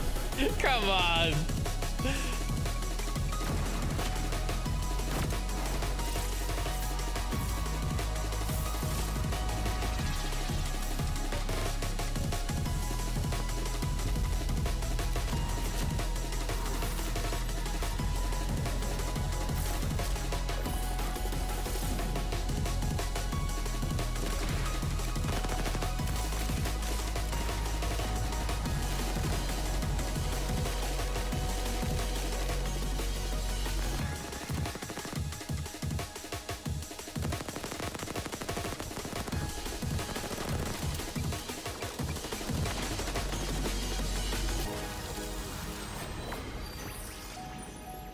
The game is called Waifu Tactical. No fucking way.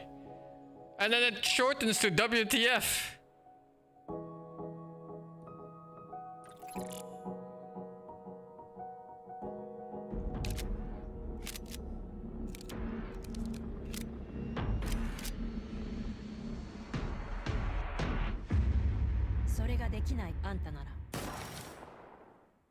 Waifu Tactical Force is a 3v3 anime shooter coming soon to PC, but you can jump into the open playtest on Steam after the show. Now we've got a trailer for an action platformer inspired by the ancient art of paper folding. Let's take a look at Hirogami.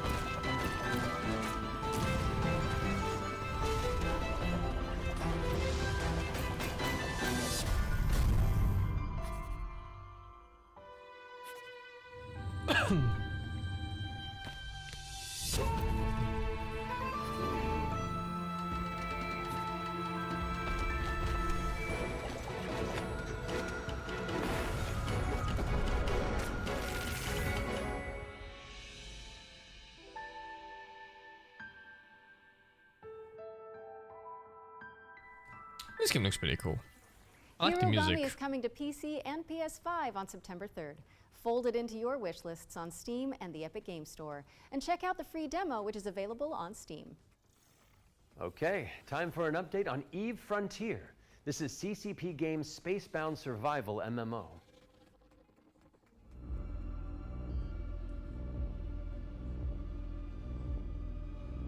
eFrontier is an invitation for everyone that have had the idea in their brain to make a game. And often the best way to make a game is to start and modify an existing game. We have now created an MMO server-side modding platform, and we offer an invitation My man to needs you some sunscreen. to come and build with us. You can build tools, you can build worlds, you can do so many things. And this is a great way to start your game development adventure by sort of playing around in the amazing survival space horror sandbox we have created. When we made Eve Online, we very much wanted to make a sandbox experience where most of the things and the infrastructure in the game would actually be built by players. But we did build quite a bit of it ourselves. Seeing what emerged from Eve, especially when it comes to the third-party development ecosystem, we could actually give a lot more agency to players to literally build the world. So as we go through this process of stripping down to a survival game, we are on the other hand building up an amazing modding platform. Basically what eFrontier enables third-party developers is to mod the actual server, creating additional software that both read and writes the world state. And that, I think, will enable something truly astounding that has never been seen before. But this is very much inspired by the third-party ecosystem that is developed around Eve Online. We are basically supercharging that with the smart assemblies and the modding platform we're built into Frontier. And what we have seen so far in our various hackathons and events, and what we've just seen in the sort of builder community overall, absolutely delivers on that vision in spades.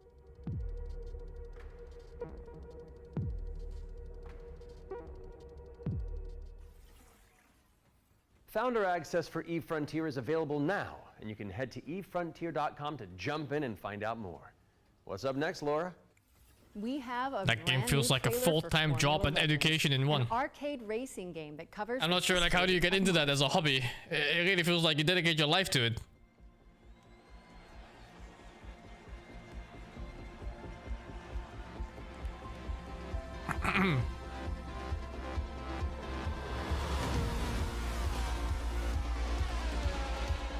I've read and heard about Eve a little bit here and there.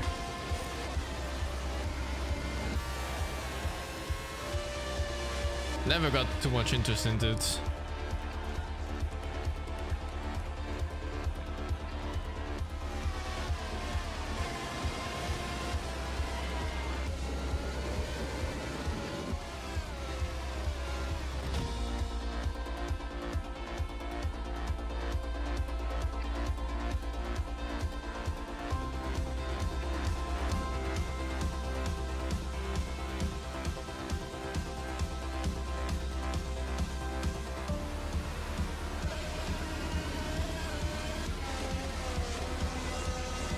Yeah, that sounds like it, man.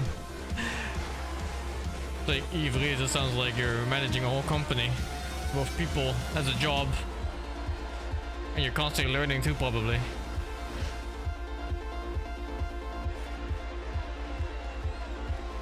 Also, a racing game enjoys rejoice. You have 2 games this decade.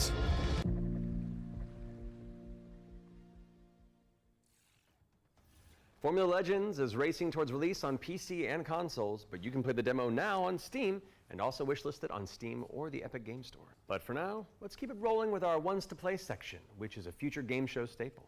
It's a montage of exciting games that you can play on Steam right after the show. So, if you like what you're looking at, don't hesitate to download a demo and dig in. Back in Danish over the 49. Catastrophe. This is an action roguelike where you play as a kitty abducted by aliens and repel enemies with your trusty What is that, sidekick, kitty? the Star Cursor. Players can mod Polo's abilities to settle on a unique playstyle and pick their route through a series of Demos later, yeah. environments. I'm gonna start with Ball Pit after I'm Next up, done with we've this got game show. Phase Zero, a survival horror throwback with fixed cameras and immersive pre-rendered environments.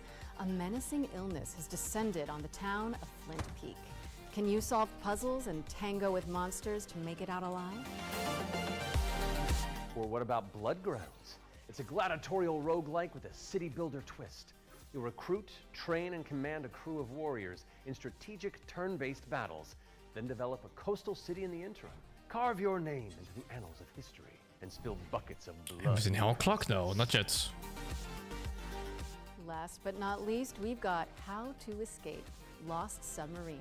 With one player on PC or console and the other using a mobile companion app, you'll communicate and collaborate to complete puzzles and stop the outbreak of war. No pressure.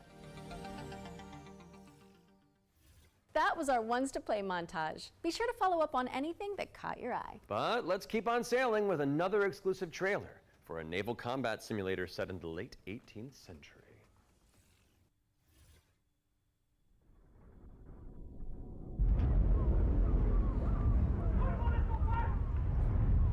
Every voyage I played a bit of Trackmania, not much.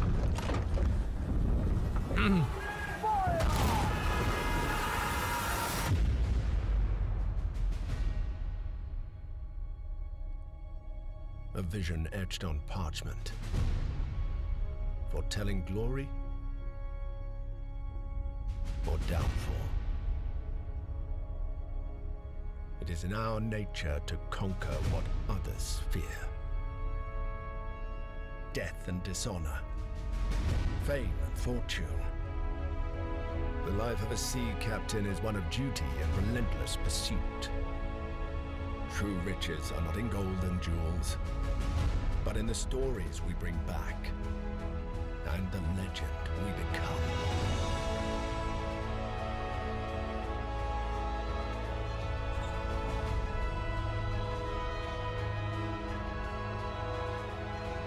We arrive, but never at our final destination.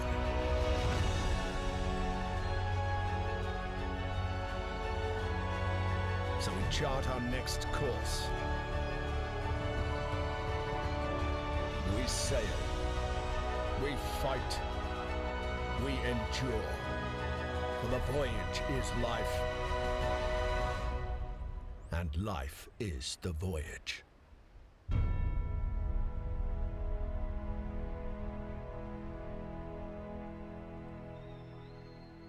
So we colonizing shit or what? Who are we colonizing? Ahoy. Join the crew today on Kickstarter.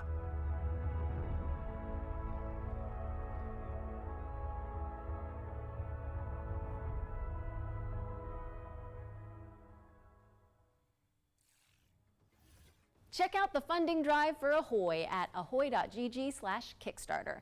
And you can also wishlist the game on Steam or the Epic Game Store. The Spotlight montage is up next, so say goodbye to our corporeal bodies and hello to our disembodied voices. What Matt means to say with that gothic vocabulary is that we'll be back on stage once we've talked you through some super cool games. That's what I meant.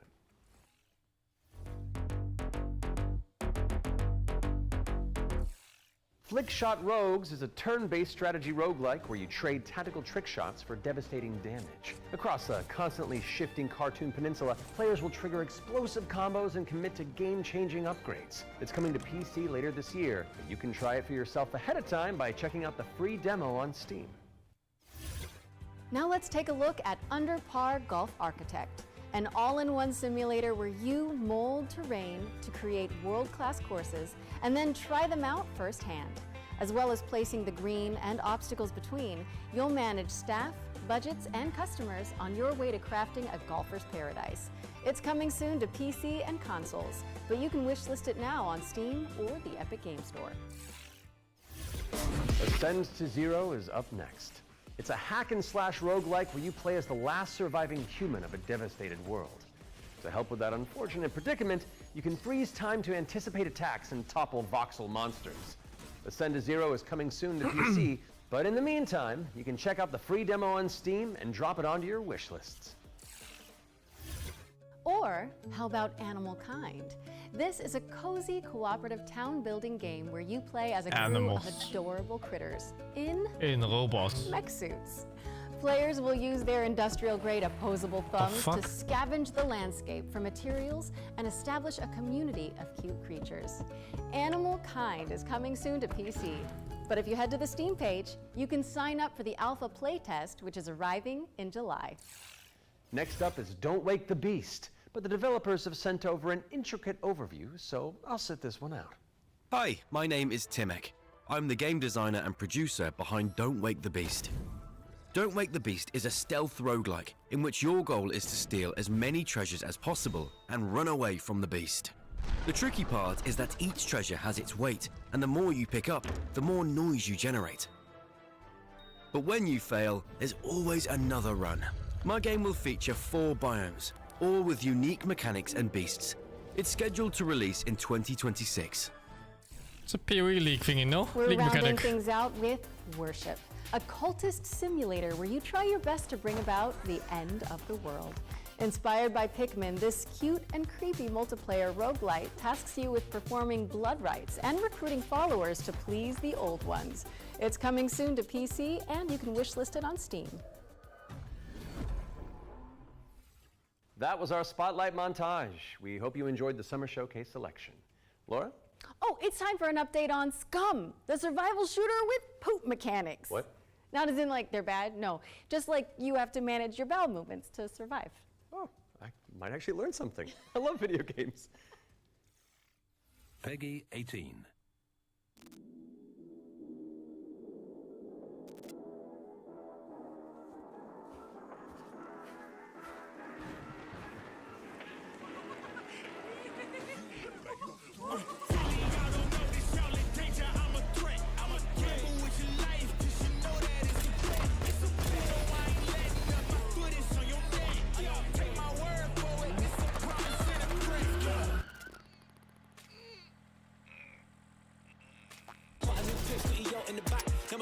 The other game should show this.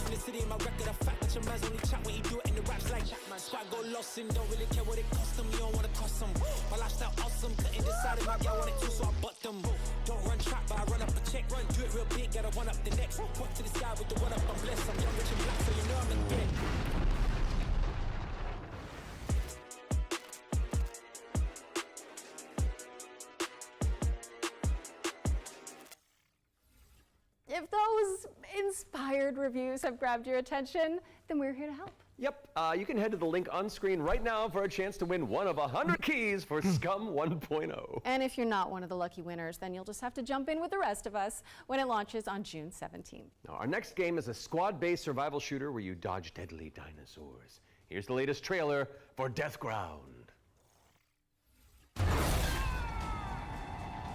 Deadly dinos are on the loose in Death Ground. Whether you dare to enter solo or in a squad of up to 4 players, you must do everything you can to survive in these dinosaur-infested, abandoned facilities. Could you survive? Hi, we're Jaw Drop Games, the indie dev team behind Deathground. The main threat you'll need to avoid is the raptors, specifically Utah raptors. So unlike velociraptors, which are much smaller, they measure around 7 feet tall. I'm about 5'3", so that's a pretty menacing heights comparison for me. We've spent most of our development time taming them, and it's been a huge challenge because... How do you get something that size with that tail to behave all in multiplayer? Exactly. Of course, there'll be other dinosaurs for you to deal with. The #1 culprit for causing chaos is the Compsognathus, aka the Compy. What might look like a decent hiding space for you as players might actually be a refuge for these little creatures, putting the terror in territory. As for other species, it's a snitch. Allosaurus, Brachiosaurus, and Triceratops roaming around in the background. And the next thing you know, you're being chased by a Tyrannosaurus Rex. There are multiple maps and missions that will be playable at launch. Mission Command, the single-player tutorial and introduction level. Oops. Geothermal, where you'll need to repair everything so you can restart the power plant. Agricultural, which has become a little bit overgrown and it is in need of some weeding. And biomedical, which is my personal favourite, where you'll have to sneak in and steal raptor eggs. You know, for science. Each mission is replayable and is an important piece of the puzzle. Each detail or collectible that you come across will help you unlock the lore and discover the truth about the disastrous events of the past. Deathground is launching on Steam Early Access this year. Keep a lookout for our roadmap.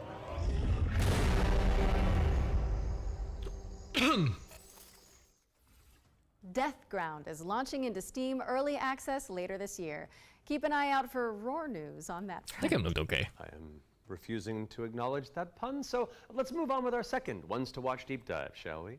Here's Rogue Factor to tell us more about the studio's new weird action-adventure game, Hell Is Us. You missed the Summer Game Fest already. Madness and hatred and lots of it. Hi everyone, my name is Jonathan Jacques Belatet, and I am the Executive Creative Director and Executive Art Director on Hell Is Us here at Rogue Factor. So the game that we've been developing for pretty much almost 5 years now is a game called Hell Is Us. So the game is definitely like an action-adventure game.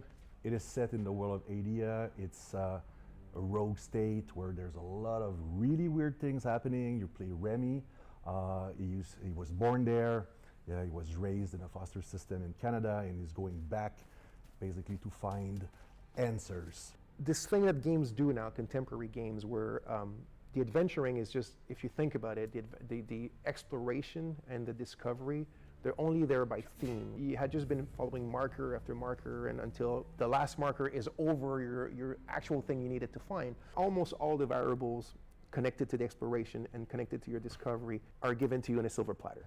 So we look at it kind of like the inverse in our game because we got rid of all these things. I remember chatting with John about the old Zelda games, how it was straightforward and like you had just enough to know where to go, but not too much. It's basically how life works if you think about it, right? We basically orient ourselves I like that concept for games. By sight and hearing and what people tell us, right? It's nice when you have exploration. It actually feels like exploration, not just following quest markers. They will lead the way through.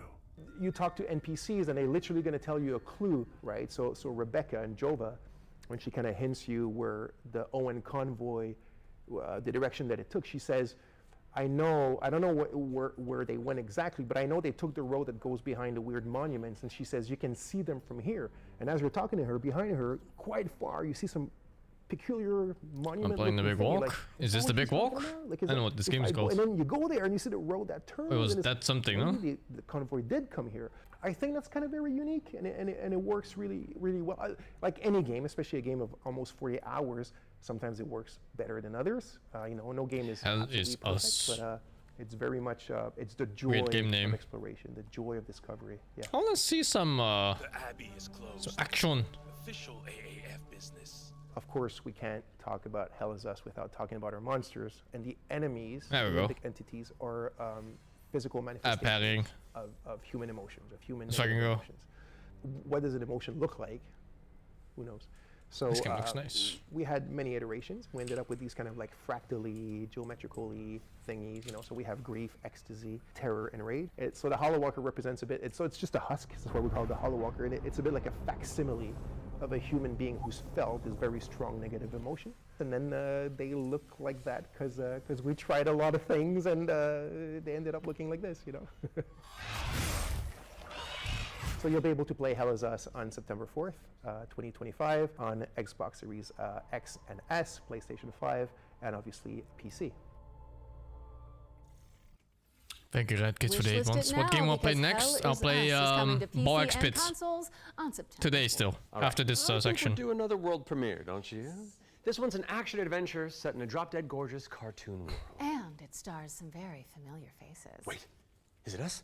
Maybe. Let's throw to someone who knows while I take this totally real phone call. Hello? Hi. Hey Laura, hey Matt. I'm super excited to be back on the Future Game Show. So where I don't know belong, Japanese auto and you're doing a conversion. Fantastic. Sounds job. cool. Like I said to the producers when I was hosting, if you strike me down, this is live, isn't it? So yeah, New Tales reached out, and I am officially in their game.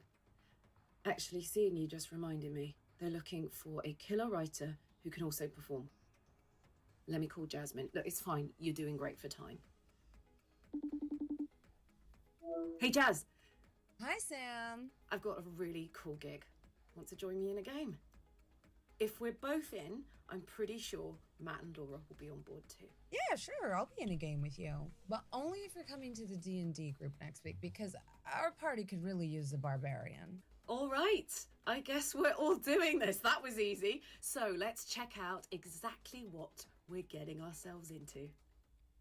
My heart.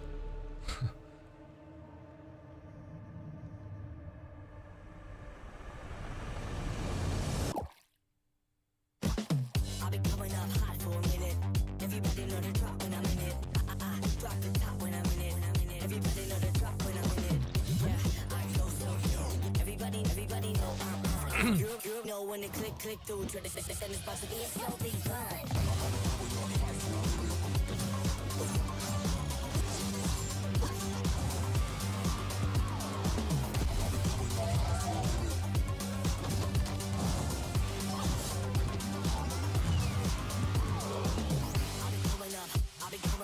Everybody know the drop when I'm in it. Drop the top when I'm in it. Everybody drop when I'm in it. Yeah, I go so yo. Everybody know I'm on. You know when it click through to the system is supposed to be a fun.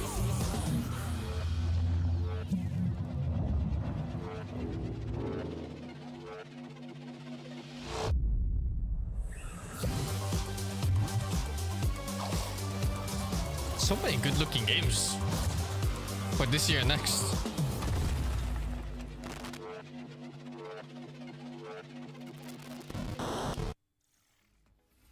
That's right, we're joining Samantha Bayard, yes, Karlak herself, and the awesome Jasmine Bular in Fading Echo, coming to PCs and consoles next year. And you can wishlist it today on Steam or the Epic Game Store. Go, go, go, go! We got another block of back-to-back trailers up next. Let's dig in.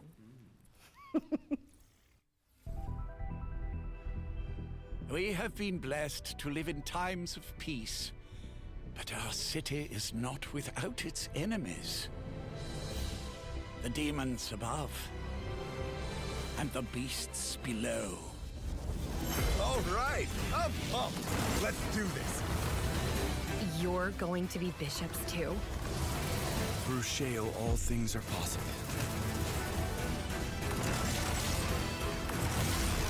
It's time the three of you learn the true purpose of the bishops. Listen up. We recruit from the finest soldiers in the church, and still, 1 out of every 3 bishops doesn't make it past the first year. Does it get easier after that? We gave you those robes for a reason.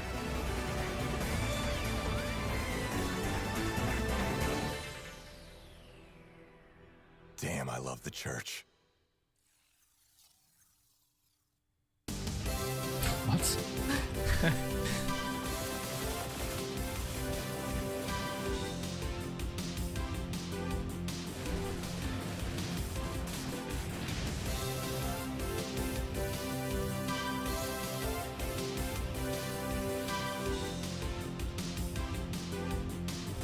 This music is awful.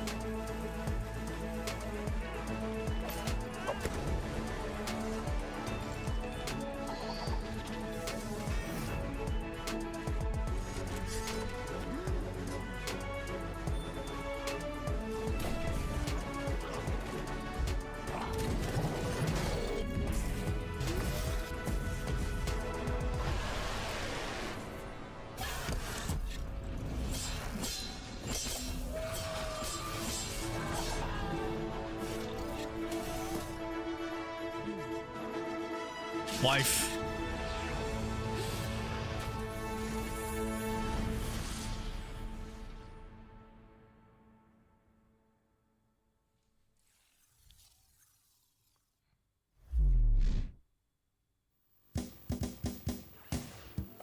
This fucking game. What's it called? Toby or something? No, what the hell is this? Never mind. I don't know this fucking game at all.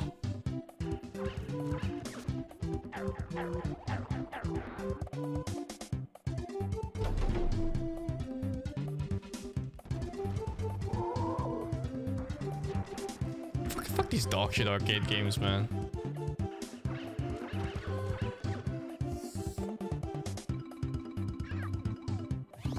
Zombie was the one I was thinking of, yeah.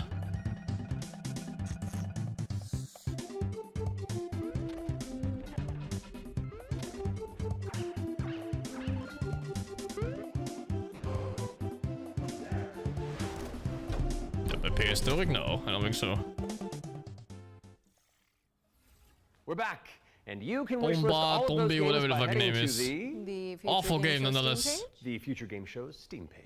With that out of the way, it's time for a spine-tingling closer look at the next game from the minds behind Until Dawn. Directive 8020 is about a deep space mission to save humanity and the shape-shifting alien who gets in the way. Let's throw it over to Supermassive Games to find out more.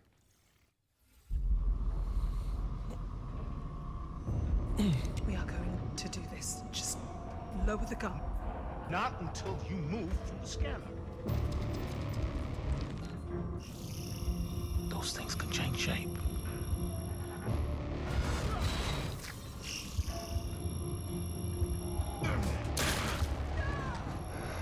Don't you ever point that thing at me again.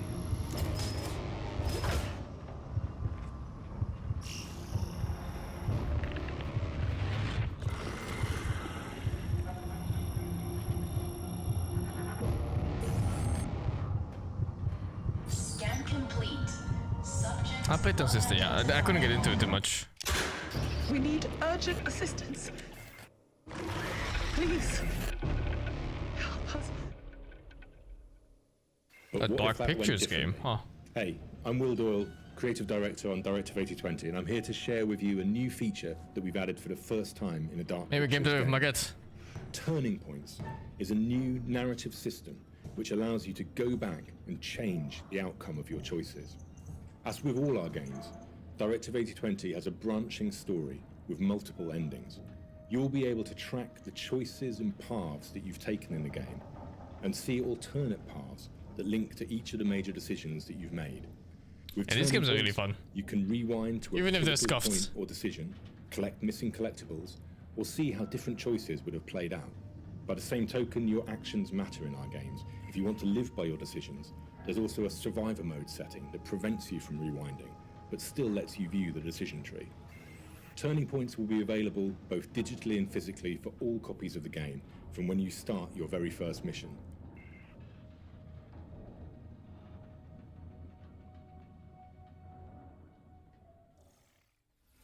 Directive 8020 introduces the ability to rewind and change your choices to see the consequences in each branching path. It's coming to PC, PlayStation, and Xbox in 2025, and if it's not on your wish list already, go fix that.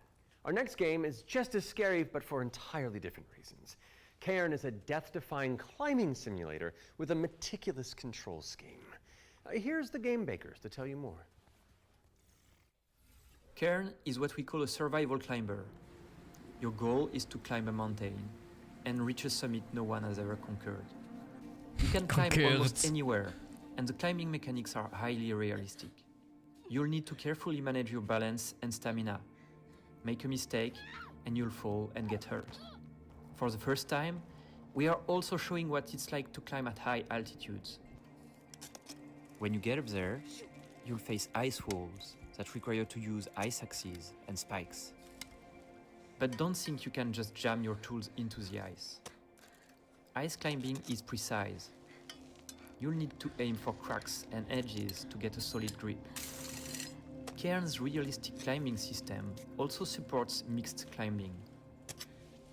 That means you can have one hand on the rock and the other using an ice tool. It's up to you to read the rock face and choose the most strategic route to the top.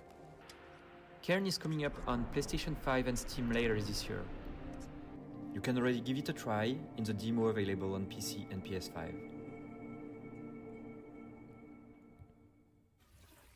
Cairn is coming to PlayStation and PC later this year, and you can also check out a free demo on both platforms after the show. What's next, Matt? That looks so boring, does it? A double bill of trailers. Yeah, it looks two okay. Great games from our friends at Quali. Reminds me of playing Death Stranding.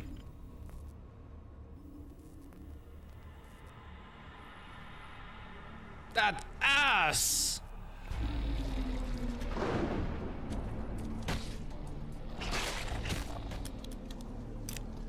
It's like old school Resident Evil kind of games, huh? The camera and everything.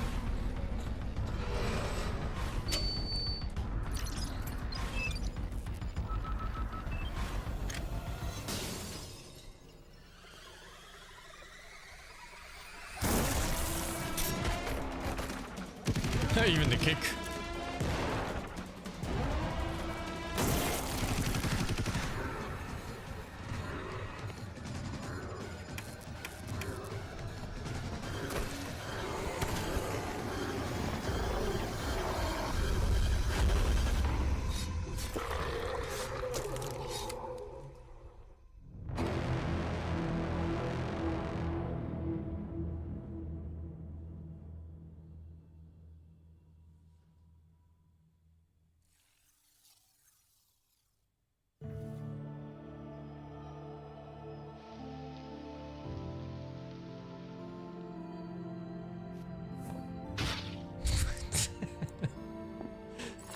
The hell?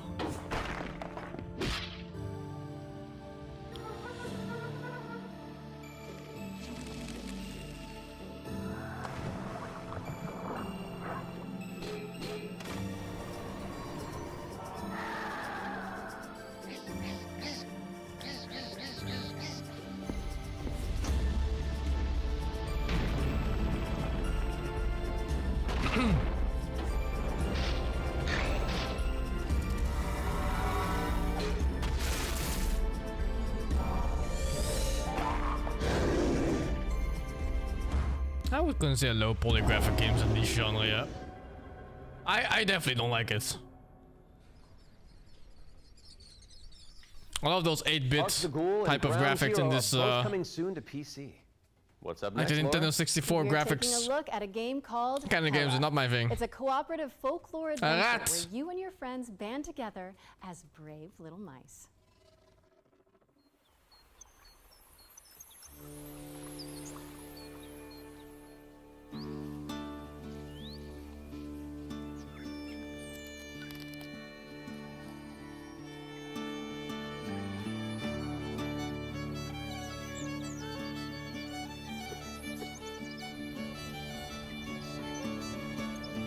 Whatever, interesting plot and mechanics? No, it would have to be really interesting. But most games are inherently not super unique, so I often find that they just have bad graphics and you just get so turned off by it that you never give it a chance. I don't have a gaming laptop. I was planning on finding one though, because in case I need to stream somewhere away from home. I used to have one, but it's outdated.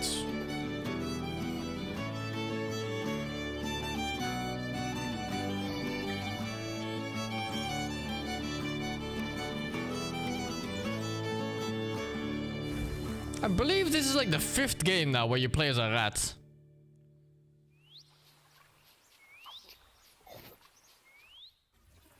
Hella is coming soon to I'm going PC, up on PoE now. I'm PlayStation, skipping and this Xbox, league. So give it a wish list on Steam or the Epic Game Store. Moving swiftly on, it's time for a look. What are the other 4? I don't remember. This is a psychological thriller where the protagonist is trapped inside their own home. But it seems to be a common theme. Find out when you can play it. Peggy 18. How can you distinguish between what is real and what isn't? Do you trust what you see? I don't know if I've seen The Long Walk as a game. What happens when everything starts to feel wrong? The fuck is this? To seem fake. Like a trick.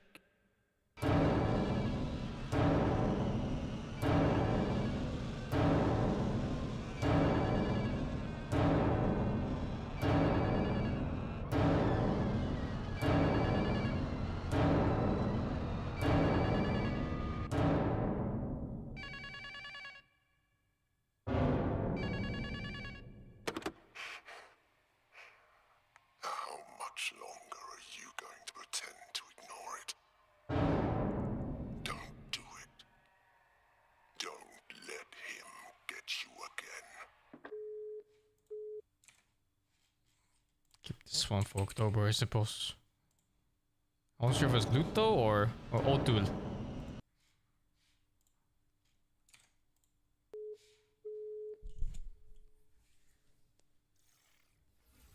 Ludo is coming to PC, PS5, and Xbox. In the meantime, you can wishlist it on Steam or the Epic Game Store. It's world premiere time again, and this next reveal arrives with an introduction from a very special someone. I'm kind of excited for this year's October. I'm excited. Lots of to horror be games part again. of Future Game Show 2025. There are so many amazing games coming out, and I'm very happy that I have a bit more time to play them these days. As many of you know, I have been a huge fan of the work of N-Dreams. Synapse is my favorite VR game of all time, and I'm honored to present this new groundbreaking title from the team. If you are at Summer Game Fest, I shall see you on the show floor at the N-Dreams booth. So, it is my pleasure to introduce you to Reach.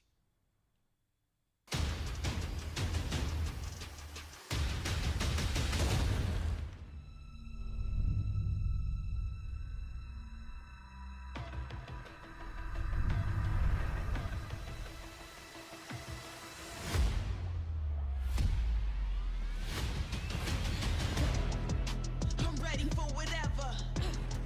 You won't find nobody better. I will bring a storm to you weather. You ready or not? Coming in hot. Parkour game? I am a legend in the making. You're looking into the eyes of greatness. Gotta push through the world's waiting. Just pull out his fucking spine. Why not?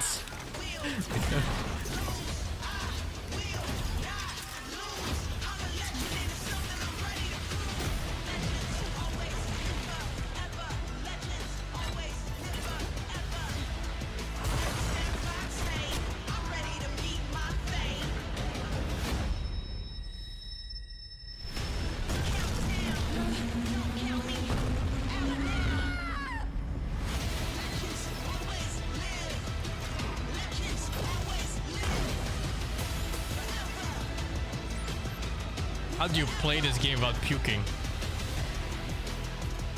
It's a VR parkour game, right? It's gonna be insane. I bet most people in the world could not play this without puking after like an hour or two.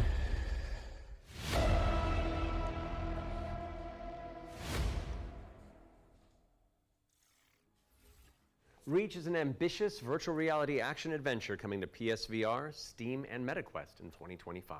Okay, Matt, it's time to check in with everybody's favorite depressed and recently divorced duck. Oh, yes.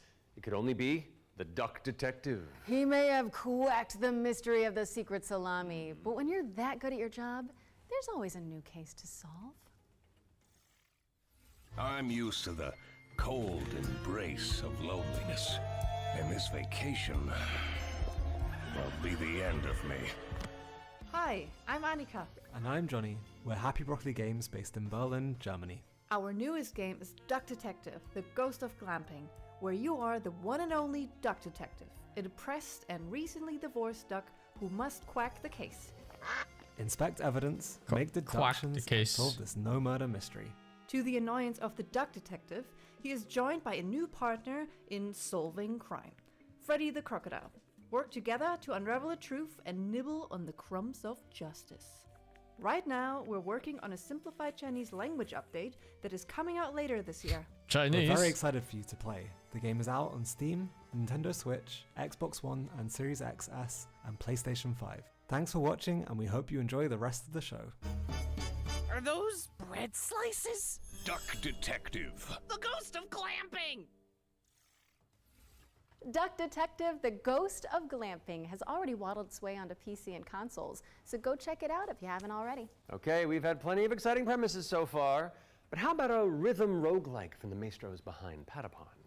Get on your dancing shoes, folks, because Ratatan is up next.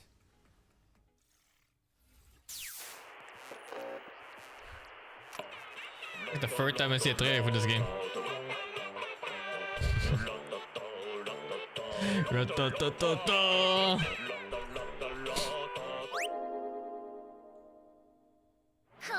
I'll play this demo too, yeah. Looks fun. Thank you, Ice Cakes, for the 62 months.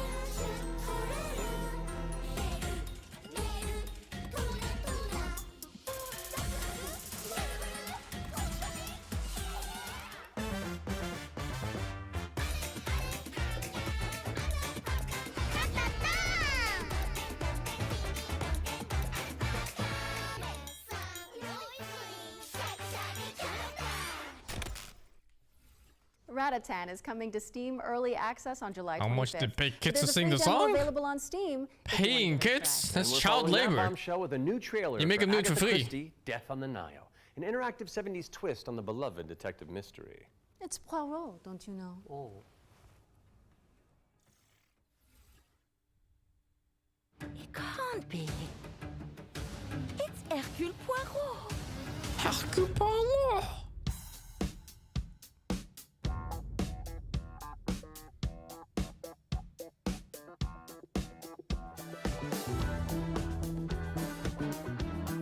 Monsieur Poirot, I guess you know why I asked you to come.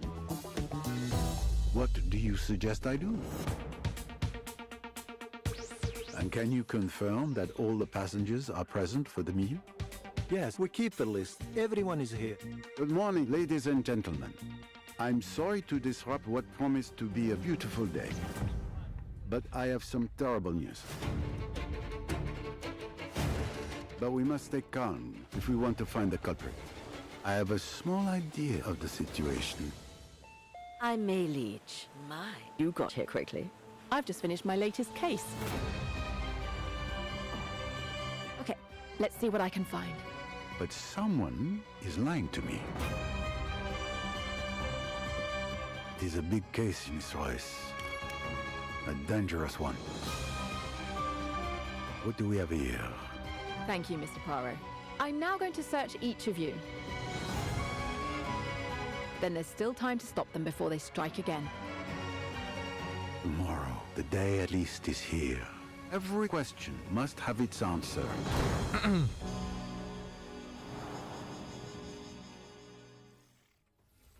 Agatha Christie, Death on the Nile is coming to PC and consoles in September of 2025, but you can wishlist it now on Steam or the Epic Games Store. Okay, I don't want to build up this next trailer too much, but let's just say you're gonna flip. Oh, the puns.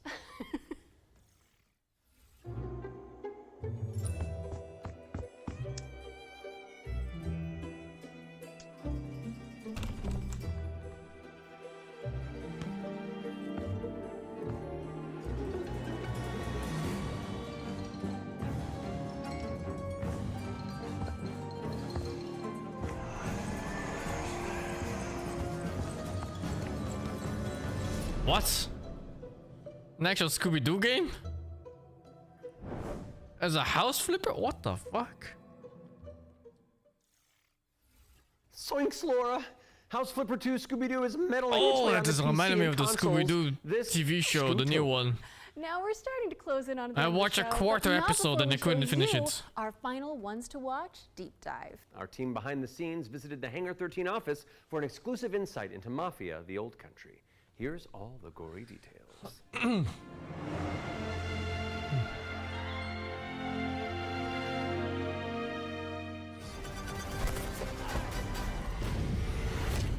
Mafia, the Old Country is both a prequel to the original Mafia trilogy, and it also sets things up for what might be to come in the future, going back to 1900 Sicily, so the birth of not just the Mafia game, but also the actual Mafia itself, back to where organised crime first really came from. In Mafia, the Old Country, you play as a character called Enzo Favara, who's an upcoming gangster trying to make his way in the Sicilian Mafia. As a child, he's worked in the sulfur mines, sold there by his parents, a really horrible upbringing for a kid, which unfortunately happened back in those days. So he doesn't know family, he doesn't really know love. He escapes, he falls in with the Teresi crime family, and then this game really, this story shows his rise through the ranks as he goes from being this impoverished young man to a made man. For Mafia, the Old Country, we moved to Unreal Engine 5, which has really enabled us to do incredible things with the characters, with the landscapes, with the cinematics. Every single aspect of the game has undergone a significant graphical upgrade. Mafia has always been about pushing the technology of its day to do the best in cinematic storytelling and exciting narrative gameplay. It really makes what's already an emotional story even more emotional and meaningful. Should the GOTY award is pretty fair incredible nuances in the mocap, in the acting, Astro and all winning, of the no, character it was not performances. fair. It's really helped us to bring our story to life. And as a little taste of what's And in often store, we've got a you have games that show which you shows can a definitely key tell they were moment paid in under the Enzo's story. table. Peggy 18. Like Overwatch winning esports of the year when it was peak CS, Dota and League going on. I was like, yeah, sure, buddy, sure. Come forward.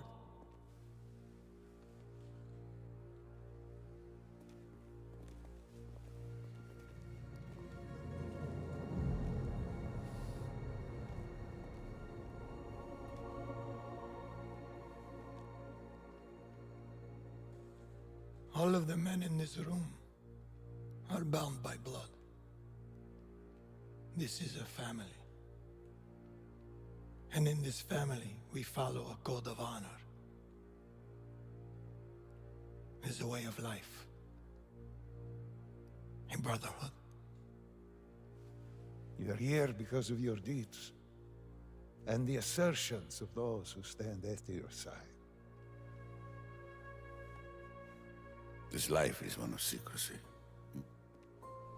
If you make a friend, meet a woman, they must not know about our thing. It is binding.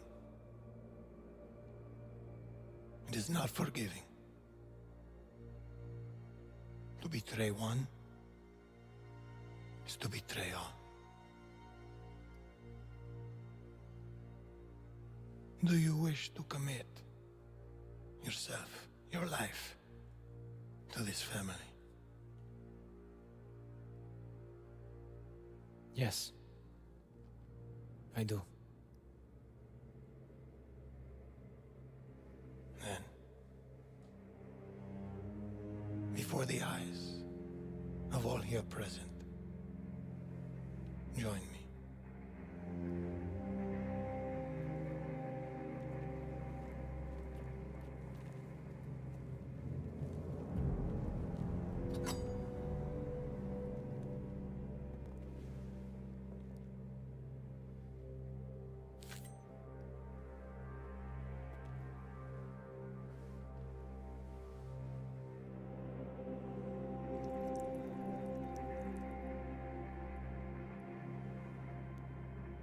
To become a man of honor,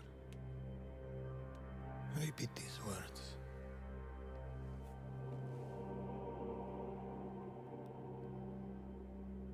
I swear my loyalty to this family I swear my loyalty to this family. My flesh must burn like this saint if I do not keep my oath. My flesh must burn like this saint. Must burn like this a saint.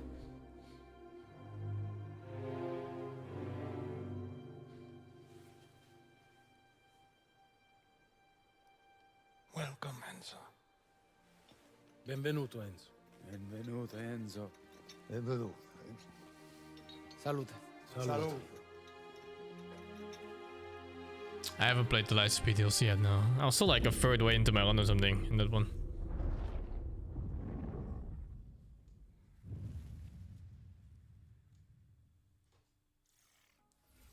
Take a trip to Sicily when Mafia the Old Country lands on August 8th for PC, PlayStation, and Xbox. Next on our docket is a developer presentation for Tenet of the Spark.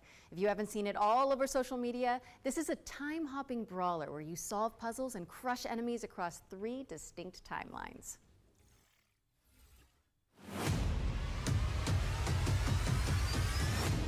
Hey, what's up? I'm Artem, the game director at Rogue Games, a small indie team scattered around the globe. We're making our first game, Tenet of the Spark. The true power of the spark! It's a cinematic action where you fight bad guys over 3 timelines. Present day, the Viking Age, and the Aztec civilization, all at the same time. You got it, right? Ancestor, I need you. And it's not just for show. You have to use all 3 characters to explore, deal with tricky enemy types, and solve puzzles. It also answers questions you thought you'd never ask. Like, how the hell does this black boxer have a Viking for the great-great-great-grandpa? Or why does this train car turn into a giant rock? And the biggest question is, why did they risk a role with such a difficult project? Because we wanted to play a game where you can start with classic 1-2, then send your opponent across the arena with your hammer, switch again to pull this dude a little closer, hit him with a huge combo across all 3 timelines. The hell are you? And now we're making that game with the blood, sweat, and spark. Tenet of the Spark. You got it, right? DMC enjoys, I think. Mini-me. Look, wash up, wash up. We're not dropping the release date yet because we want to do it right. But we can say it's coming to both PC and consoles. Follow and wishlist Tenet of the Spark on Steam. And go look at your family album. Maybe your grandpa was a badass like mine. You never know.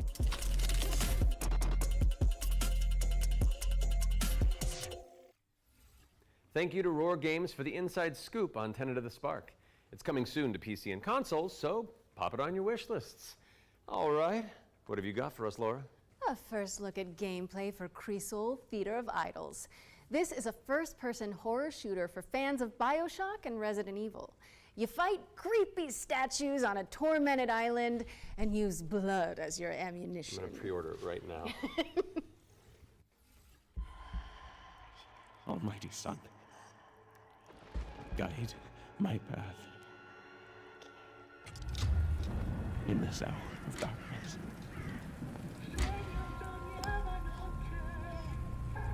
As the shadows of the abyss close in,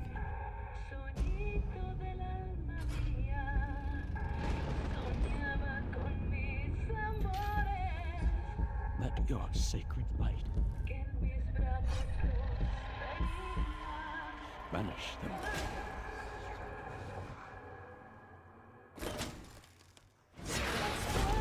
My fucking heart, Jesus. And I am to fall. Let my flesh turn to ash. So my soul may ascend to you.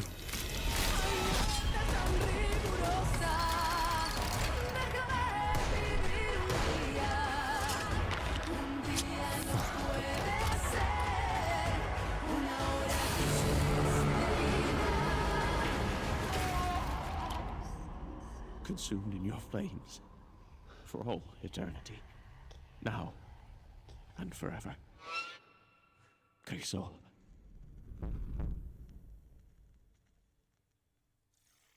Looks cool. Holy moly, that looks good. You're telling me. Kree Soul Theater of Idols is coming to PC, Xbox, and PS5 Kijk, later ik this year. tegen 84 months of And day your 2. Steam wishlist I have just a few heard about moments Gunner long. 2, yep. I hate to say But that release date, I believe, is early access you're thinking of. Final trailer. Okay. You can probably expect the game in like 2 or 3 years from that point. Okay, I'm thinking we both look into that camera right there, Okay. and we're both sad that the show's over. But it's okay because that last trailer is really cool, and so the folks at home will be happy, and we've done a good job, I think. So, does that work? You know, sounds perfect to me. Please enjoy our final world premiere.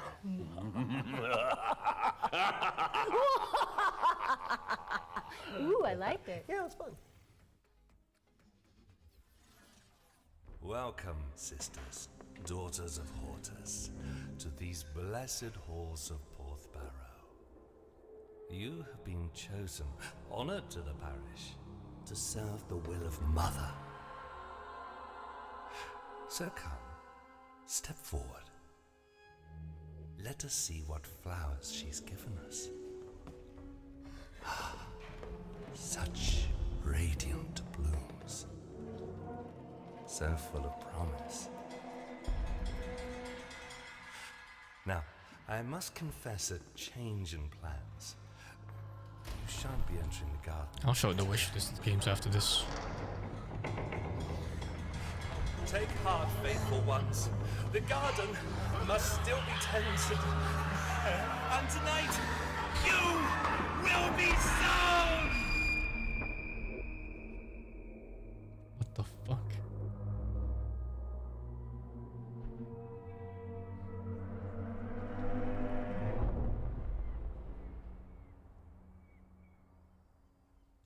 No, hold on. I've got something to show you.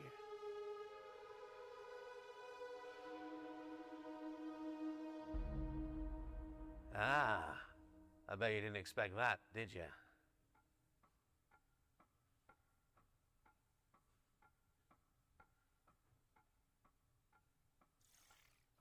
That was your first look at Ritual Tides, a terrifying odyssey where you tango with Lovecraftian terrors.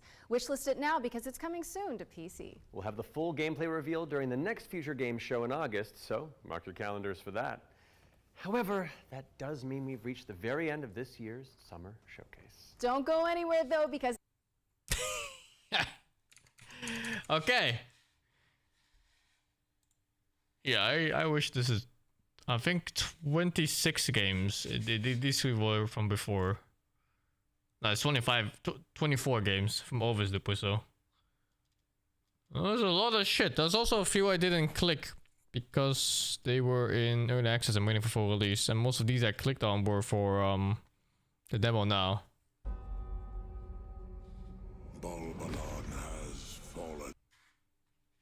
Oh my god, dude, where's my fucking space in my hard drive? Jesus. Game Ball X Pit.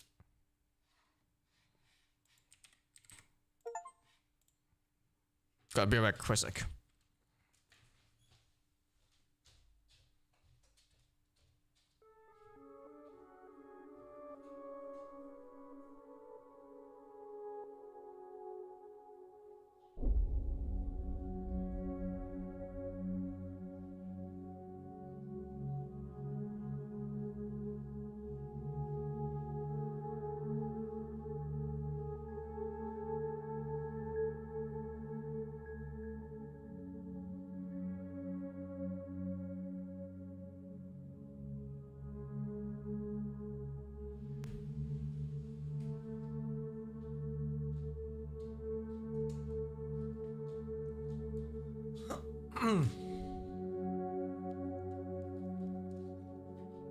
Let's see.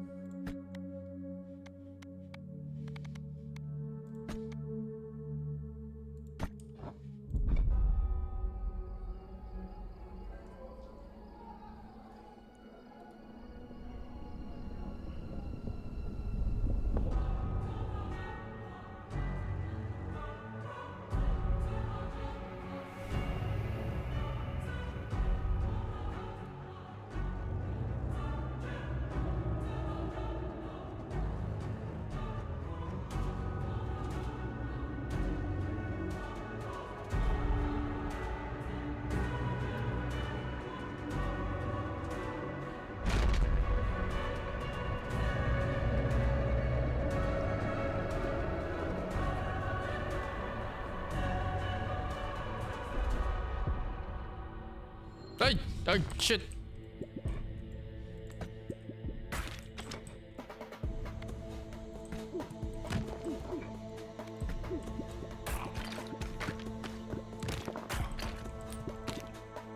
Is there no auto shot in this? There must be auto shot in this. There's no I'm holding left click for the rest of my life.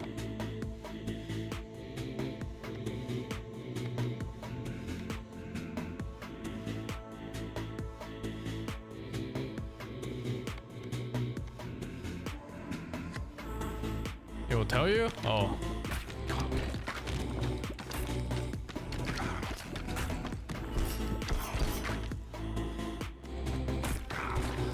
Oh, they can't reach the bottom either, I see.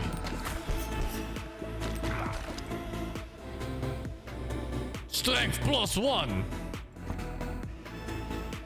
Select an upgrade, what is this?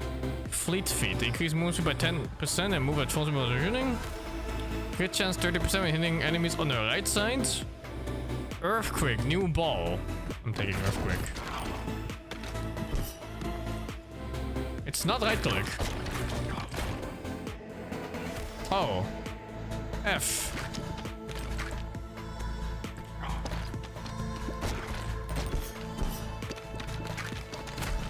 Oh shit.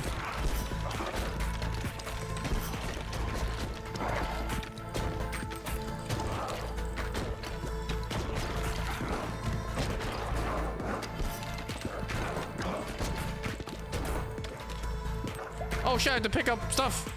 I was trying to go for damage there. Laser.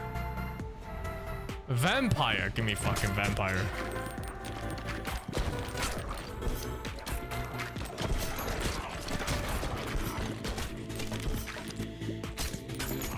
So much better hit from the side for the travel time. Oh shit, dude.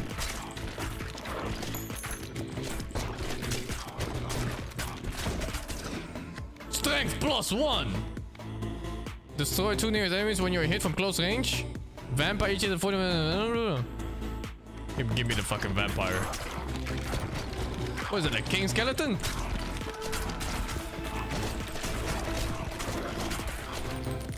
What is this? Fusion reactor. Fusion.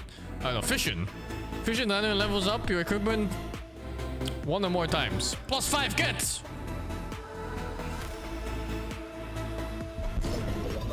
Boom! Plus fuck your mother.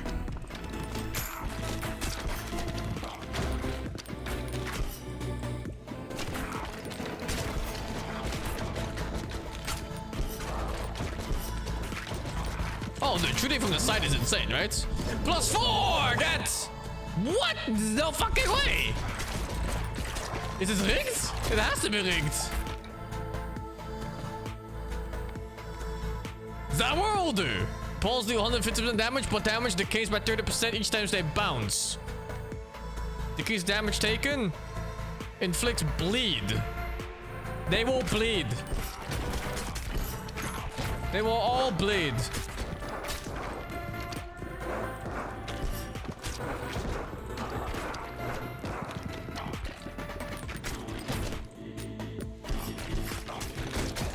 Oh, only when you shoot from the side.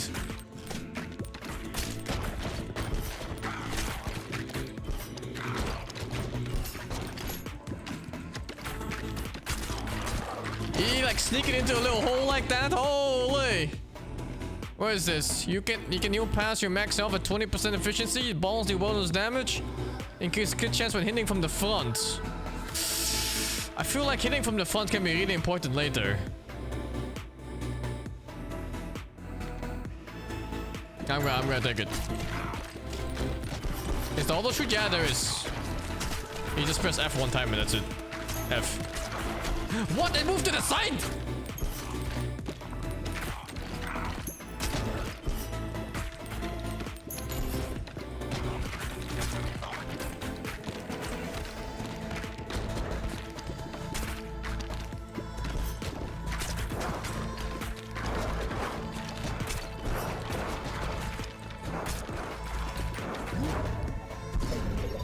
Give me them levels.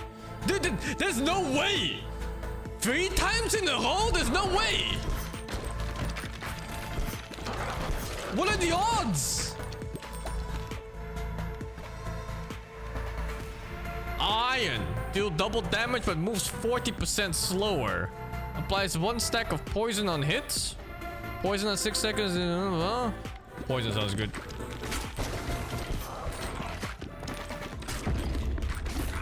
What's happening?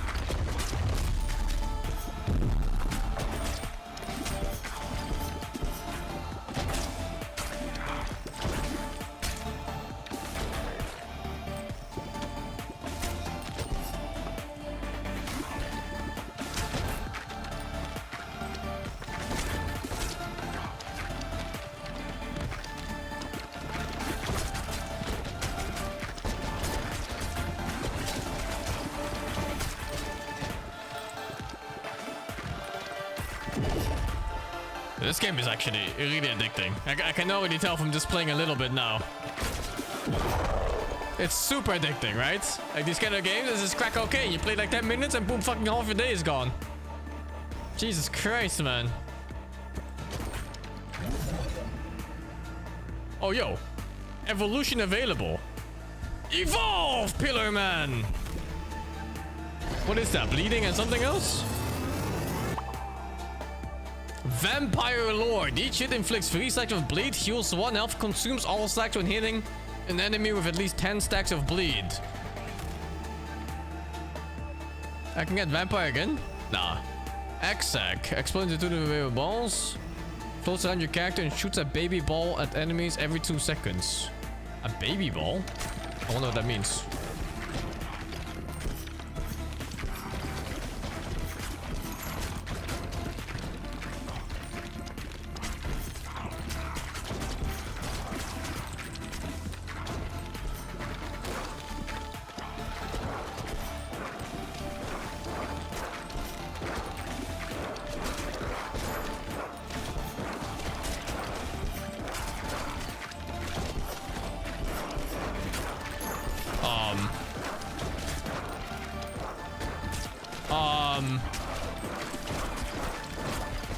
DPS is kind of looking like shit right now.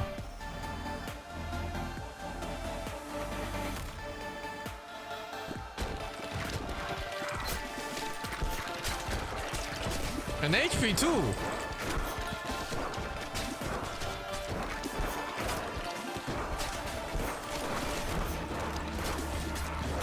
Oh fuck.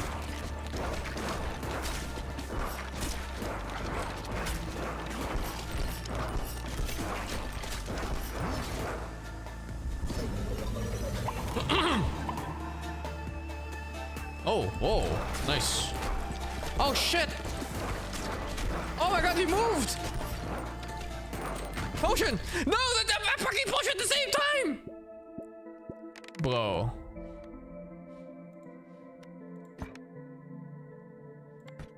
Return to base. Back to first floor. Welcome to New Babylon. Let's plan some shit.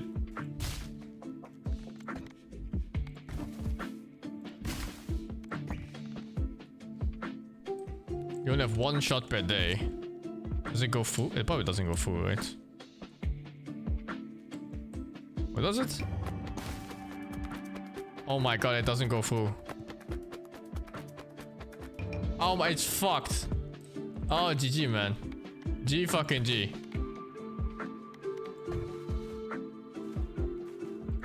And there wasn't the way I was supposed to.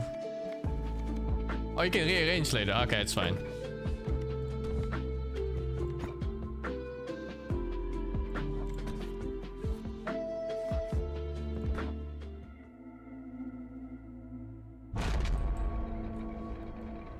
Have I played Loop Hero? I have, yeah. I played Loop Hero a little bit, but I never finished that game.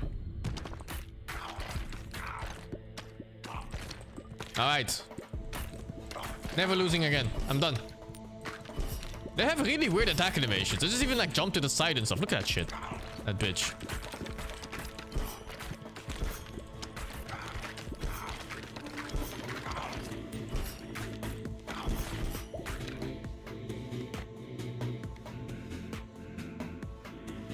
Oh, it shows me synergies now. Balls do 7 damage when they have the hit in the back. And otherwise damage do 40%. No way. Fire rate by 15%. Sounds fucking good to me. Oh my god. They can go backwards? Oh, maybe we could bait them. If they're too far in.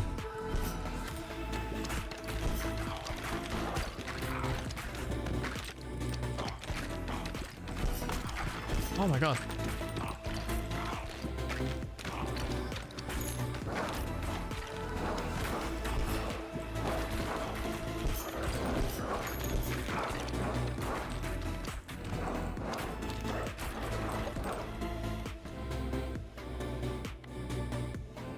Egg. I'm trying the egg.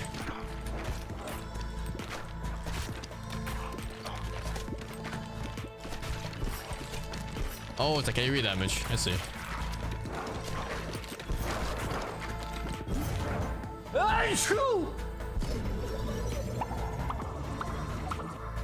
Wow, plus 4 suddenly. So that's so different from my first run already.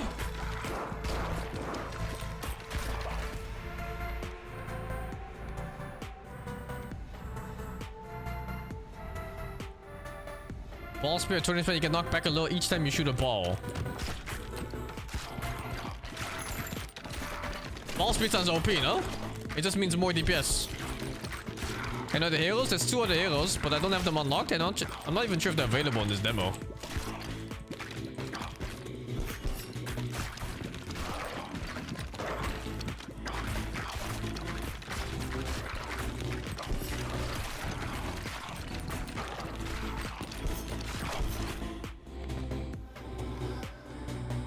Horizontal lasers. Fuck it, let's try it. I think horizontal damage is really strong in this game just because standing on the side means the balls bounce in a much better way than they do when you shoot from the front. Because they go to the back otherwise.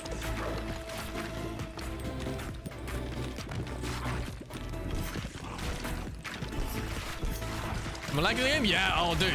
I'm telling you man, these survivor type games, every time I get into them, I get obsessed. I get truly obsessed with these games until you figure out how to beat every single run forever. And then they get boring. But yeah, until then, it is just absurdly addicting.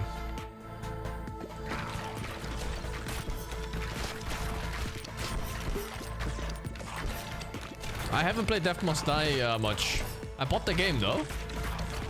I'm waiting for full release for that one. It looks really good too.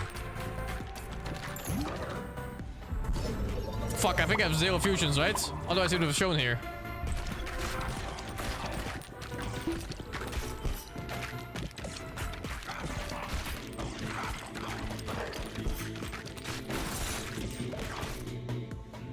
Zero synergies. You get like 10 to 15 hours of enjoyment? It depends on the game. Some you get even more.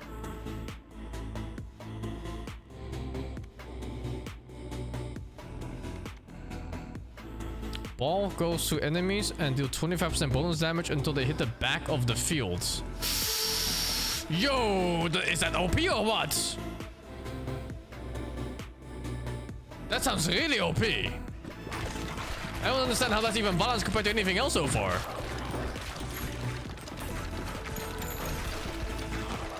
Look at that. Fucking clearing the field before it gets to play. It looks so much better than anything else I've seen so far.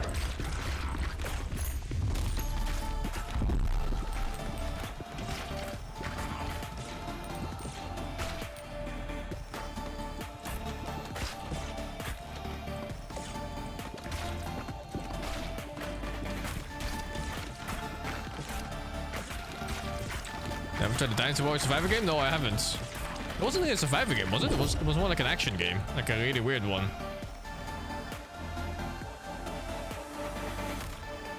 20% crit against enemies in the same column. Eh. All these specific. Oi.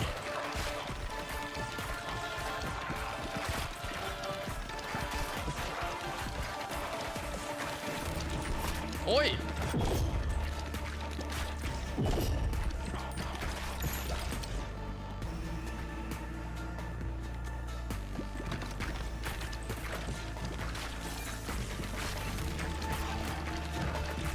Oh, is this thing dying or what? Oi! Oh, okay. New character. Okay, yeah, there's new characters in this. Fusion! 3 fusions! What? Is it like 3 into 1 or just... Can I do all 3? No.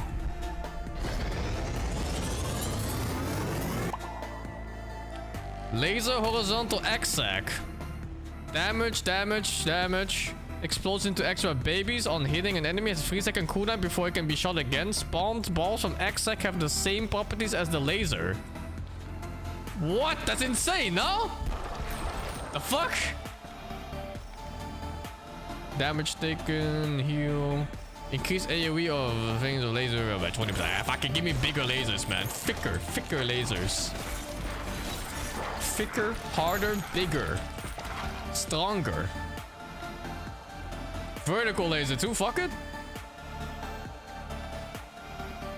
I think this was useless, right? Because I have the ethereal cloak already.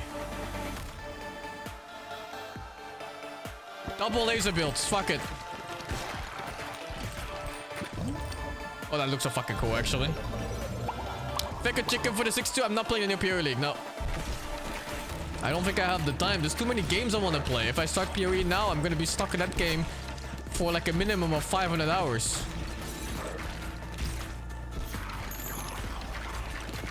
Although I do feel the itch to play PoE, not gonna lie. Hit some creeps.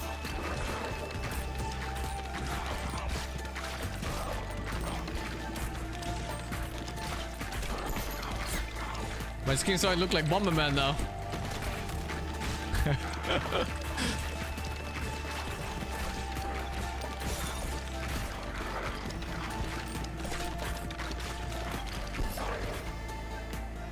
Intelligence plus what? My int is only 3?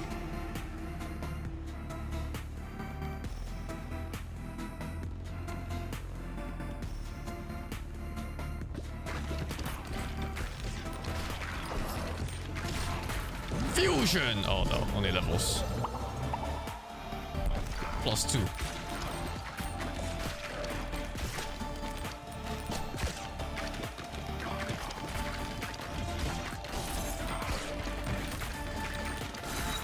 Oh my god, the lasers, what the fuck? They don't get to play anymore, they're just stuck here in the back.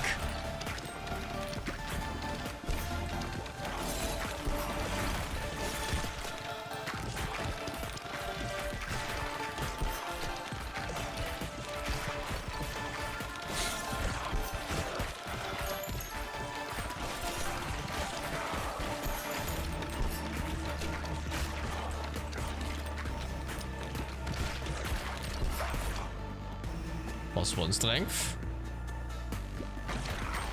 Wait, the other thing's maxed out or what?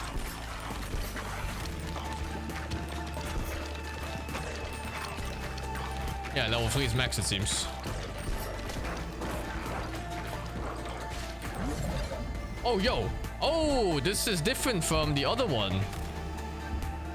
Evolution. Oh, it's so good because now I have a free slot again. Let's see. Freezing Ray emits a freezing ray when hitting an enemy, dealing damage with a 10% chance of freezing them for 10 seconds. What? 10 seconds is death, no, in a game like this. Holy shit, the damage in that laser. What the fuck? Yo, it's getting wider. It's okay, I'm getting harder.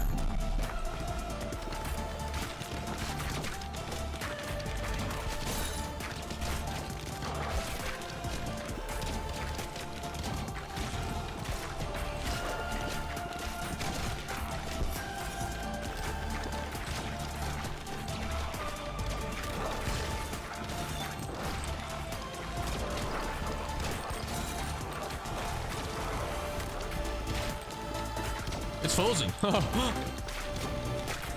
It's kind of weird how it stays in place. Feels like it's always moving forward. Level 2? I can get the vampire one with this. But I think level 2 is kind of better? Now I'll go for the vampire one. Just for the evolution. It's too good, I think. Like in these in the kind of games you get evolutions, it means you free up slots, right? So you get like an extra weapon basically on top of that.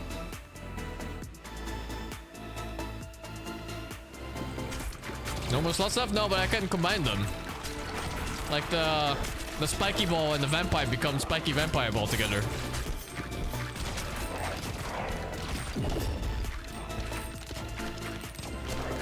Oh, I'm cocking myself, man.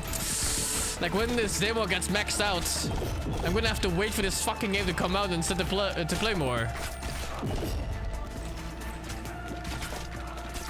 Am I even killing this?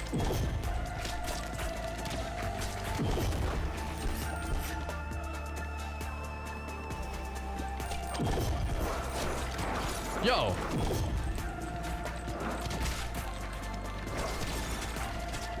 Yo.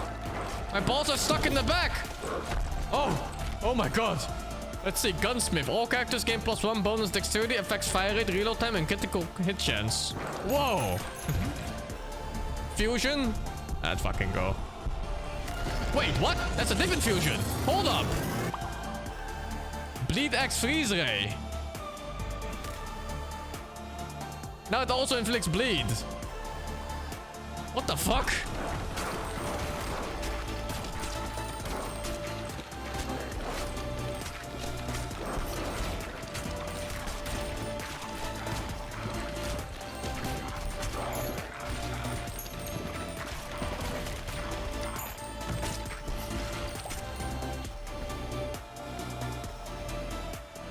Get the freezing ball back.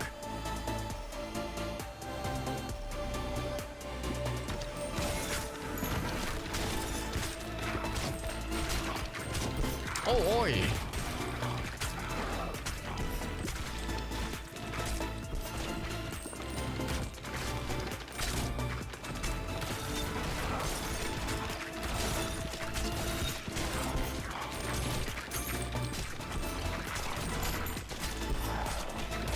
I kind of want to upgrade the vampire one.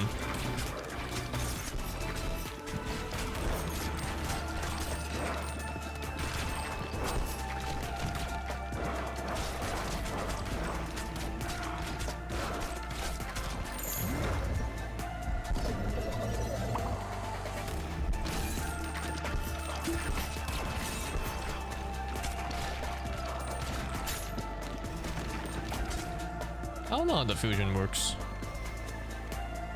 Wind passes through enemies, slows them down for 5 seconds, and 200 damage. It's a slow. I don't like that it passes through them because it doesn't really synergize with the other passive I have, since it makes stuff go through them now if it didn't before.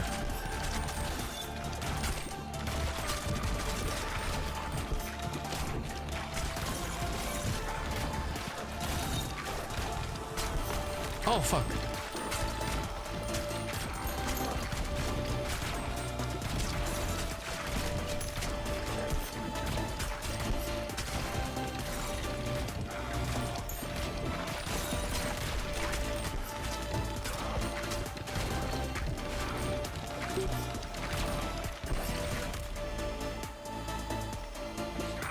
Two healing now.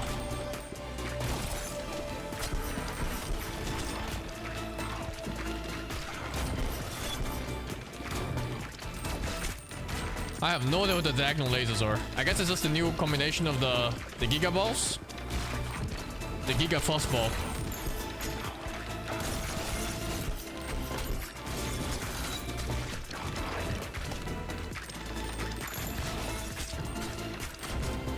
Oh, I caught it perfectly. No worries.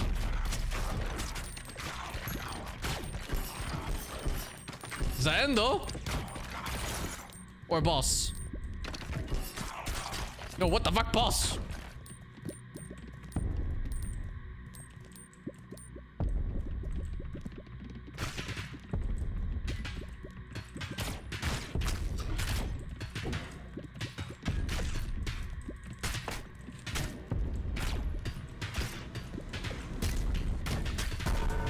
What does it say on the right? Skeleton King. Oh.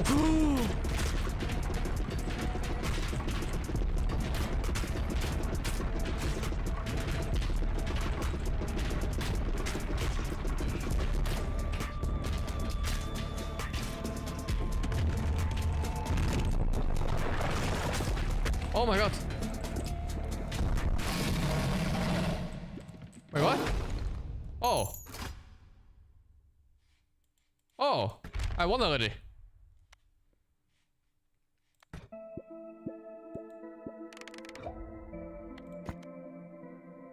Select an upgrade. Increase the harvest clock by 0.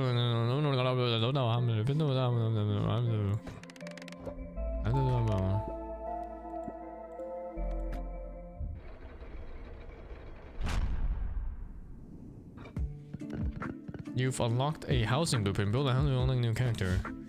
Housing.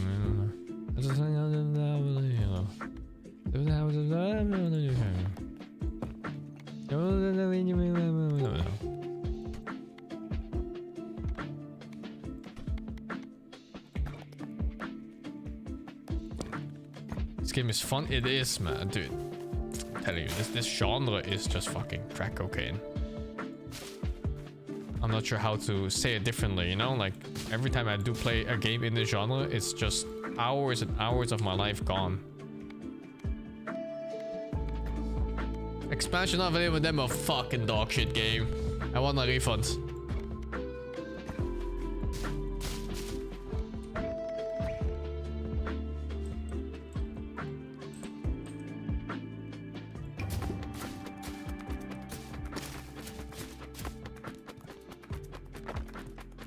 Oh, I have 2 heroes doing it now, I see.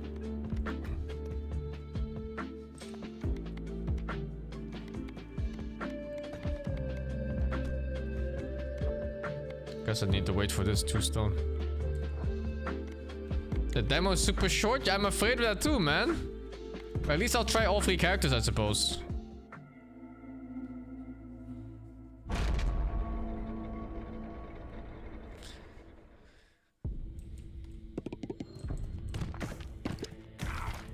Wait, what's my specialty? What do I check?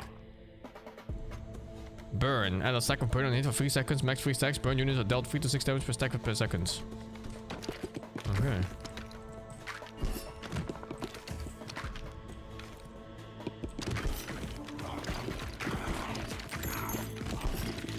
It's so much better to shoot from the side, right?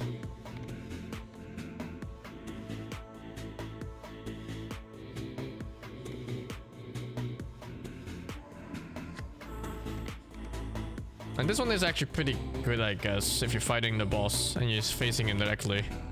Nah, fuck it. Rerolling that shit.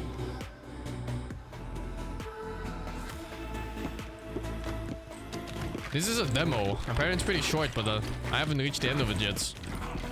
I think I might be soon, though.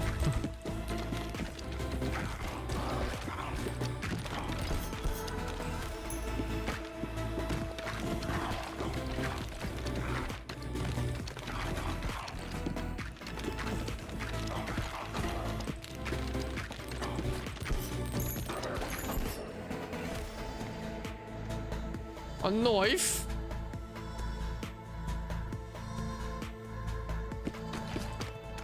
Slower balls, but they speed up every bounce.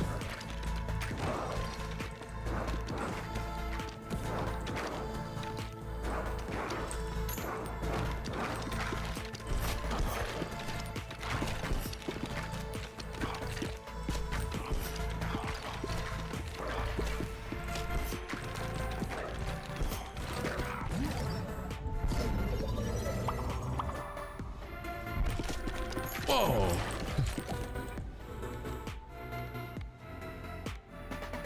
Lightning balls.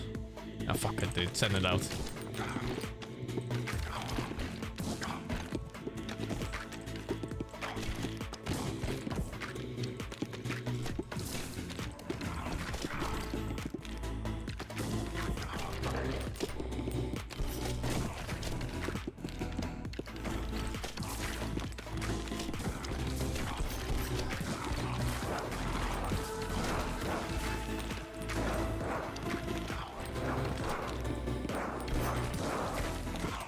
Lightning ball seems not good.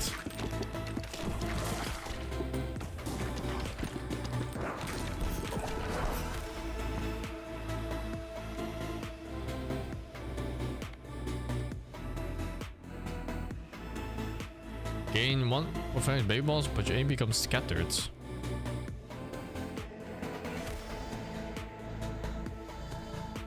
Deal double damage, but move 40% slower.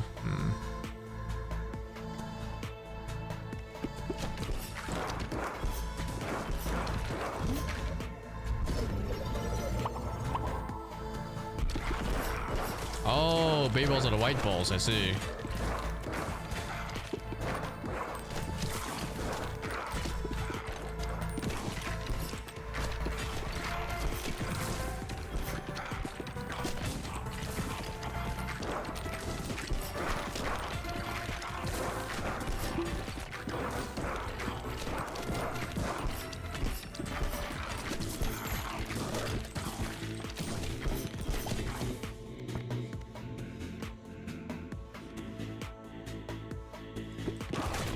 Lots of AoE damage. Somehow it doesn't feel that nice.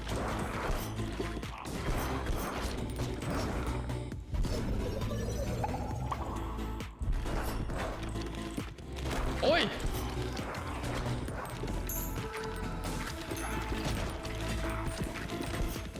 Some bit of character stats? I think it's a mixture of random things like attack speed, ball speed, damage, and a bunch of other things. Extra balls? I'll take extra balls.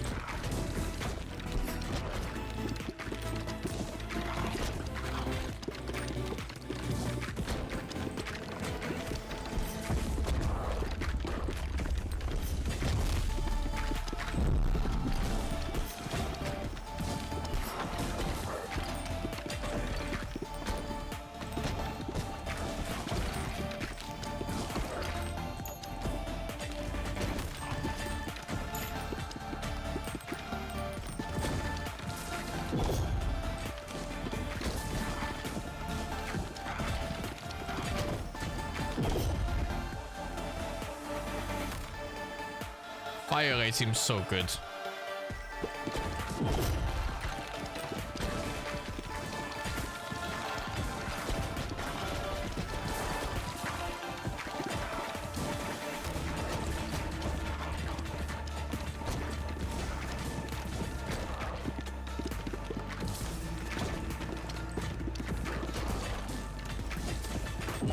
Oi! 50% more bonus, good chance I get away with back shots. Is it pretty hard to hit people in the back in this? Evolution. Fire and iron.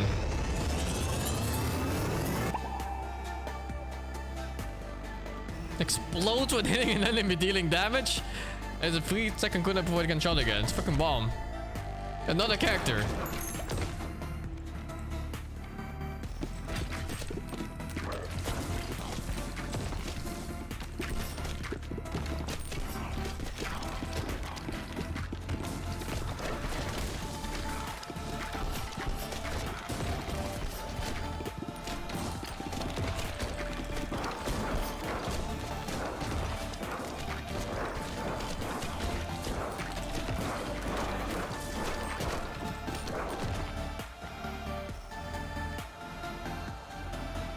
When you catch a special ball, automatically shoots minus 1 to 3 new baby balls in random directions. That doesn't sound great.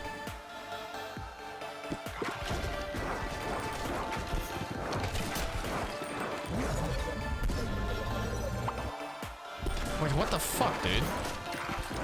Oi.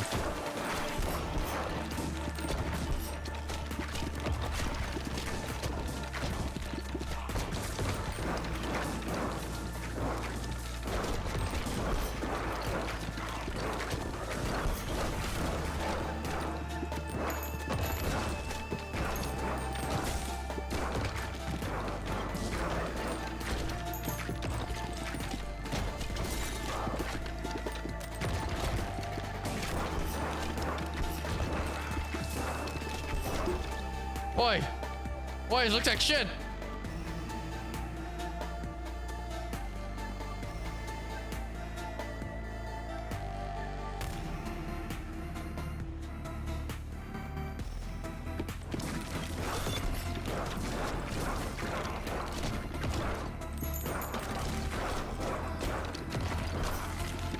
What if area includes the bomb? Oh my god.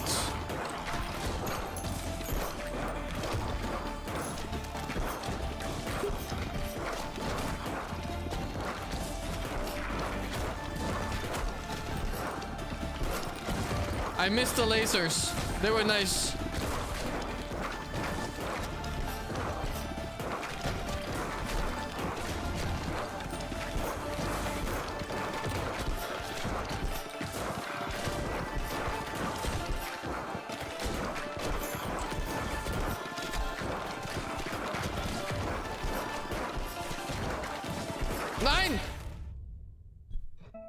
I think the bomb kind of nerfed my build, no? Because it added cooldown to 2 of my skills. Both are better without the bomb. Like the fire and the iron ball was just better without it. What a fucking nerf, man. Thank you, button up for the 21 months. And the bomb sucked fucking dick. How do I dismantle? Oh, it's free to dismantle. Let's get that new one. Oh, I need 5 wood. Oh, fuck.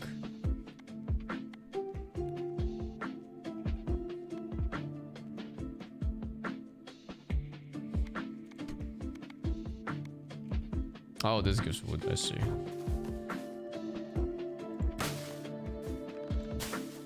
Probably gonna do cacked out if I just do this, huh?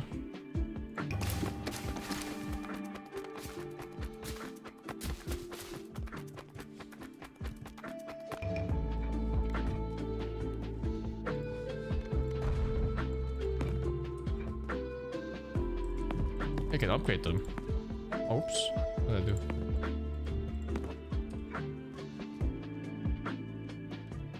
Oh, I see. Well, whatever.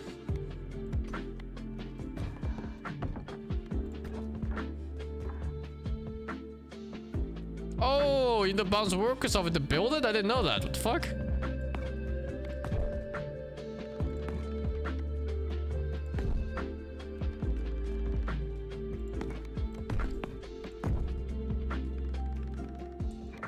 Okay, good enough.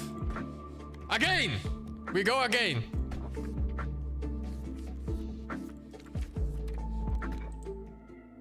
Thank you, Marazio, for the 48 months. Oh my god, it's almost 6 PM already. Time goes so fast.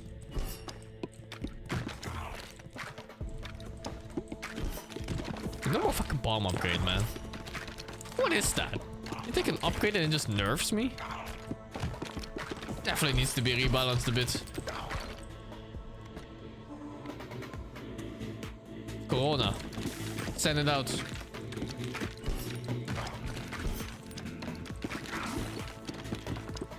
Fire is probably super good with Aphero, but I think Aphero in general is just overpowered, no?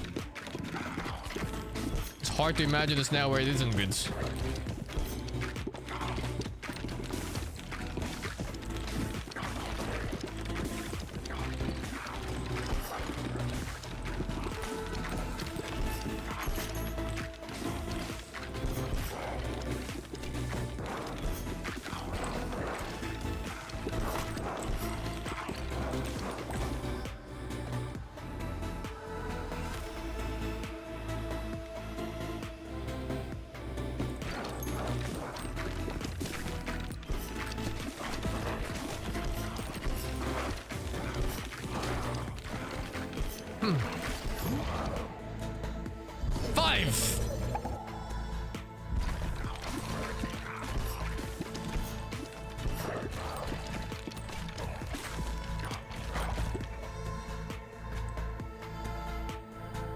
Egg. It's gotta be some kind of fire explosion egg thing going on here. It's gotta be.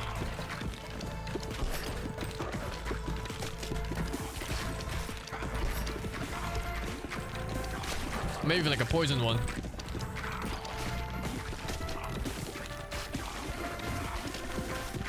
Oh, I can speed up the game like this. It's kind of nice.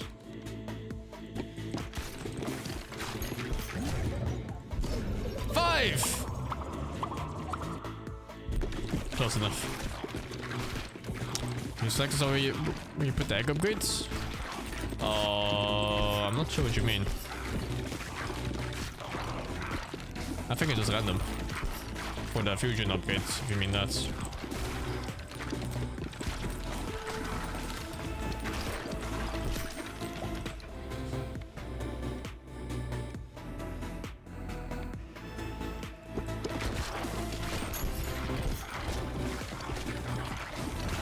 Oh, you mean like the placement of the weapons? No, I don't think so. I think it's more level aligned. I think they both have to be like level 3 or something like that. Let's fucking go.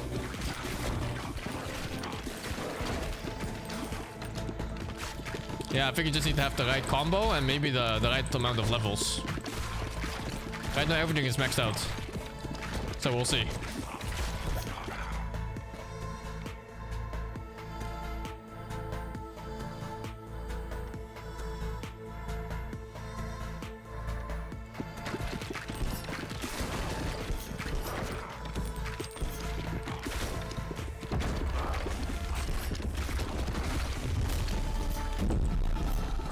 This build feels a lot stronger already than the other one. Like I'm just zooming around here, getting everything that should spawns instantly.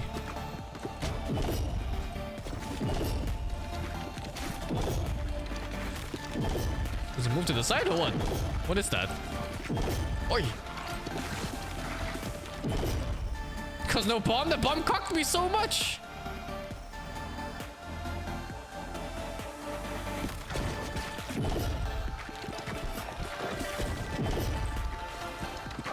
Is it the right side? No, it's just from any side, I think. Wasn't it? Oh, what? It's the right side only? Huh? Every 7 to 12 will spawn a stone soldier with 194 health on your side. Stone soldiers are immune to ball damage and move up in the field, blocking and attacking enemies in the way. Look at all this fucking shit. What is this? This one is the left side. Ah, fuck it. For London sides. Oh, I got that fusion thingy. Oh yeah, I think they just have to be level 3. Oh, also fusion and evolution are different things. Can I look for it? No, what? I should have looked for what it was. I just clicked. Magma. Emits blobs of lava. Enemies walk over one, deal the damage. Blah blah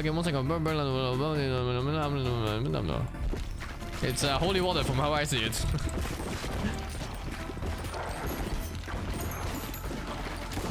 Looks good anyway.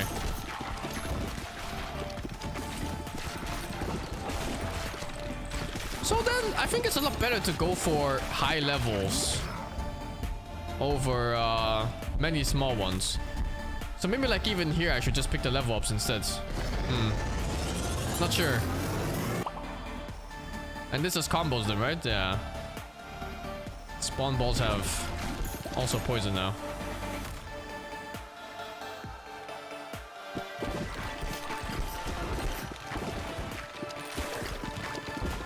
It does look like one of those mobile phone game ads, I agree. But it's super fun. And I want more, but there isn't. I'm getting cucked for at least probably like half a year at the minimum. This guy not spawn laser? I think he's just unlucky.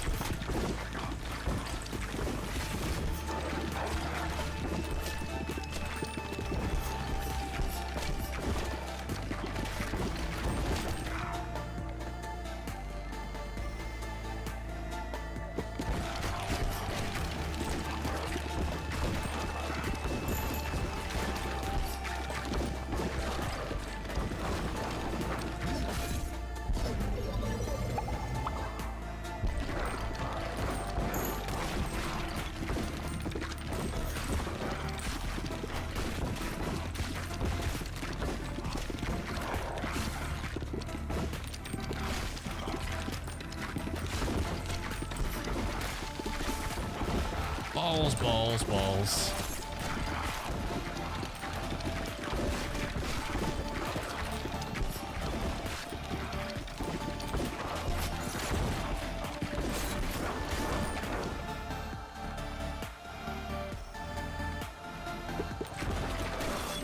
Trying to get them level 3 so maybe they fuse again.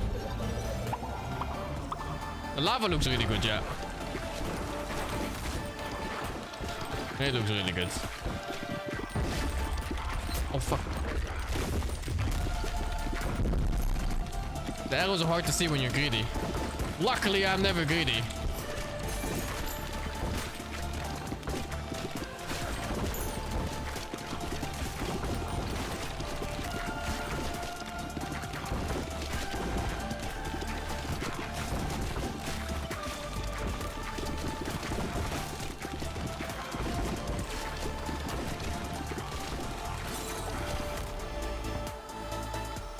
Well, that's a laser. I got that to take the lifesteal right now though. To sustain. My damage seems fine. Magma and freeze. Sounds like not good.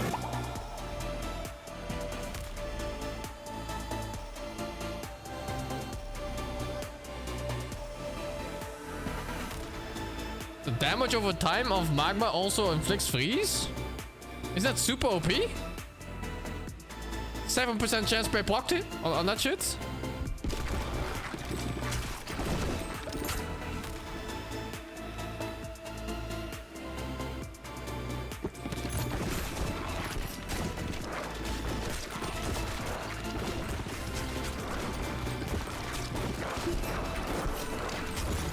How come I feel weaker? Will I feel weaker here?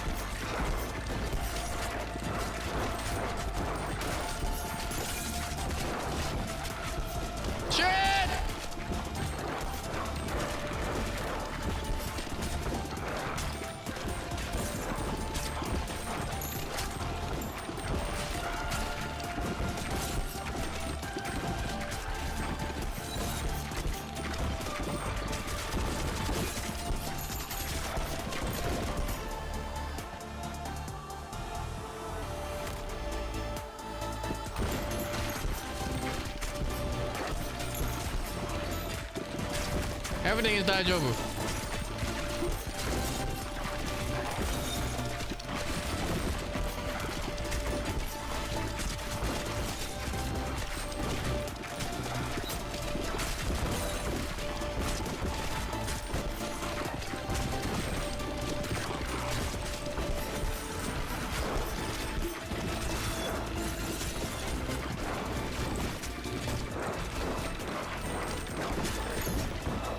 Oh shit, oh I should have saved it.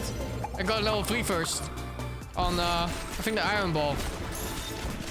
Maybe it's fine.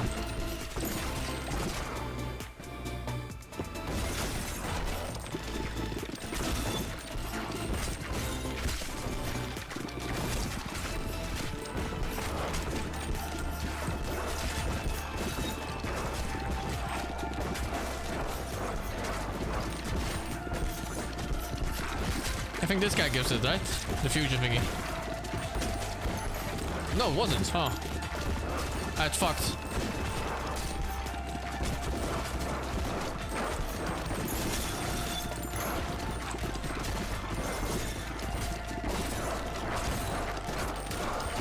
It's fucked.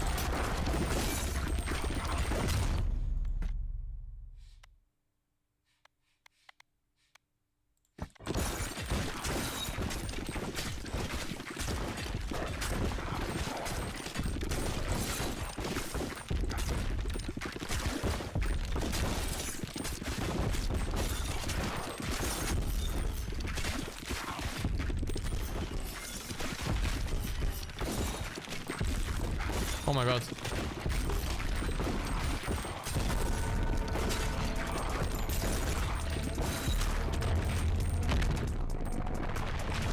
Wait, that's for one of his arms? No.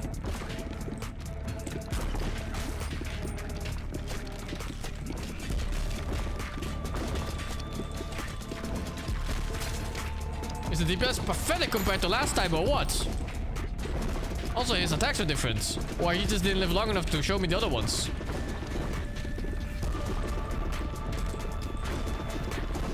I invested so much in the lava freezing ball, and he's not sucking them up. It's like my main attack, and it's awful here.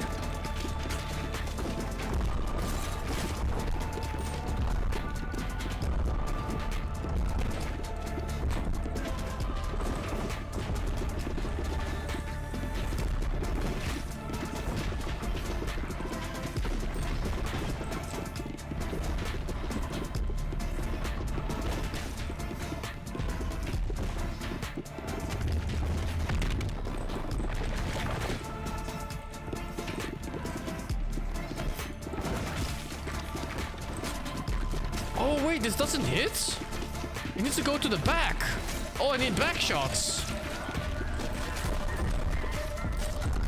The other time it hit because of the laser, I guess.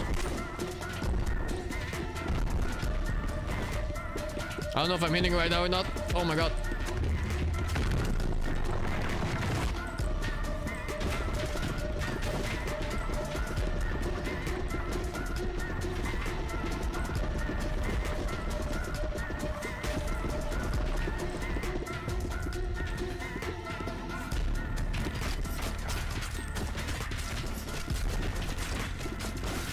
Fucking 0 DPS build.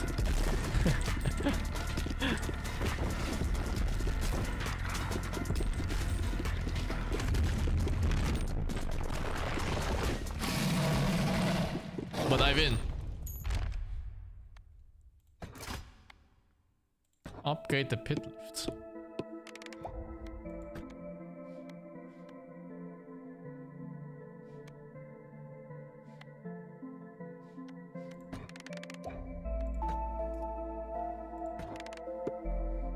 Oh, there's a lot of progression. This game needs proper scaling, otherwise it's gonna get way too easy, no?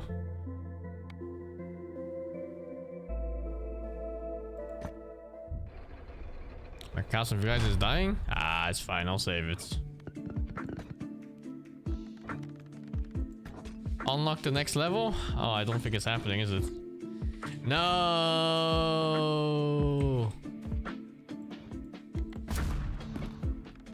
Can I move this?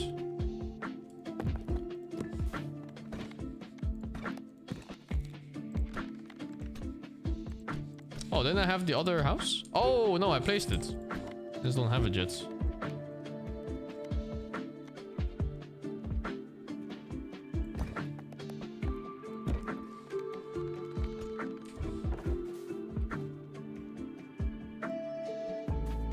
Fully upgraded this.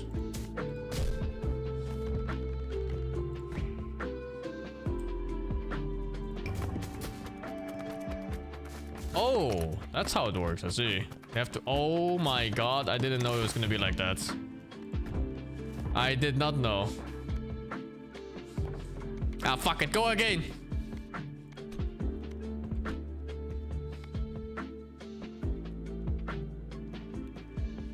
This guy seems OP.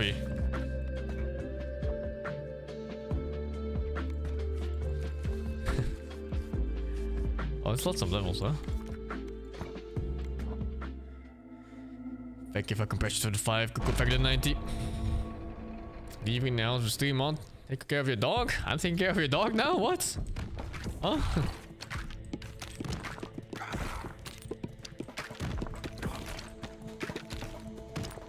Wait, that was a difficulty choice?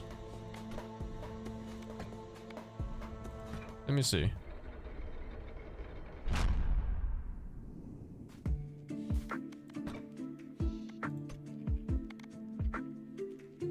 Where? Is it after this?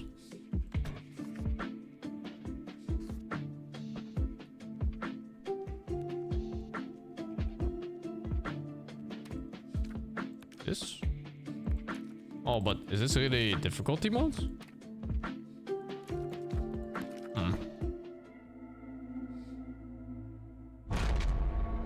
Seems like an alternate mode rather than difficulty. We'll see.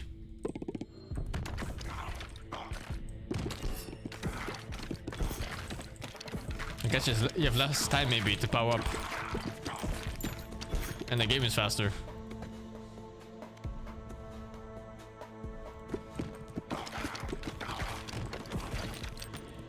We won.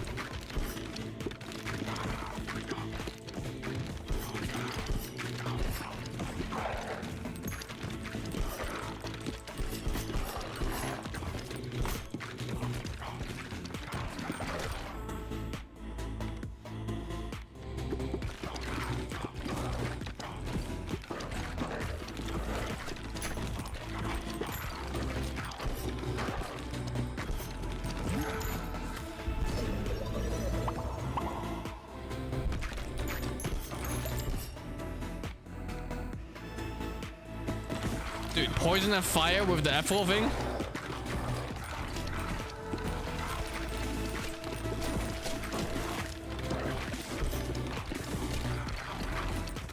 Yeah, that's what I thought. That's what I thought.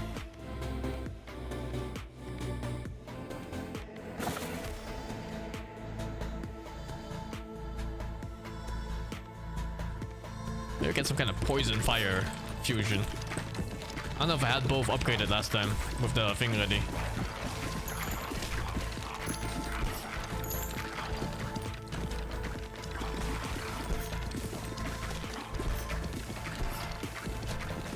How are backshots balanced?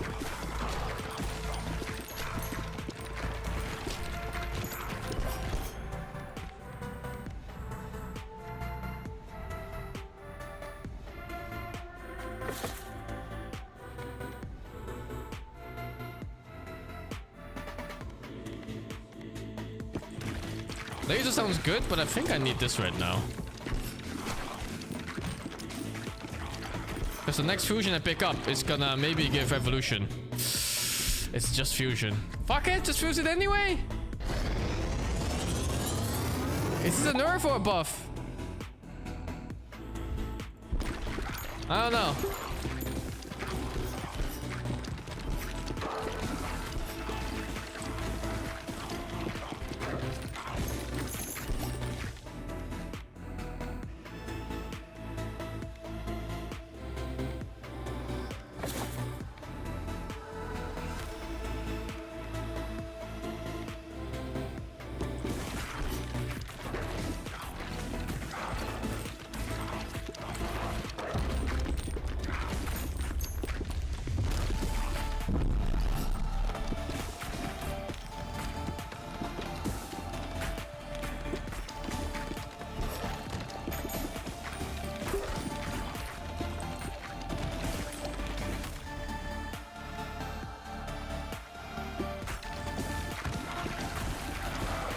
Fucking full damage over time builds.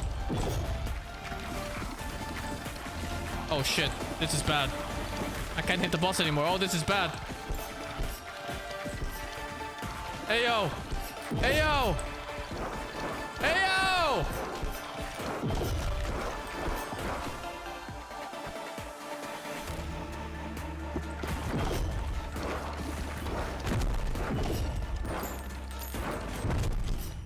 Okay, maybe the ghost cloak isn't always good. Maybe there's times when it's not good. Also, I think picking up the thing was not good, the combo.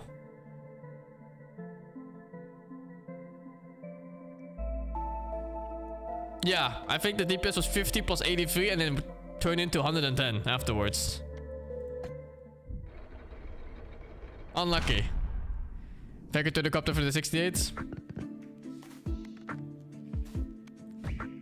And now you know. I'm trying to get that house out. I don't know if can I do this?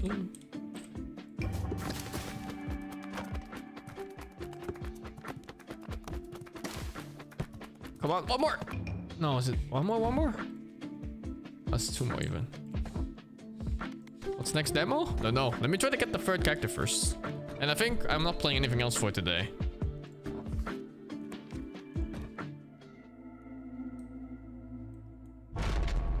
Maybe that car game. The car game looked fun. Also like the same genre. But instead you just put 10,000 guns in a car. I have like 1 billion games to play. It's Ratatan too. Dude, Ratatan looks so fucking hype. Full on cocking month. He's playing all these games.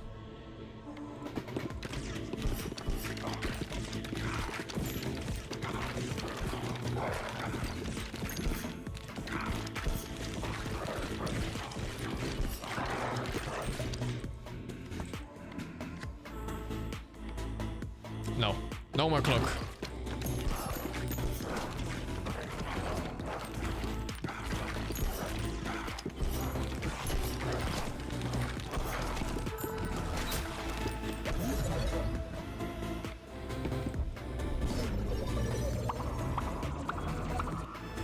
+4?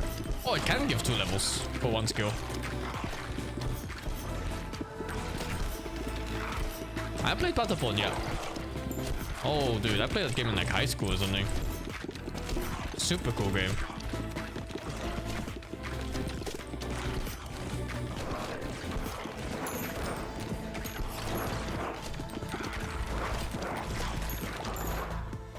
Never good at the game though.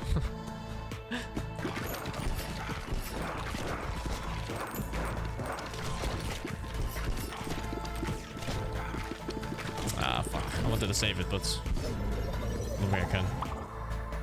I've seen Jump Ship demo? I don't know. I haven't kept track of all the names of the games I've been looking at. Far too many.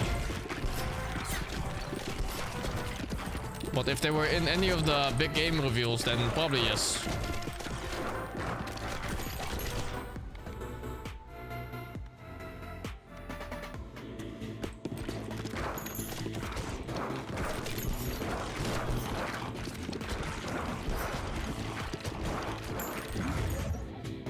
Evolution? Oh, it's magma again. Ah, okay, let's do it.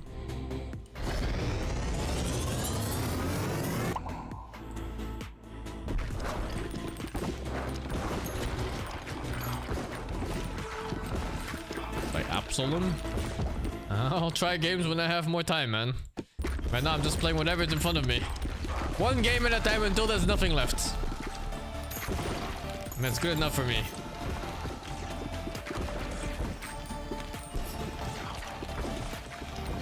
I'll play Resident Evil 2, yeah.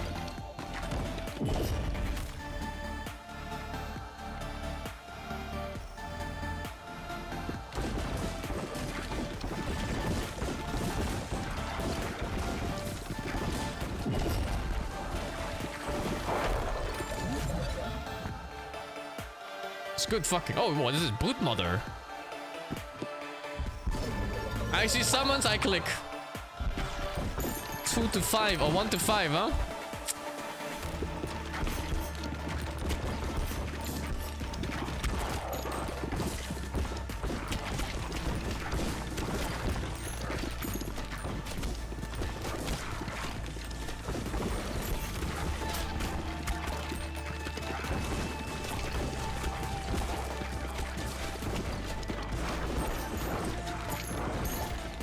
Oh shit.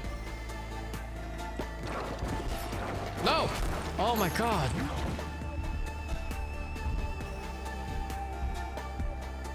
This seems like a horrible combo, no? Like these two? How about laser Brute Mother? Oh, the small spiders can start shooting lasers too?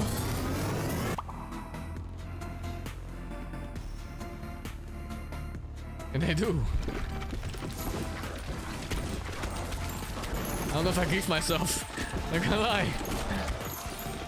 I haven't even seen any of the babies yet. Where are they?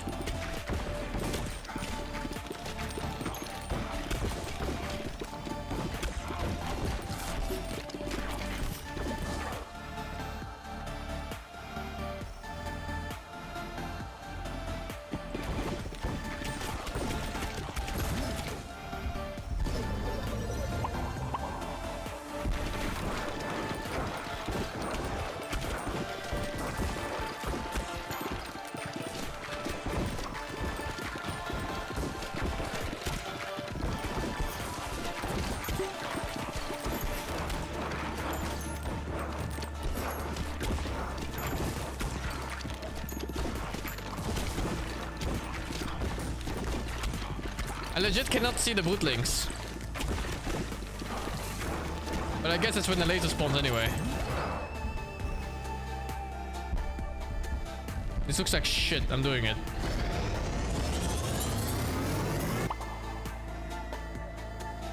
Yeah, it looks like shit.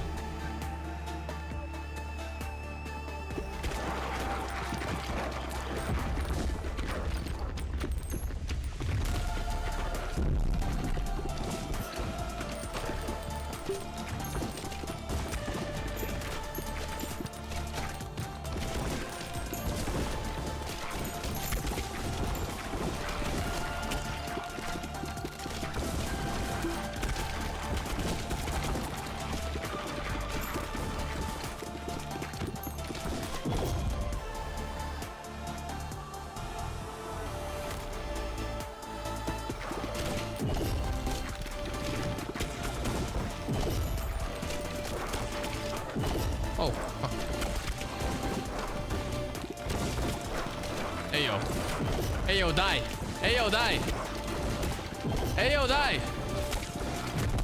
Die! Oh my god.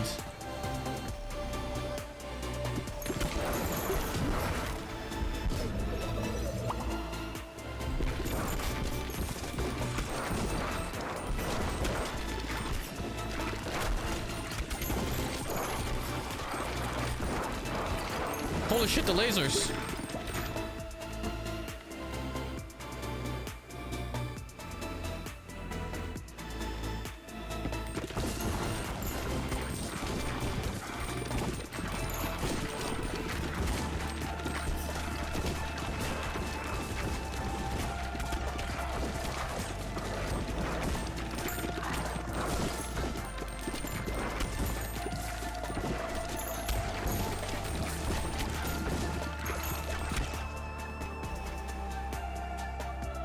Balls that hit flaming enemies light on fire and deal bonus damage on next hits.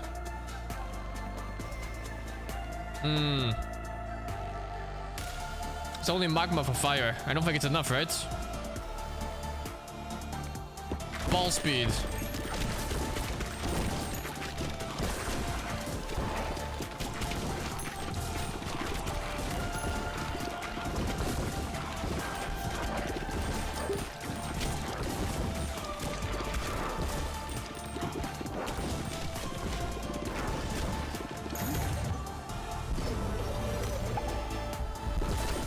I want to cuck.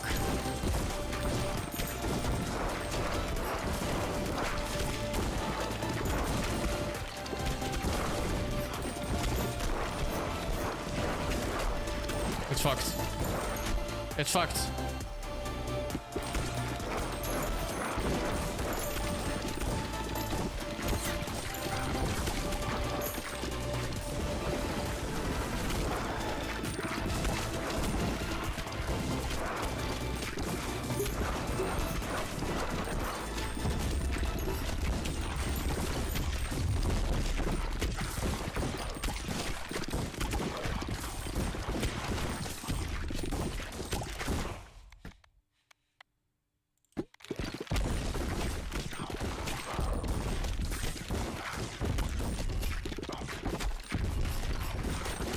Oh! Oh, please! Ja, bitte! Ja, bitte!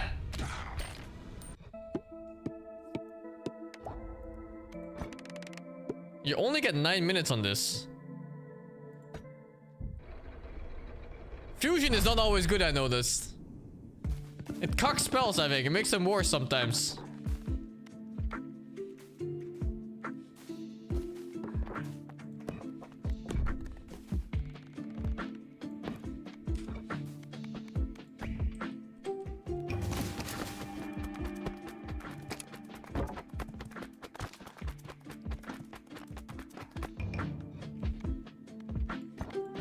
New character. Balls do 5% more damage each time they bounce, but when they hit the back wall, they return to the player, damaging each enemy they pass through.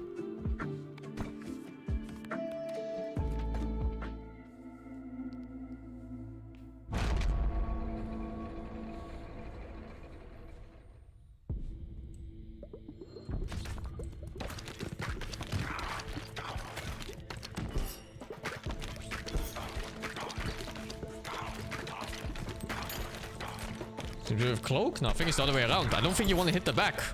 You want to keep them away from the back.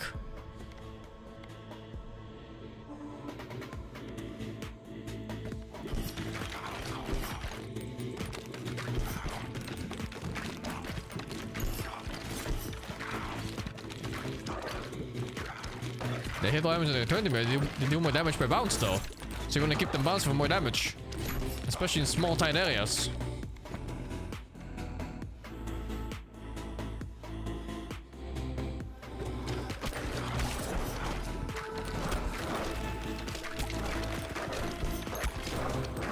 At least, I think so. Maybe you can get them fast enough that they go back and forth from the all the way to the back. And then back to me again. Not sure.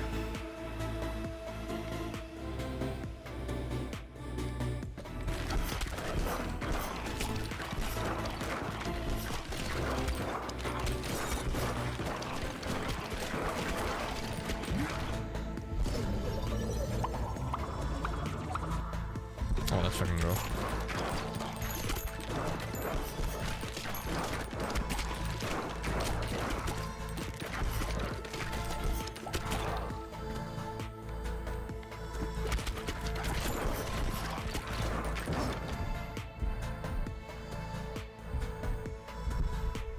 No, can I go back? I can go back. I really think it's not worth.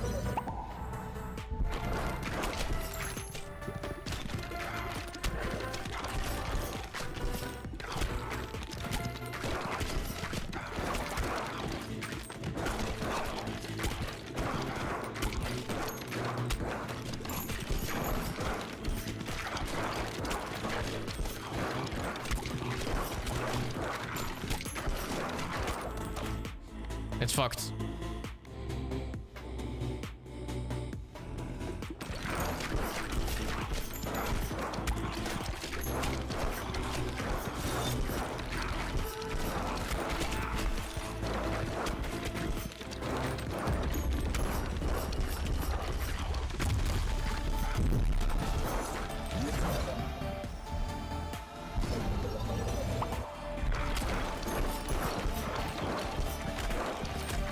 Yo, what is this?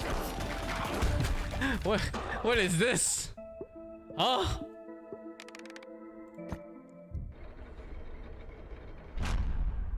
It's completely fucked.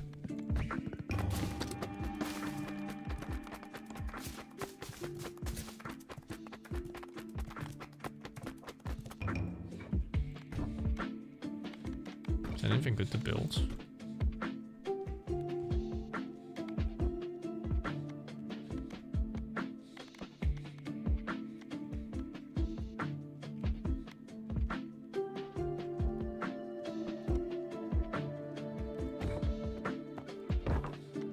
+1 speed.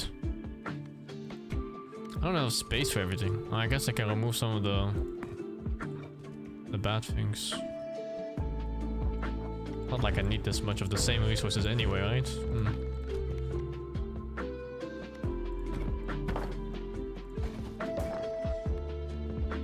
I guess I can upgrade these two later.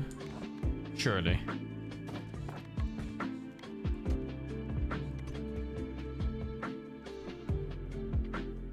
This one just seems OP, I think. Try him again on fast mode. How am I? I am doing good, man. Today is a good day.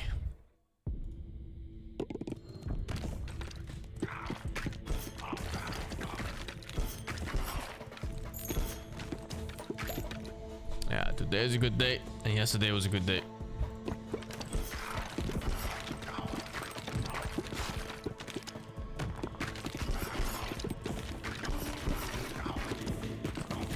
I'm getting cocked a lot though.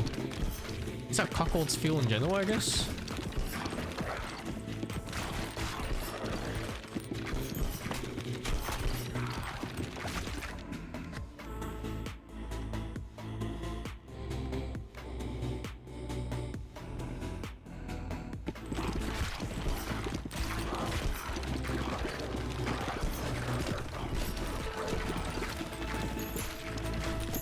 I can go do for the 11 months.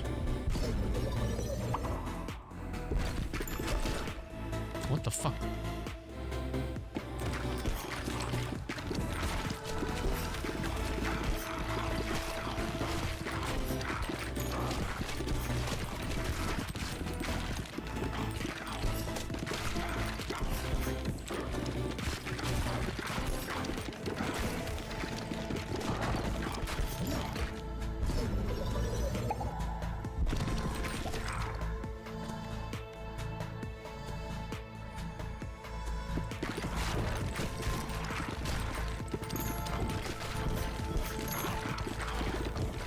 I don't play much Dota 2 anymore now.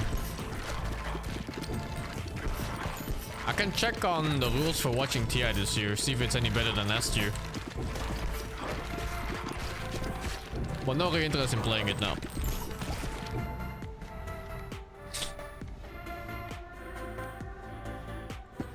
It's the same? Oh, that's so bad, man. Yeah, end of an era, honestly, for Dota. I think the actual golden years of watching Dota TI from TI 1 to TI 7 or 8 or so, it's over.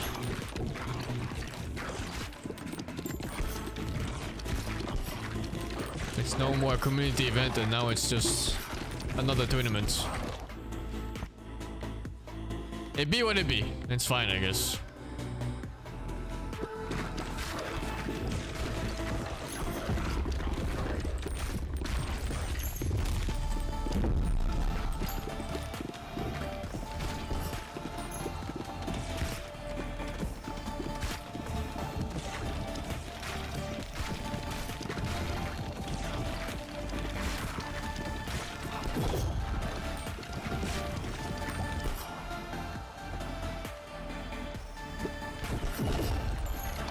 So much XP from those the big cubes. Holy.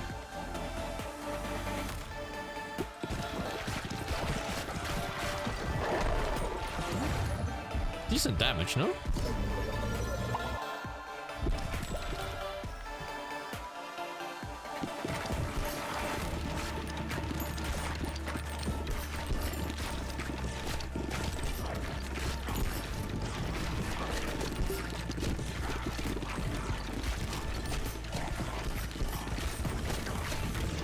Yeah, the +1 is kind of scuffed, man.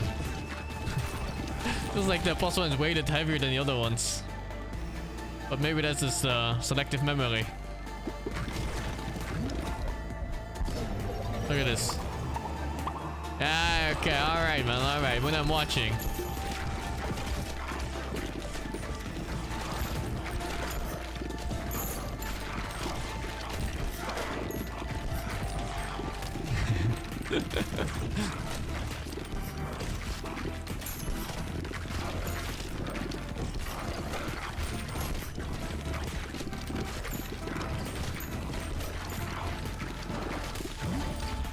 Oh? Fire and wind becomes Inferno. Applies a stack of burn to all enemies with a 2-town radius. Burn lasts for 6 seconds, dealing seconds. Oh, holy shit. Do you see how big that shit was? Level that shit up.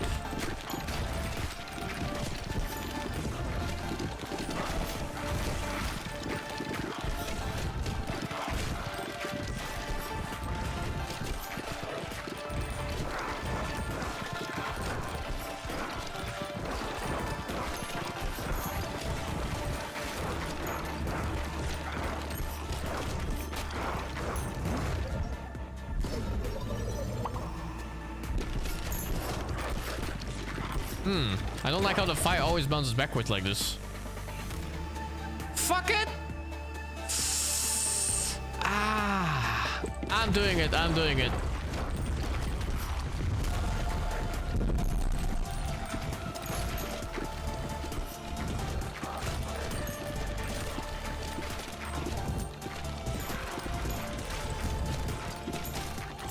It should be good with the fire one anyway. It does show how much damage it does at the end of the run.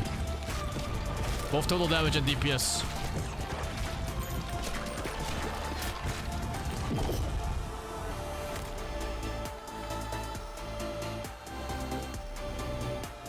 I want to heal.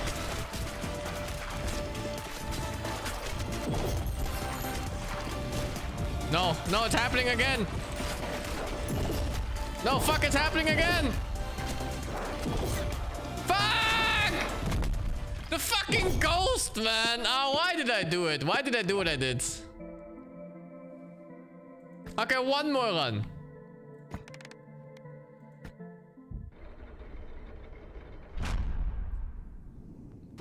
And when your balls get stuck to the back, what can you do?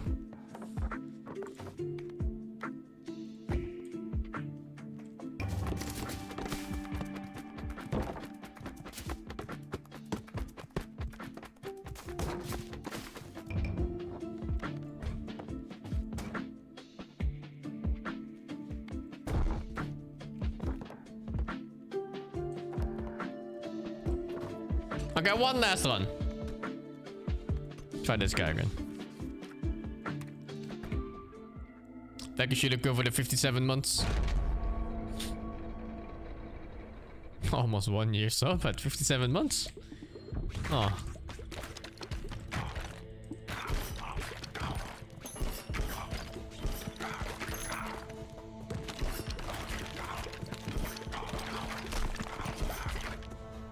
I don't know if Cloak is good on this. It's either really bad or really good. I haven't really decided yet.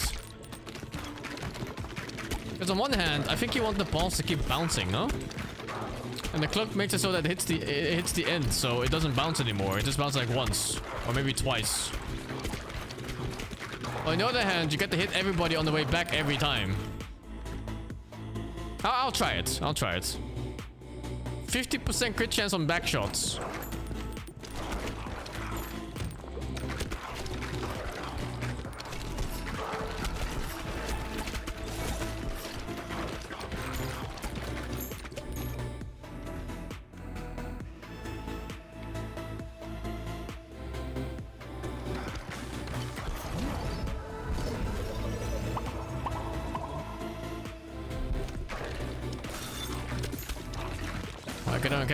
They can back shots. It will go through the enemies from the back once I get the Ghost Cloak.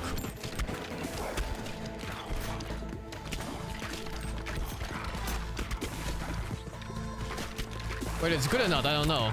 Because every time it bounces too, you get more damage per bounce. Which sounds really nice.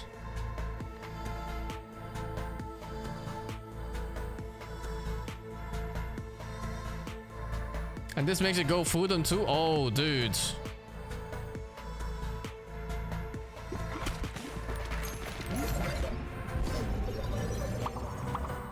I need the Ghost Cloak.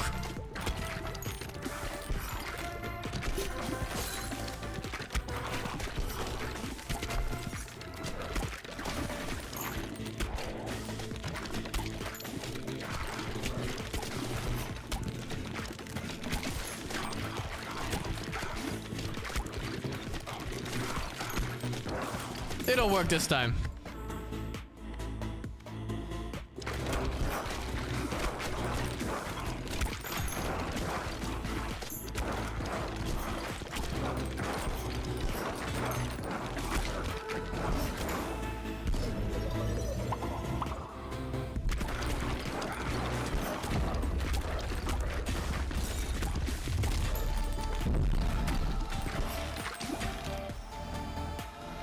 If I even get the ghost thingy.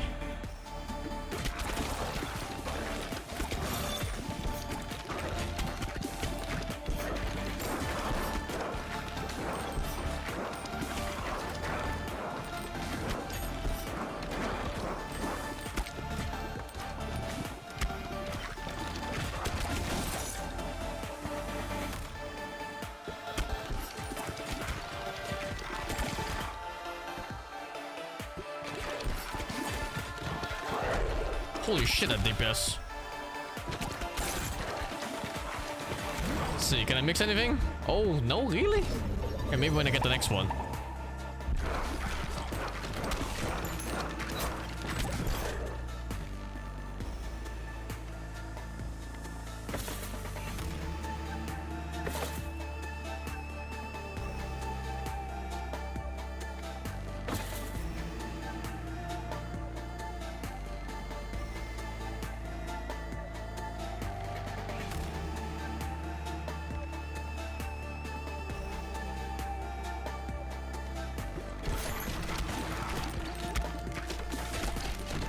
Hey, yo.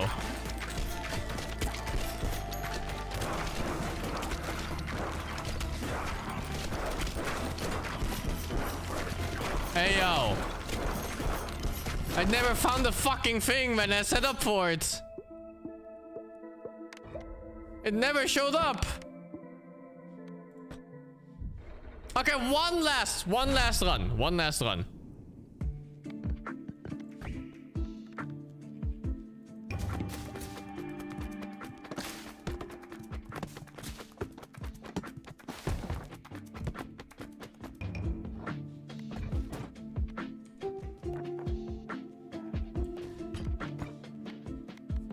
Going for this one, man. Fuck the other character. Okay, I'm done. I'm winning now. Wast, thank you for 14 months, dudes.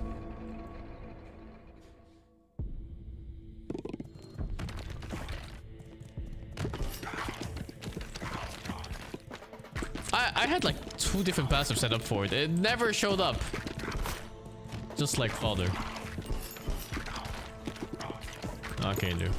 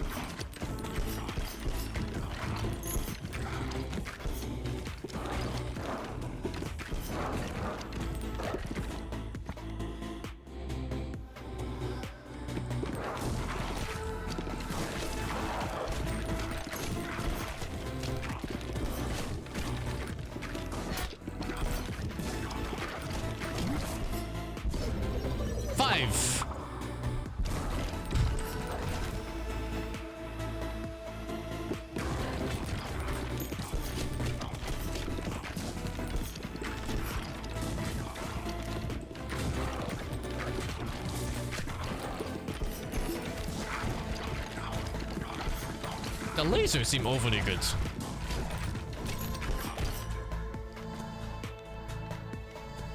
No. No. No, no, no, no. No more cloak on this guy. No more.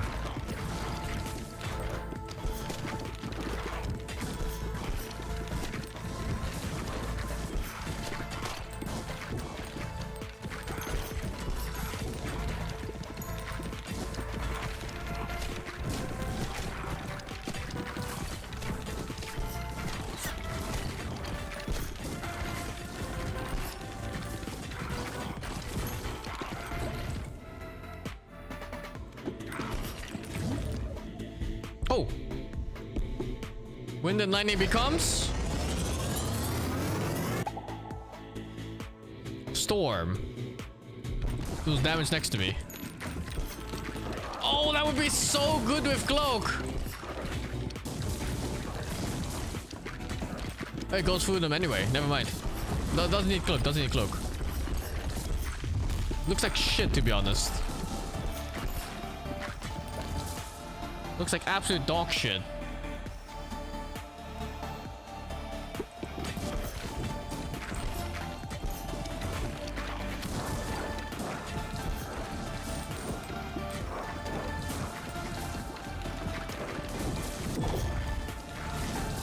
Actually, holy. Never mind. It's insane.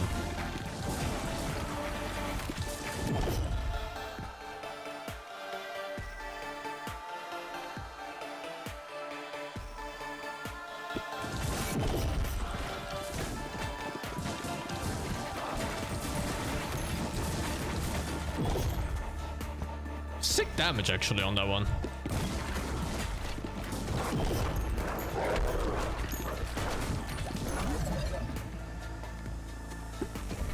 +5!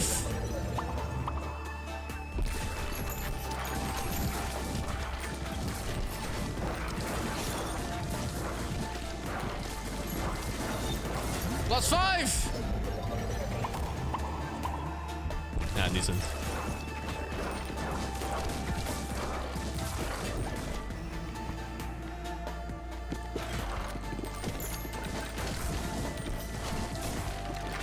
But that would be really good with the frost. Like it's gonna go through the enemies, freeze them too. Yeah, right?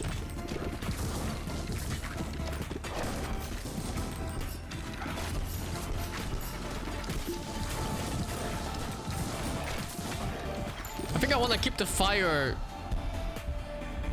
without it at least. I want fire to be my single targets.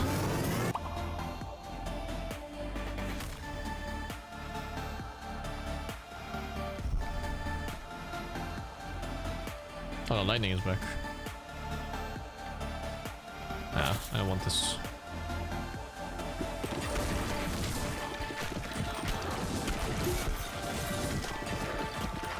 Holy dude.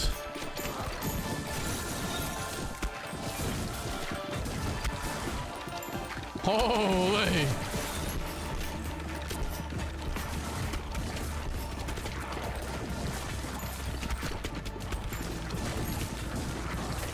Taking a level first maybe, if I pick that up.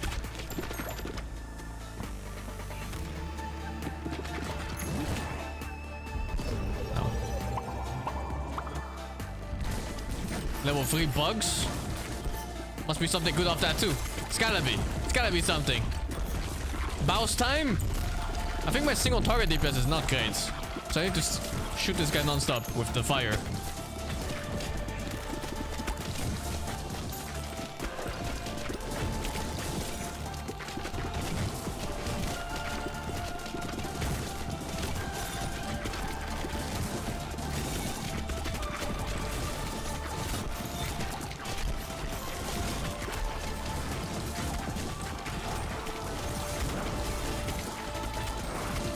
Oh boy. Oh, he died already. What?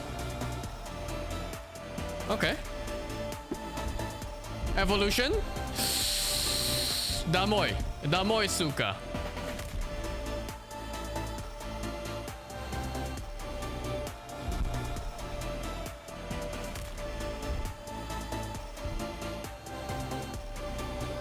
What if bomb and fire, and then I combine it with bugs? It's gonna give me 4 bombs? I'm trying it.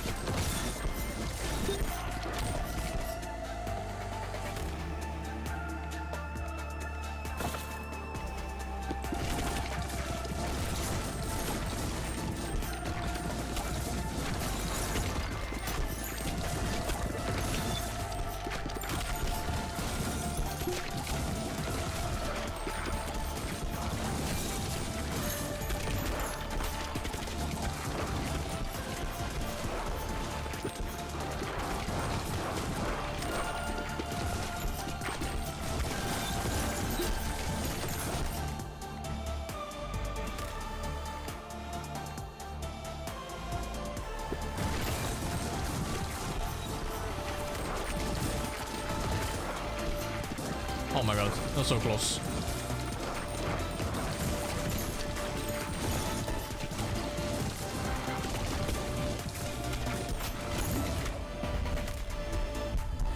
Here we go. Bomb and bugs.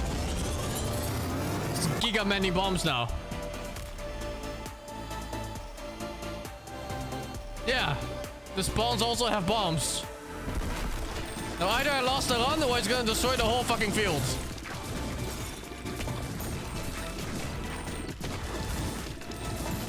I think we lost. Actually, it doesn't look that bad.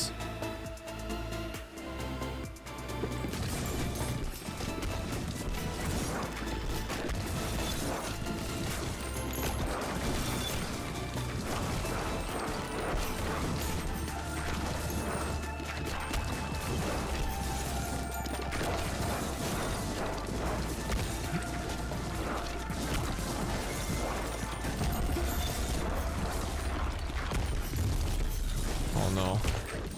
Oh no. Oh no. Oh no, I can't kill it!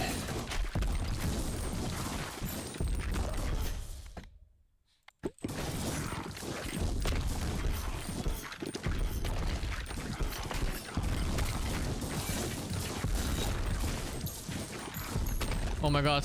The boss walking forward gave me a little bit of space.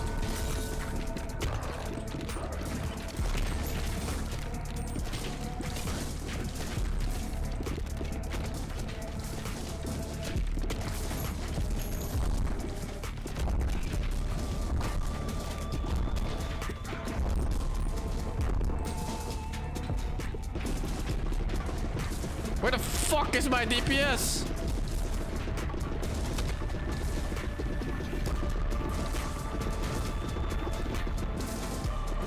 Oh my god, I have to play perfect for like fucking 5 minutes or what?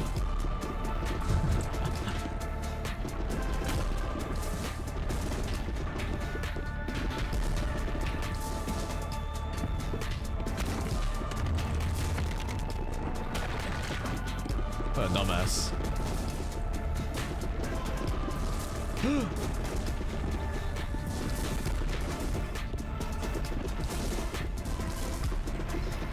Oh my god.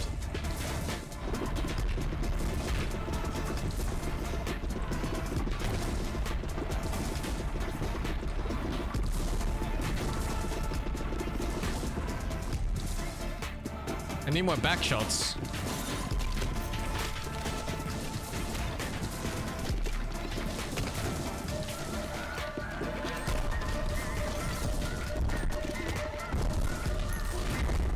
Oh shit.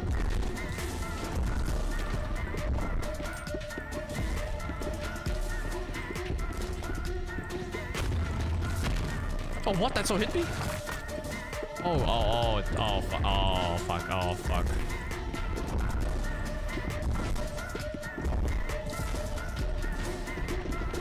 It's the animation of the arm too, not just the line.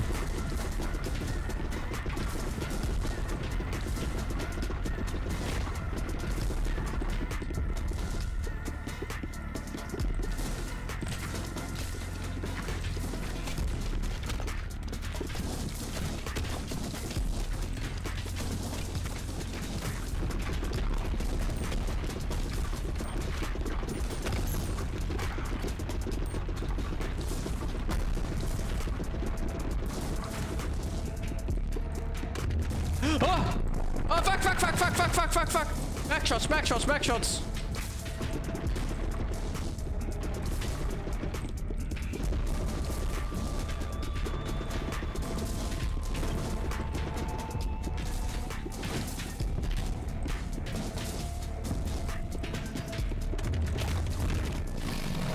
Oh my god.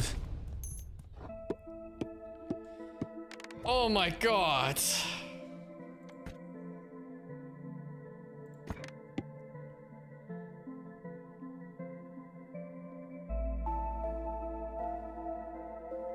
The bomb was actually super good DPS, huh?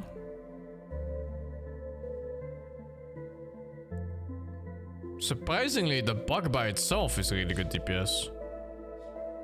What the fuck? And this thing is 70 DPS?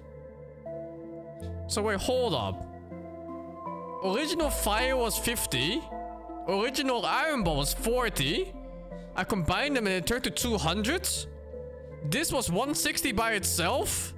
And then I combined these two and it became 70.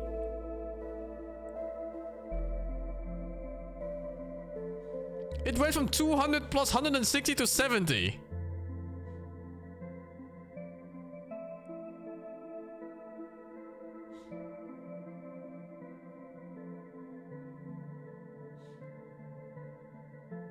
Oh, I guess I had this one against the boss, right? So the DPS isn't like accurate. Yeah, I see. There's no, it was that low. And this one's super good, the storm. I don't know if adding ice was a good choice, but it felt pretty good, no? The DPS went down. Oh, actually, this is also the boss, I think. Gotta think like the last 3 minutes. These spells really stopped doing damage. Well, I'm done for the day. Thank for the 70 months and TCX for the 75, man. I thank you all for watching. Tomorrow, I'm gonna go through more demos. I have a lot of games wish listed. And I'm gonna slowly go through some of the demos that are available. And otherwise, I surely have other games to play anyway. Yeah, there's a lot of shit, man. I wanted to play that card game. What was it called? Which one was it even? Shit, did I not put it here?